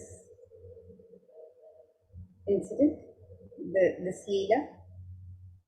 It says, in the clan of the Arimarthana Pandya king, a king who was known for his magnanimity and who stood tall due to his widespread fame, was born with a hunchback. Hence, people called him as Poon Pandyan, the Pandya king with the hunchback.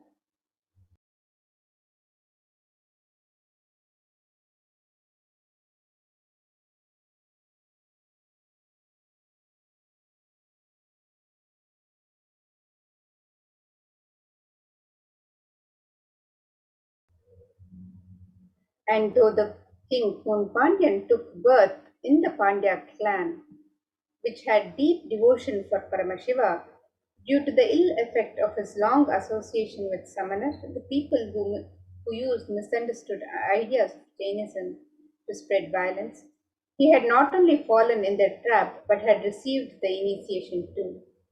what to do. It is difficult to revert from the association with the wicked people.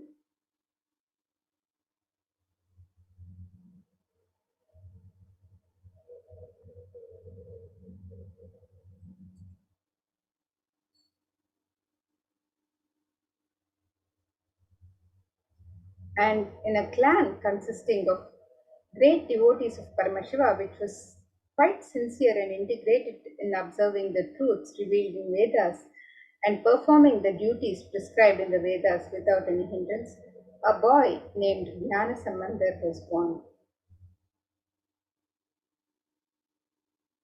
Goddess Parvati herself protected the child by feeding her breast milk, who was once struggling without his biological mother. And after this incident, people addressed the child as Jnana Sambandhan or Jnana Puranan, as the child got enlightened in the early childhood itself by the grace of Goddess Parvati.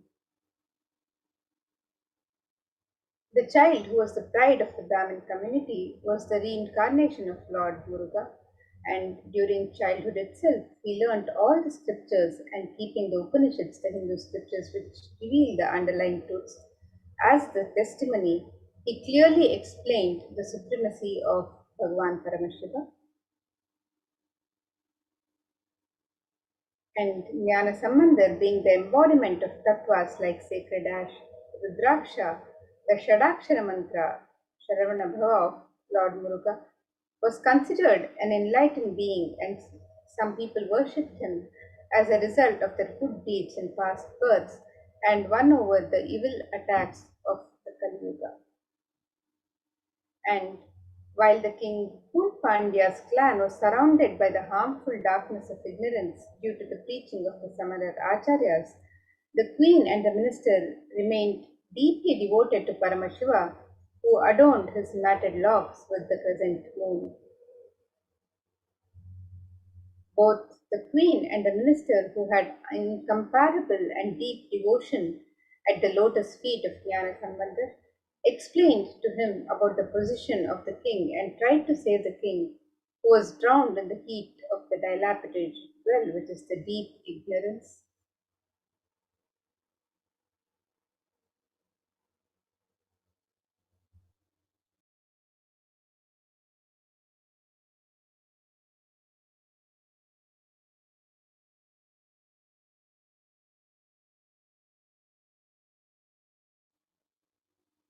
And once King Pandyan was attacked by extremely high fever and was struggling, and all the efforts taken by the Samara Acharyas of the king to heal the king were unsuccessful. At that time, for the sake of the king's health, the queen herself very much pleaded with Jnana Sambandar, the enlightened master. The enlightened master Jnana Sambandar, while entering the king's palace, remembered the form of Lord Shiva, who always remains cool due to the oozing out of the nectar from the crescent moon, adorning his crown, and meditated upon the sacred truth, Shivoham, I am Shiva, in his inner space for a moment, and looked at the king, who was affected by the heat of the high fever. He showered his grace on the king through his eyes. Saint Jnana Sambandar, who was established in the state of enlightenment, which is beyond all the rules and regulations of the ashrama dharma, the duties of the 4 stages of life as per Sanatana Dharma, smeared the sacred ash on the forehead of the king as a result of the good deeds performed by the king in his previous births. He also applied the sacred ash on the chest of the king with his right hand, which had worshipped the divine lotus feet of Bhagavan Paramashiva. And while applying the sacred ash, Jnana Sambandar also sang the divine and healing verse, Irunitrupadikam. On receiving the sacred touch of the divine hands of Jnana Sambandar, which is described in the Rudram, the Vedic chant of Bhagavan Paramashiva, as the most auspicious, the most holy, and the healing medicine of the 3 worlds, the king got rid of the high fever instantly. And as the heat existing in the stomach, which was spreading all over the body, the king was suffering. When the king got rid of that suffering, he became very happy. The queen too became happy about the complete healing of the king. She rejoiced that not only the physical heat of the king got healed, but the religious heat of the Samadhi. The people who used misunderstood ideas of Jainism to spread violence was also put off in the king's life. The physical heat which got removed from the king's body by the graceful eyes of Jnanasambandar got doubly evolved in the hearts of the Jain monks. And 80,000 Jain monks were living in the 8 mountains all over the earth. They were adept in many various forms of pranayama. When they got defeated by Jnanasambandar, while curing the physical illness of the king, the wandering devotee of Lord Shiva, they decided to win over him by debating with him. Hence, all of them gathered in Madurai. Jnanasambandar was an expert in various fields like Vyakarana, Mimamsha, Tarka, and was well versed in the philosophies of Upanishads. The moment the Jain monks approached him to start their debate, they got stuck mentally and became speechless. Vedic religion is proved categorically right by the justifications of the philosophies like Mimamsha Shastra and is well established by the enquiries of the Tarka Shastra. Leaving aside all the valuable justifications, the Jain monks wanted to win over Jnanasambandar just by their mere faith.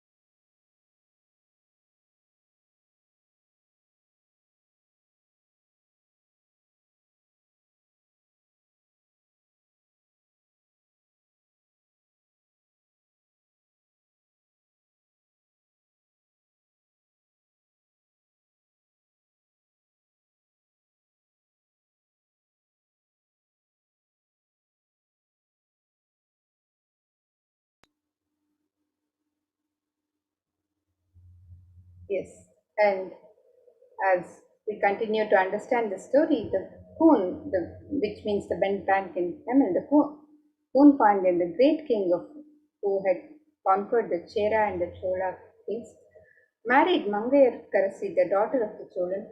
Pandyan was deeply involved in the Jain religion and spoke low of Shaiva traditions.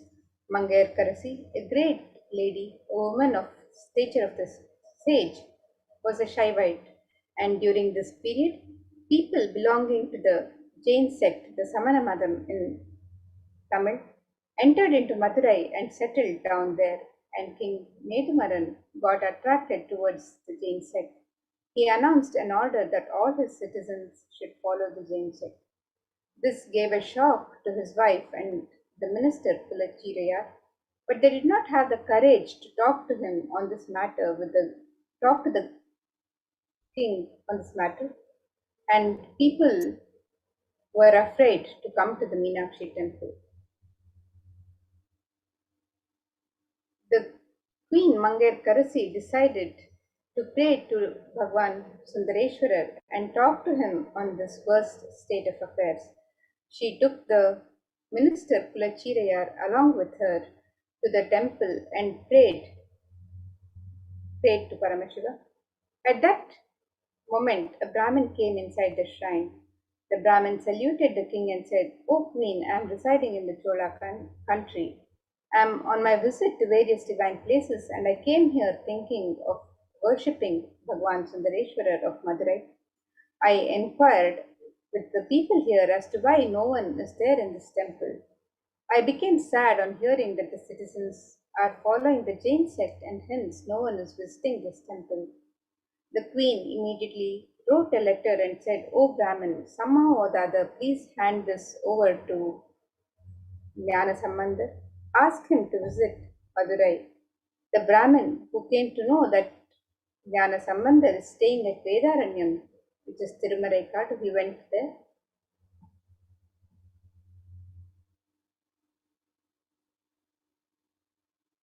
And immediately after reading the manuscript, Jnana Sambandha decided to visit Madurai.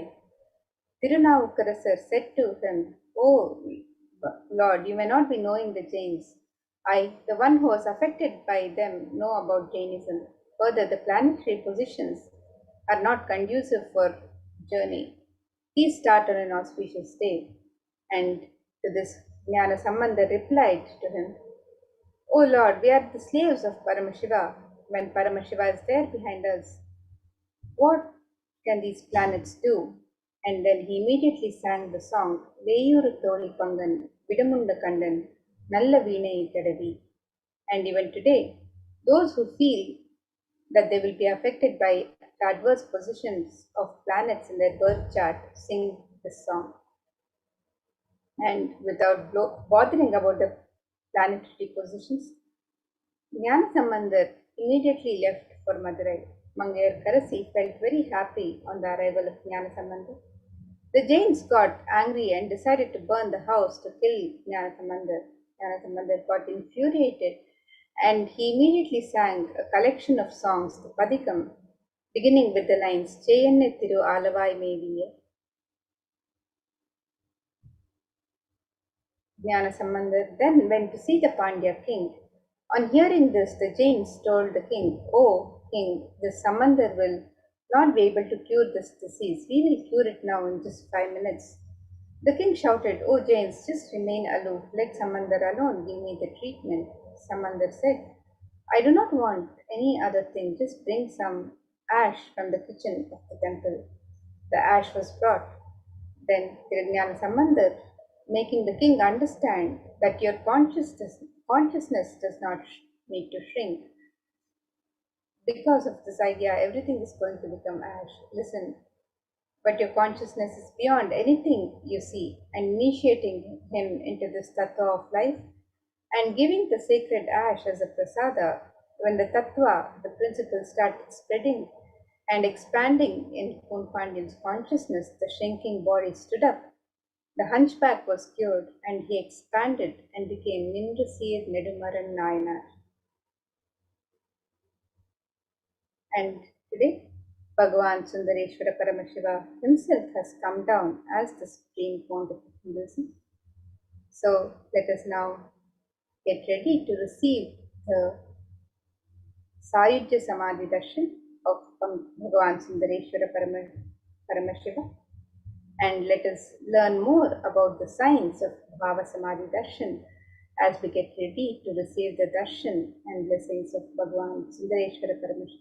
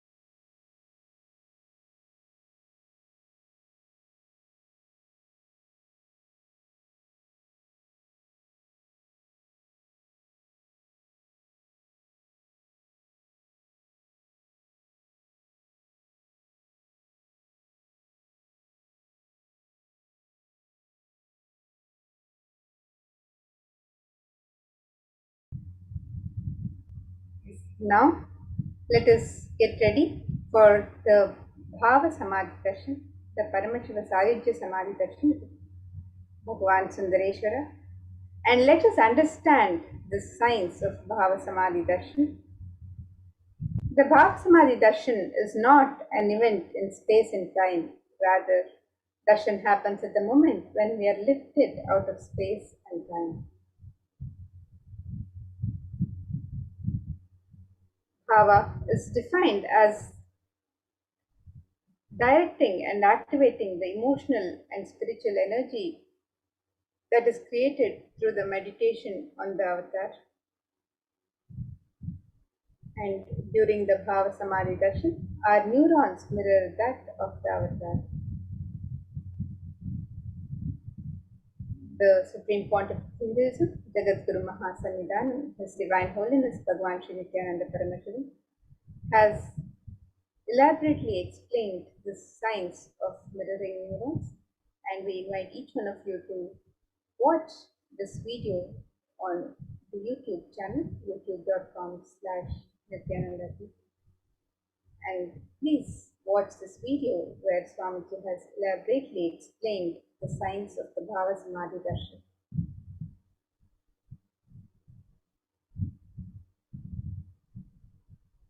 The mirror neurons activate and process all the observed movements or information of the avatar just by seeing and without the physical act of imitation. That is, our entire body silently and without movement recreates what is happening distances far away, experiencing the superconscious energy radiated by the avatar. The science of Bhava Samadhi Darshan knows no distance, a phenomenon modern science is just discovering and terms as quantum tunneling. Our thoughts per second reduce significantly. Our thoughts per second reduce significantly and we relax into the space beyond thoughtlessness, becoming mentally at ease in coexisting dimensions beyond reality. We and the divine become one, unconditioned by the parameters of time and space. So let us understand further the science of Bhava Samadhi Darshan. And Bhagavan Krishna has also described the Bhava Samadhi Darshan. When Krishna once saw his own extraordinary sweetness reflected in a jeweled wall, he was amazed and said, "How unprecedented and astonishing is this deep and indescribable sweetness of mine. Alas, when I see it, even I become greedy to enjoy its sweetness, just like Radhika. When I see my own sweetness in the mirror, I become eager to taste it, but I can't. And after due consideration, I find that the only way to relish the sweetness is through the constitution of Sri Radhika."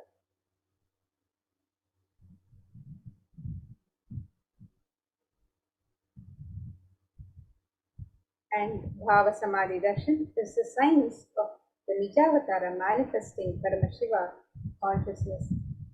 Paramashiva, the consciousness, the formless, expresses the being of Paramashiva through the Divya Sharira, the light body, and manifests as Nijavatara, the physical form or the embodied form for us to experience Paramashiva. Devi Parashakti expresses through the being of Rajarajeshwari and manifests as the Nijavatara, the physical form, Devi Meenakshi.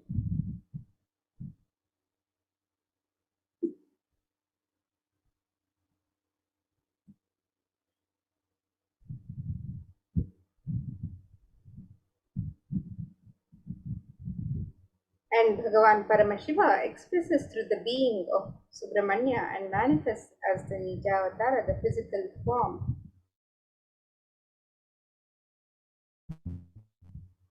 Bhagavan Paramashiva expresses the being of Arunagiri Yogeshwara and manifests as the Nijavatara, the physical form. Supreme Pontiff of Hinduism, Jagadguru Mahasannidhanam, His Divine Holiness, Bhagavan Sri Nityananda Paramashivam.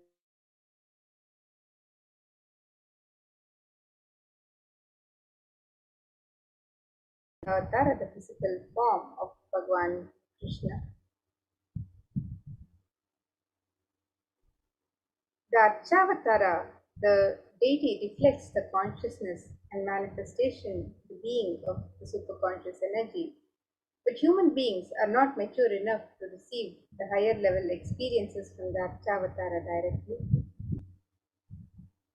The avatar, the physical embodied form, comes down to bridge the gap and create the experience of superconscious energy in all of us.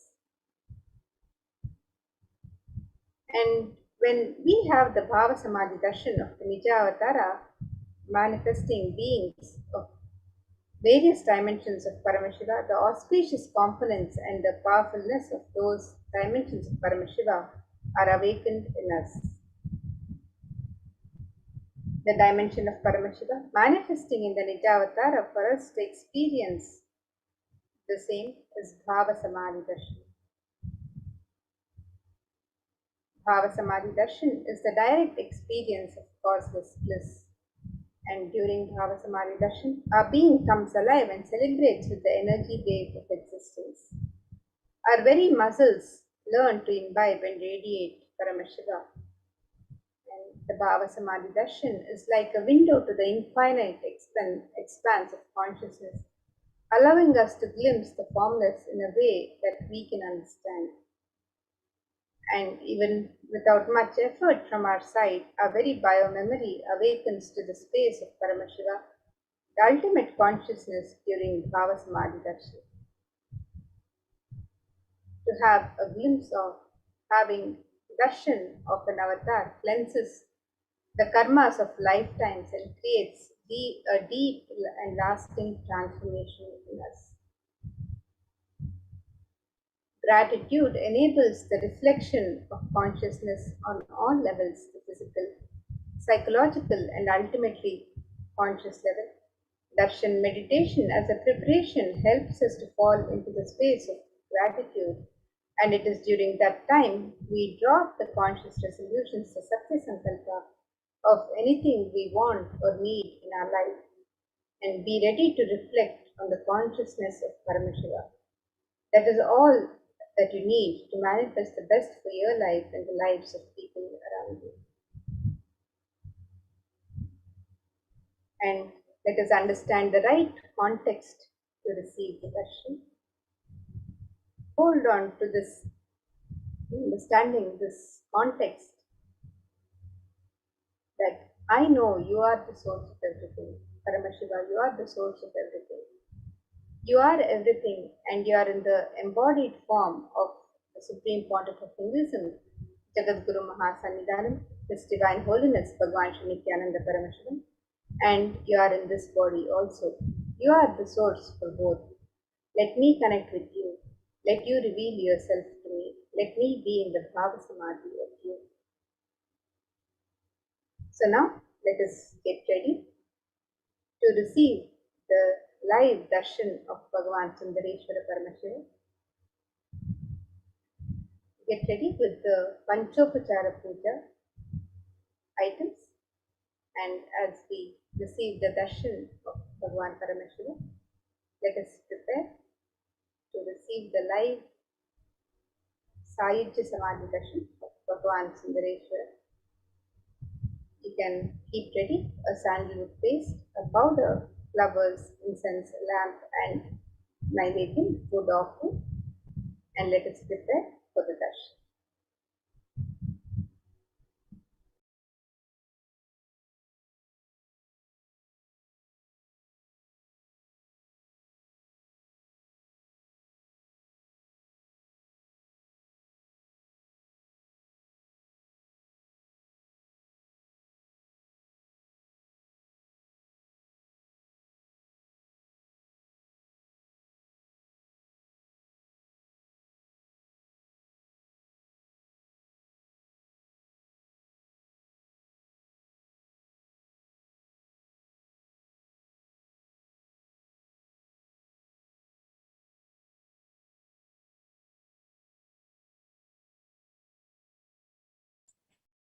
Nityananda.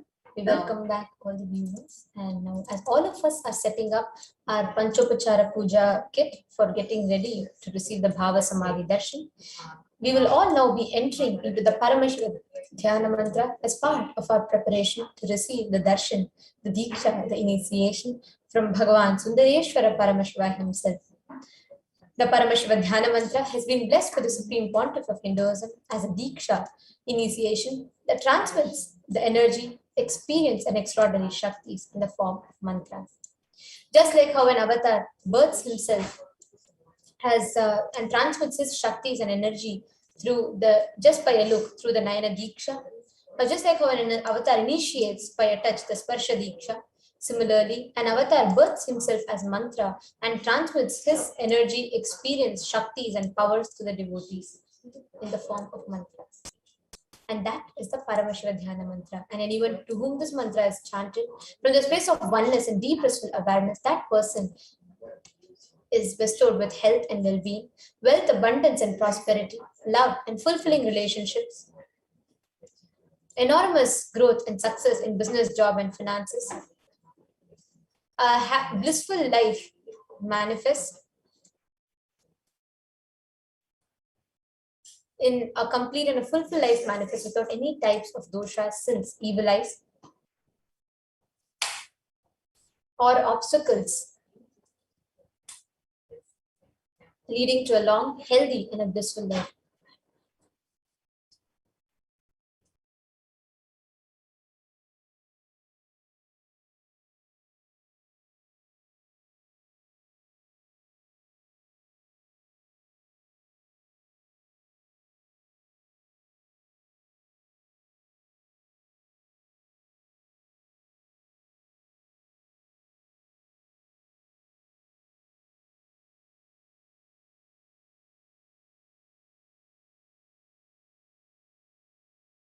Sorry for the technical glitch.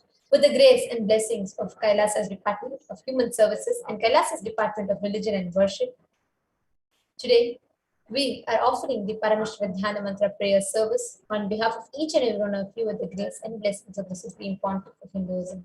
And we will be offering the Paramashiva Dhyana Mantra prayer service wherein our Bhagavan Sundareshwara Paramashiva Parambara on behalf of each and every one of you for the healing of health issues, for the healing of psychological stress and anxiety, for you to be healed out of all your addictions, for you to move out of depression, move out of your pain patterns, improve career, for you to heal relationships with spouse, family, and profession, for you to have breakthrough in wealth dimension, for all those, all the children who are orphaned during the pandemic to be protected, for the Atma Shanti of each and every being that is affected due to the natural calamities like the floods and tsunamis, earthquakes, and forest fires that's happening all across the globe, and for the healing and protection of all those who are affected due to the pandemic, warfare, and man-made calamities, for protection from lost wages and income, for solution to any problem, breakthrough in creativity, increase inspiration, moving out of debts,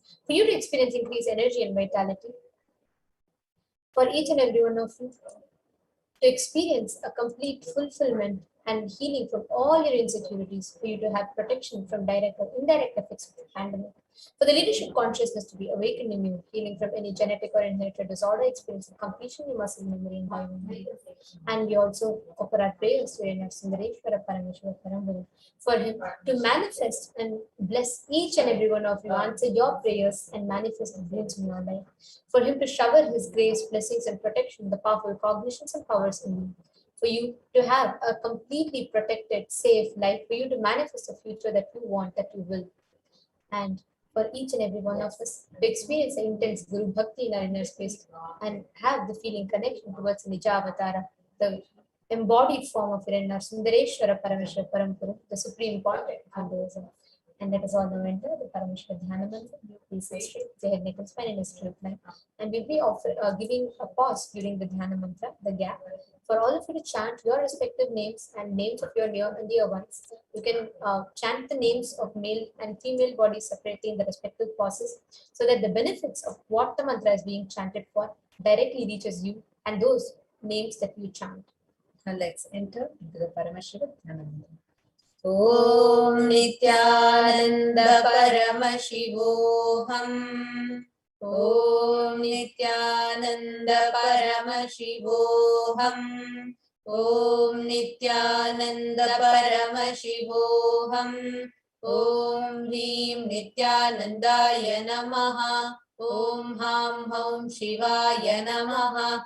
Om Nityanandam Paramasukadam Kevalam Jnanamurtim Dvandvatītam Gagana Sadrisham Tattvamasyaadhilaksham Ekam Nityam Vimalamachalam Sarvadi Sakshi Bhutam Bhavadhitam Trigunarahitam Sadgurum Tam Namami. I surrender to that Sadguru who is eternal bliss, the bestower of supreme happiness, the one whose embodiment of wisdom, who is beyond duality, who is omnipresent, to whom the supreme goal is giving the enlightenment experience, who is eternal, pure and unshakable, who is a silent spectator of all thought processes, who is beyond any emotions, who is without the three qualities called sattva, rajas and tamas. When you make a conscious resolution in front of the avatar, the power of Sankalpa itself will deliver the experience and manifest your reality. Om Mamopata Samasta Dhritakshaya Dvara Bhagavat Shri Nityananda Paramashiva Prityartham. I am taking this conscious resolution today for destroying all my karmas and sins, and in order to please Bhagavan Shri Nityananda Paramashivam. Asya Devadevasya Mahadevasya Akhilanda Koti Brahmanda Nayakasya, who is the God of all gods, who is the greatest of gods, the Lord of universes and multiverses, who is the Lord of the cosmos, Sakala Jagat Srishti Sthiti Samhara Tiro Bhavanugrahakya Panchakritya Parayanasya, the one who does the cosmic actions of creation, sustenance, rejuvenation, resolution and liberation, Adi Madhyantaraitasya Prameya Parakramasya Tattvartha Gocharasya, the one who is the beginning, middle and end, the one who is immeasurable, Akara Ukara Makaratmaka Pranavatmakasya Vrishabharudhasya Mahadevasya Kamikadivatulanta Mahadantrakya Shaivagamaswarupasya Sakala Nigamagaswarupasya Shuddhadvaita Shaiva Swarupasya Nityananda Padastasya Nityananda Swarupasya Shuddha Sachidananda Vigrahasya Rupa Rupatitasya Sakala Nishkala Swarupasya Nitya Niranjana Gramaya Nirvikara Akhanda Visheshanasya Shri Nityanandeshwari Parashakti Sameta Nityanandeshwara Paramashivasya Shri Nityanandeshwari Parashakti Sameta Shri Nityanandeshwara Paramashiva Avatara Bhutasya Sarvadeva Devi Sarupasya Bhagavataha Shri Nityananda Paramashivasya Cha Prityartham Shubhe Shobhane Muhurte Adya Brahmanaha Vidya Pararte Shri Shvetavaraha Kalpe Vaivasvatamanvantare Ashtavinchati Tame Nitya Yuge Prathame Pade Jambo Dvipe Bharata Varshe Bharatat Khande Meroho Dakshine Parshve Shakabde Asmin Vartamane Vyavaharike Prabhavadinam Shashtyaha Samvatsaranam Madhye Shubhanama Samvatsare Shubhayane Shubharatau Shubhamase Shubhapakshe Shubhatitau Shubhavasara Yuktayam Shubhanakshatra Shubhayoga Shubhakarna Evam Guna Visheshana Vishishtayam Asyam Shubhaditau. During this auspicious time, during the second half of the lifetime of Lord Brahma, during the Kalpa called Shvetavaraha, during the regime of Vaivasvata Manu, during the first quarter of the Yuga called Nitya Yuga, in the island called Jambu, in the continent called Bharata Varsha, the Indian subcontinent called Bharata Khanda, in the southern side of the Mount Meru, in the Shaka era, during the auspicious year, which is one of the set of 60 years of which is the practice of which Prabhupada is the first year, in the auspicious Ayana, in the auspicious season, in the auspicious month, in the auspicious Paksha, on the auspicious day, on the auspicious day, during the auspicious Nakshatra, auspicious Yoga, auspicious Karana, during such an auspicious moment, Adi Kailase, Kalpavrikshasya Daha, Nityananda Nagare, Smrita Smritana, Muktidayake, Mahakshetre. Now we request all the participants, do you offering this mantra for yourself or for someone else? If you are offering for a male, kindly chant all the male names now. Namadheyasya. Now we request all the participants. So you're offering this mantra for yourself or for someone else. If you're offering for a female, kindly chant the female names now.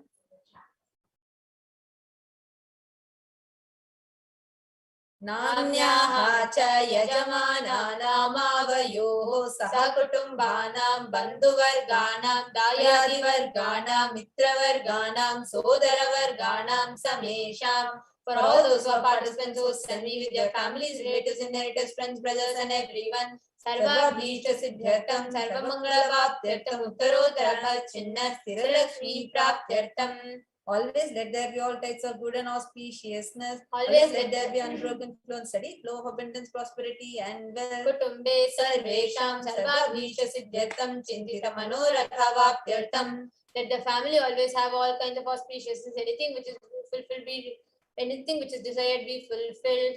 Samesham adhivyadinivrityartham samesham shiradipada-paryantam vidyamananam sameshu angeshu janita janishyamana sakala vidha nana vidha roganam vyapohartam tadvara rogaridagatravapusiddhyartham. Let all the chronic diseases be healed. Let all kinds of diseases and disorders in the body starting from head till toe which has occurred or which is yet to occur in various parts of the body be healed. Let a strong, diseaseless, healthy, handsome and graceful body be obtained. Samesham paraikatribhishcha kritakarishямana sakala vidha mantra tantra yantra Vishachurna abhichara stambhana marana uchatana vitveshana vashikarnadi mantrika prayogebhyaha rakshana praptyartham tadvara samesham sarvabhishta siddhyartham. Let the protection be obtained from all evil effects of acts performed by people either in the past or yet to be performed in the future. Through the use of mantras, tantras, yantras, poisonous pills, employing pills for malevolent purposes like making a person immobile, killing a person through vomiting, diarrhea, upsetting and reducing health, poisoning, hypnotizing, etc. Apamrityu dosha nivrityartham, kala mrityu, akala mrityu, durmrityu nivrityartham. Let all the doshas or ill effects related to death like destined death, unnatural death, fatal death be removed. Samesham antardrishti, bahidrishti, krura drishti, vyapara drishti, anukula drishti, pratikula drishti, ityadi, sakala vida drishta doshana vrityartham. Let all the effects of evil eyes from known and unknown sources, effects of cruelty, filled eyes, evil eyes of business enemies, effects of evil eyes of people who may project as if there are well wishers, and effects of evil eyes of people who are against our well-being be removed. Samesham antashatru, bahi shatru, krura shatru, vyapara shatru, anukula shatru, pratikula shatru, ityadi, sakala vida shatru bhata nivrityartham. Let all the effects of inner enemies, outer enemies, fears enemies, business enemies, enemies who present themselves as good, enemies who work against our well-being be removed. Samesham matrusha-padi sakala vida shapanam vyapohanatam. Let the effects of all the curses right from the mother be removed. Anadi avidya-vasanaya pravartamane asmin mahati samsara chakre vichitra vidhi karmagadvihi vichitraso yonisho punah punah anekadha janitva. From time immemorial, due to ignorance, we get caught in the vast cycle of birth and death. Due to the effects of our action, we take birth again and again in various bodies, which is quite strange. Kenapi punya karma visheshena bhagavataha Shri Nityananda Paramashivasya parimitaya kripaya idani tana manushya janma praptavatam. Yet, due to some good action, with the extreme and immeasurable compassion and grace of Bhagavan Sri Nityananda Paramashivam, we have been blessed with a human body. Samesham iha janmani purva janmani janma janmantareshu sarvaihi kritanam shiva ninda devi ninda guru ninda dosha vyapohartam shiva parada devya parada guru parada dosha vyapohartam. Any kind of abuse we may have done to Paramashiva, Parashakti and Guru in the present birth, past birth or any of the births be removed. Any kinds of crimes or offences committed against Paramashiva, Parashakti and Guru be removed. Brahma Hatya Surapana Swarna Steya Guru Talpagamana Tatsansargakya Panchamahapatakadi Samasta Papa Vetiriktartham. Let the 5 great sins like killing a Brahman, drinking prohibited alcohol, stealing gold, having illicit relationship with Guru's wife, one's own mother, elder sister, other such motherly figures, and associating with those people who have committed one or the other mentioned sins be removed. Apicha sarvai balye vayasi kaumare yauvane vardhatye. Let all the karmic effects of action done as a child, adolescent, youth, and as an old age person. Jagrat swapna sushupti avasthasu. Let all the karmic effects of action done in the dream, wakeful and deep sleep state, karmendriya jnanendriya vyaparaihi sambhavitanam. Let all the sins done through the 5 organs which perform action like speech, hands, feet, excreting, and reproductive organs and jnanendriyas, that is the five organs which receive information like ears, eyes, nose, tongue, and skin. Rahasyakratanam, prakashakratanam, atipatakanam, upapatakanam, sankalikarananam, malikarananam, apadrikarananam, jati dhramshakanam, prakahinitanam, evam navanam, navavidhanam, bahunam, bahuvidhanam, sarvesham, papanam, sadhyaha.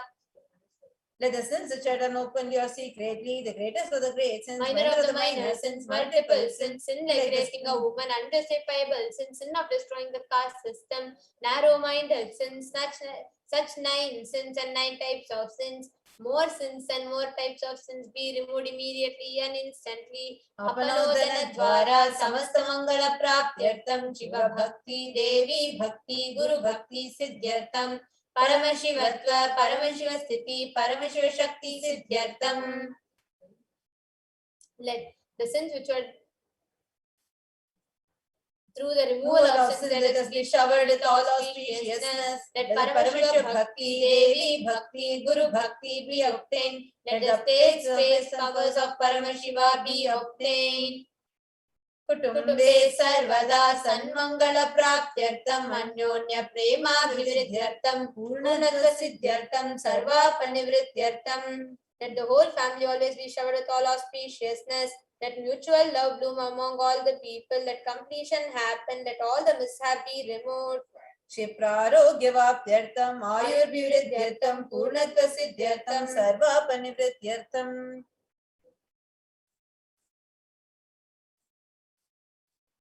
Let healthy body be obtained instantly and immediately. Let longevity be bestowed.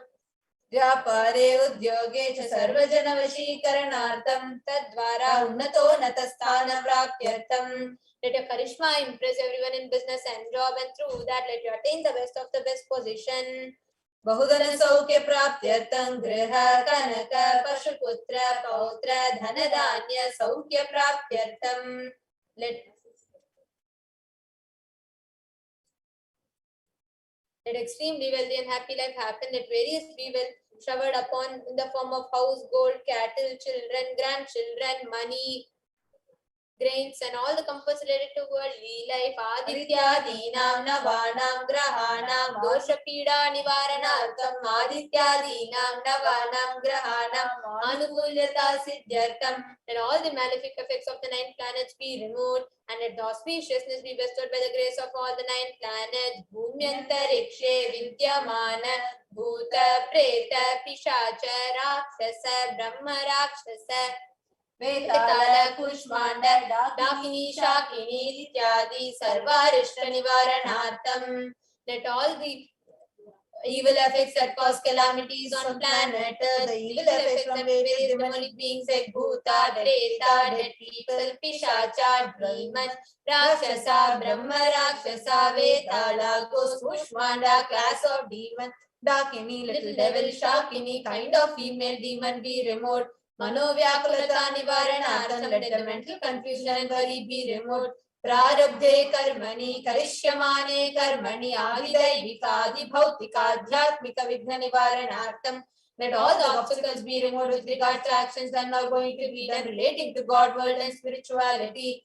Samasarana nivaranartam dhana lakshmi, dhanya lakshmi, santana lakshmi, saubhagya lakshmi, vidya lakshmi, shaurya lakshmi, veera lakshmi, vijay lakshmi, ityadi ashlakshmi, paripurna kripa kataksha siddhyartam. Let all the loans be removed. Let all the Ashtalakshmis like Dhana Lakshmi, wealth, Dhanya Lakshmi, food and grain, Santana Lakshmi, offspring, Saubhagya Lakshmi, fortune, Vidya Lakshmi, knowledge, Shaurya Lakshmi, bravery, Vijay Lakshmi, heroism, Vijay Lakshmi, success be showered upon.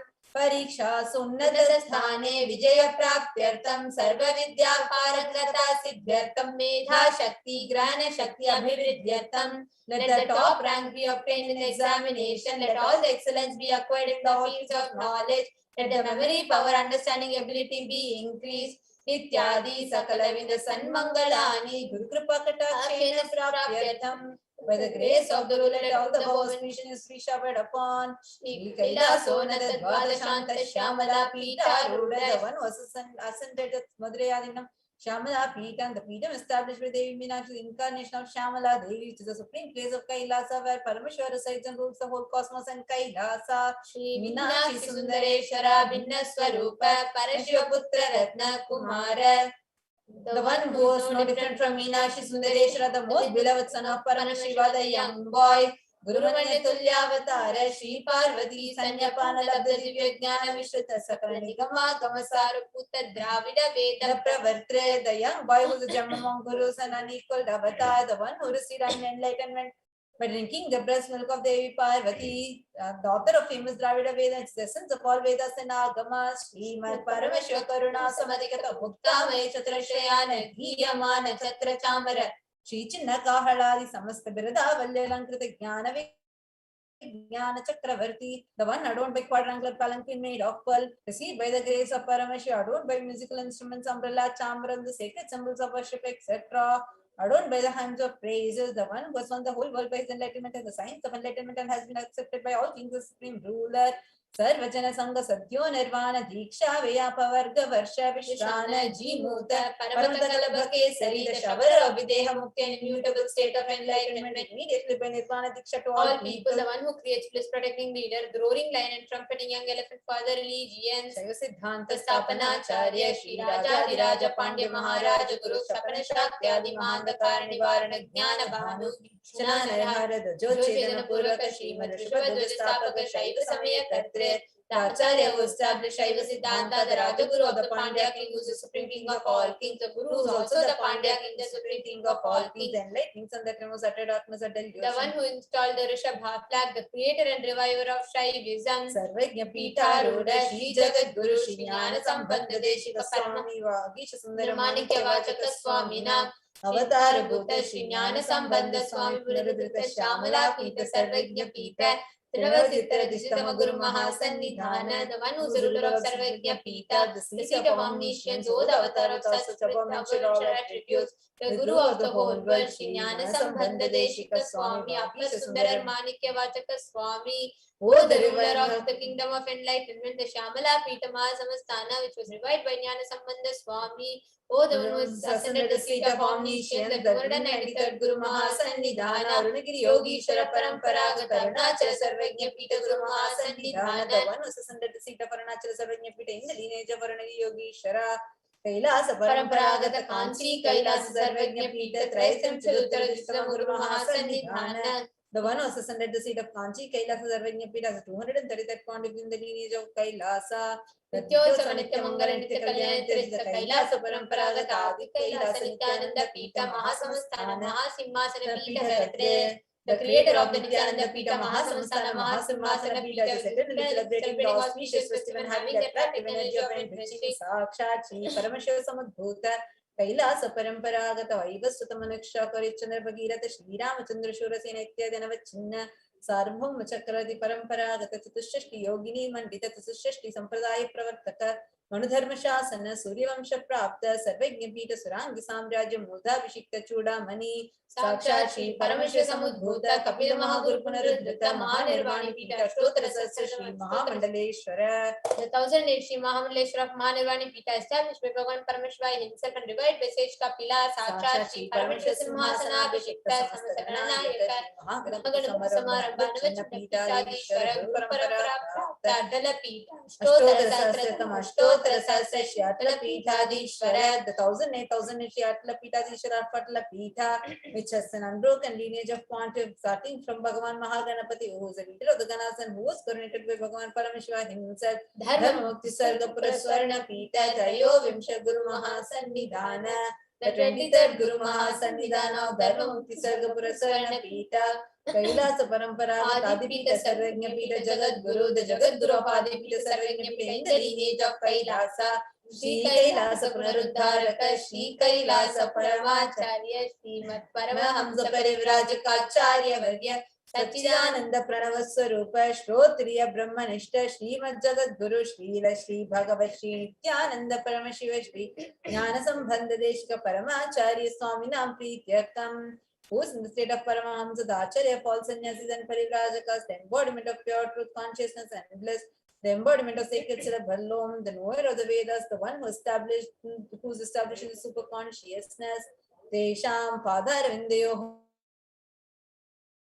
Siddhyartam Kshemasthairia Virya Vijaya Airarogya Aishwaryanam Viridhyartam Dharmartha Kama Moksha Survida Palapurushartha Siddhyartam Namaso Sudritopashantyartam समस्त मंगलावाप्त्यर्थम भगवत श्री नित्यानंद परमेश्वर प्रसादेन सकुटुंबस्य ज्ञान वैराग्य जीवन मुक्ति प्राप्त्यर्थम च श्री नित्यानंदेश्वरी पराशक्ति समेत श्री नित्यानंदेश्वर परमशिवस्य श्री नित्यानंदेश्वरी पराशक्ति समेत श्री नित्यानंदेश्वर परमशिव अवतार भूत सर्वदेव देवी स्वरूपस्य भगवतः श्री नित्यानंद परमशिवस्य च ध्यान षोडशोपचार सर्वोपचार अर्चनाराधन पूजा प्रार्थना करिष्ये।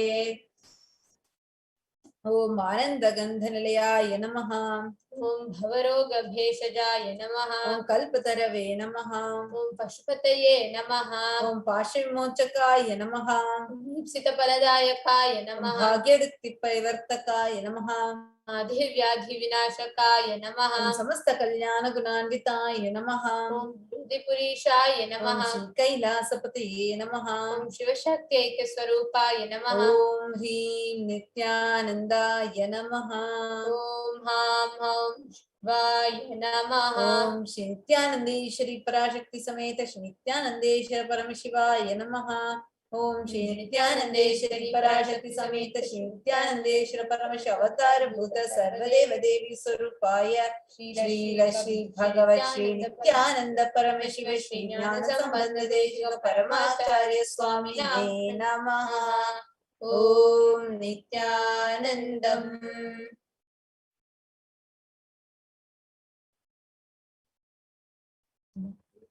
In this same space of meditation, please straight line. Connect to your inner Sundareshwara Paramashiva Paramburu.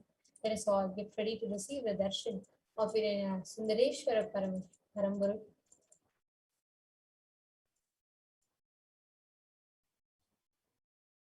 Now, before entering into meditation, let's all take a few minutes and chant the Shiva Puranam and learn its meaning. The Shiva Puranam is a beautiful composition by Bhagavan Manikavachagar, one of the great incarnations and a beautiful saint who spread Shaivism, who revived Shaivism, and who was an ardent devotee of Bhagavan Paramashivam. And in his compositions, the Manivasagam and his Tamil compositions, the Shiva Puranam is a part of it, and it's a very, very, very beautiful chant which is sung out of devotion.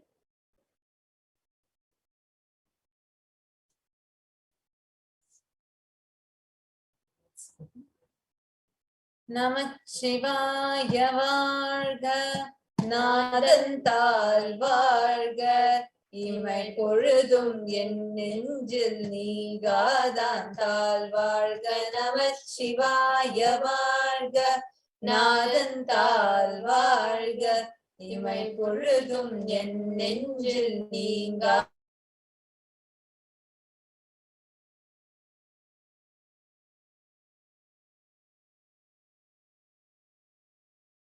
குருமனிதந்தால் வாழ்க ஆகமம் ஆகி நின்ற அன்னிப்பாந்தால் வாழ்க ஏகன் அநேகன் இறைவன் அடி வாழ்க வேகம் கெடுத்தாண்ட வேந்தன் அடி வெல்க ஏகன் அநேகன் இறைவன் அடி வாழ்க வேகம் கெடுத்தாண்ட வேந்தன் அடி வெல்க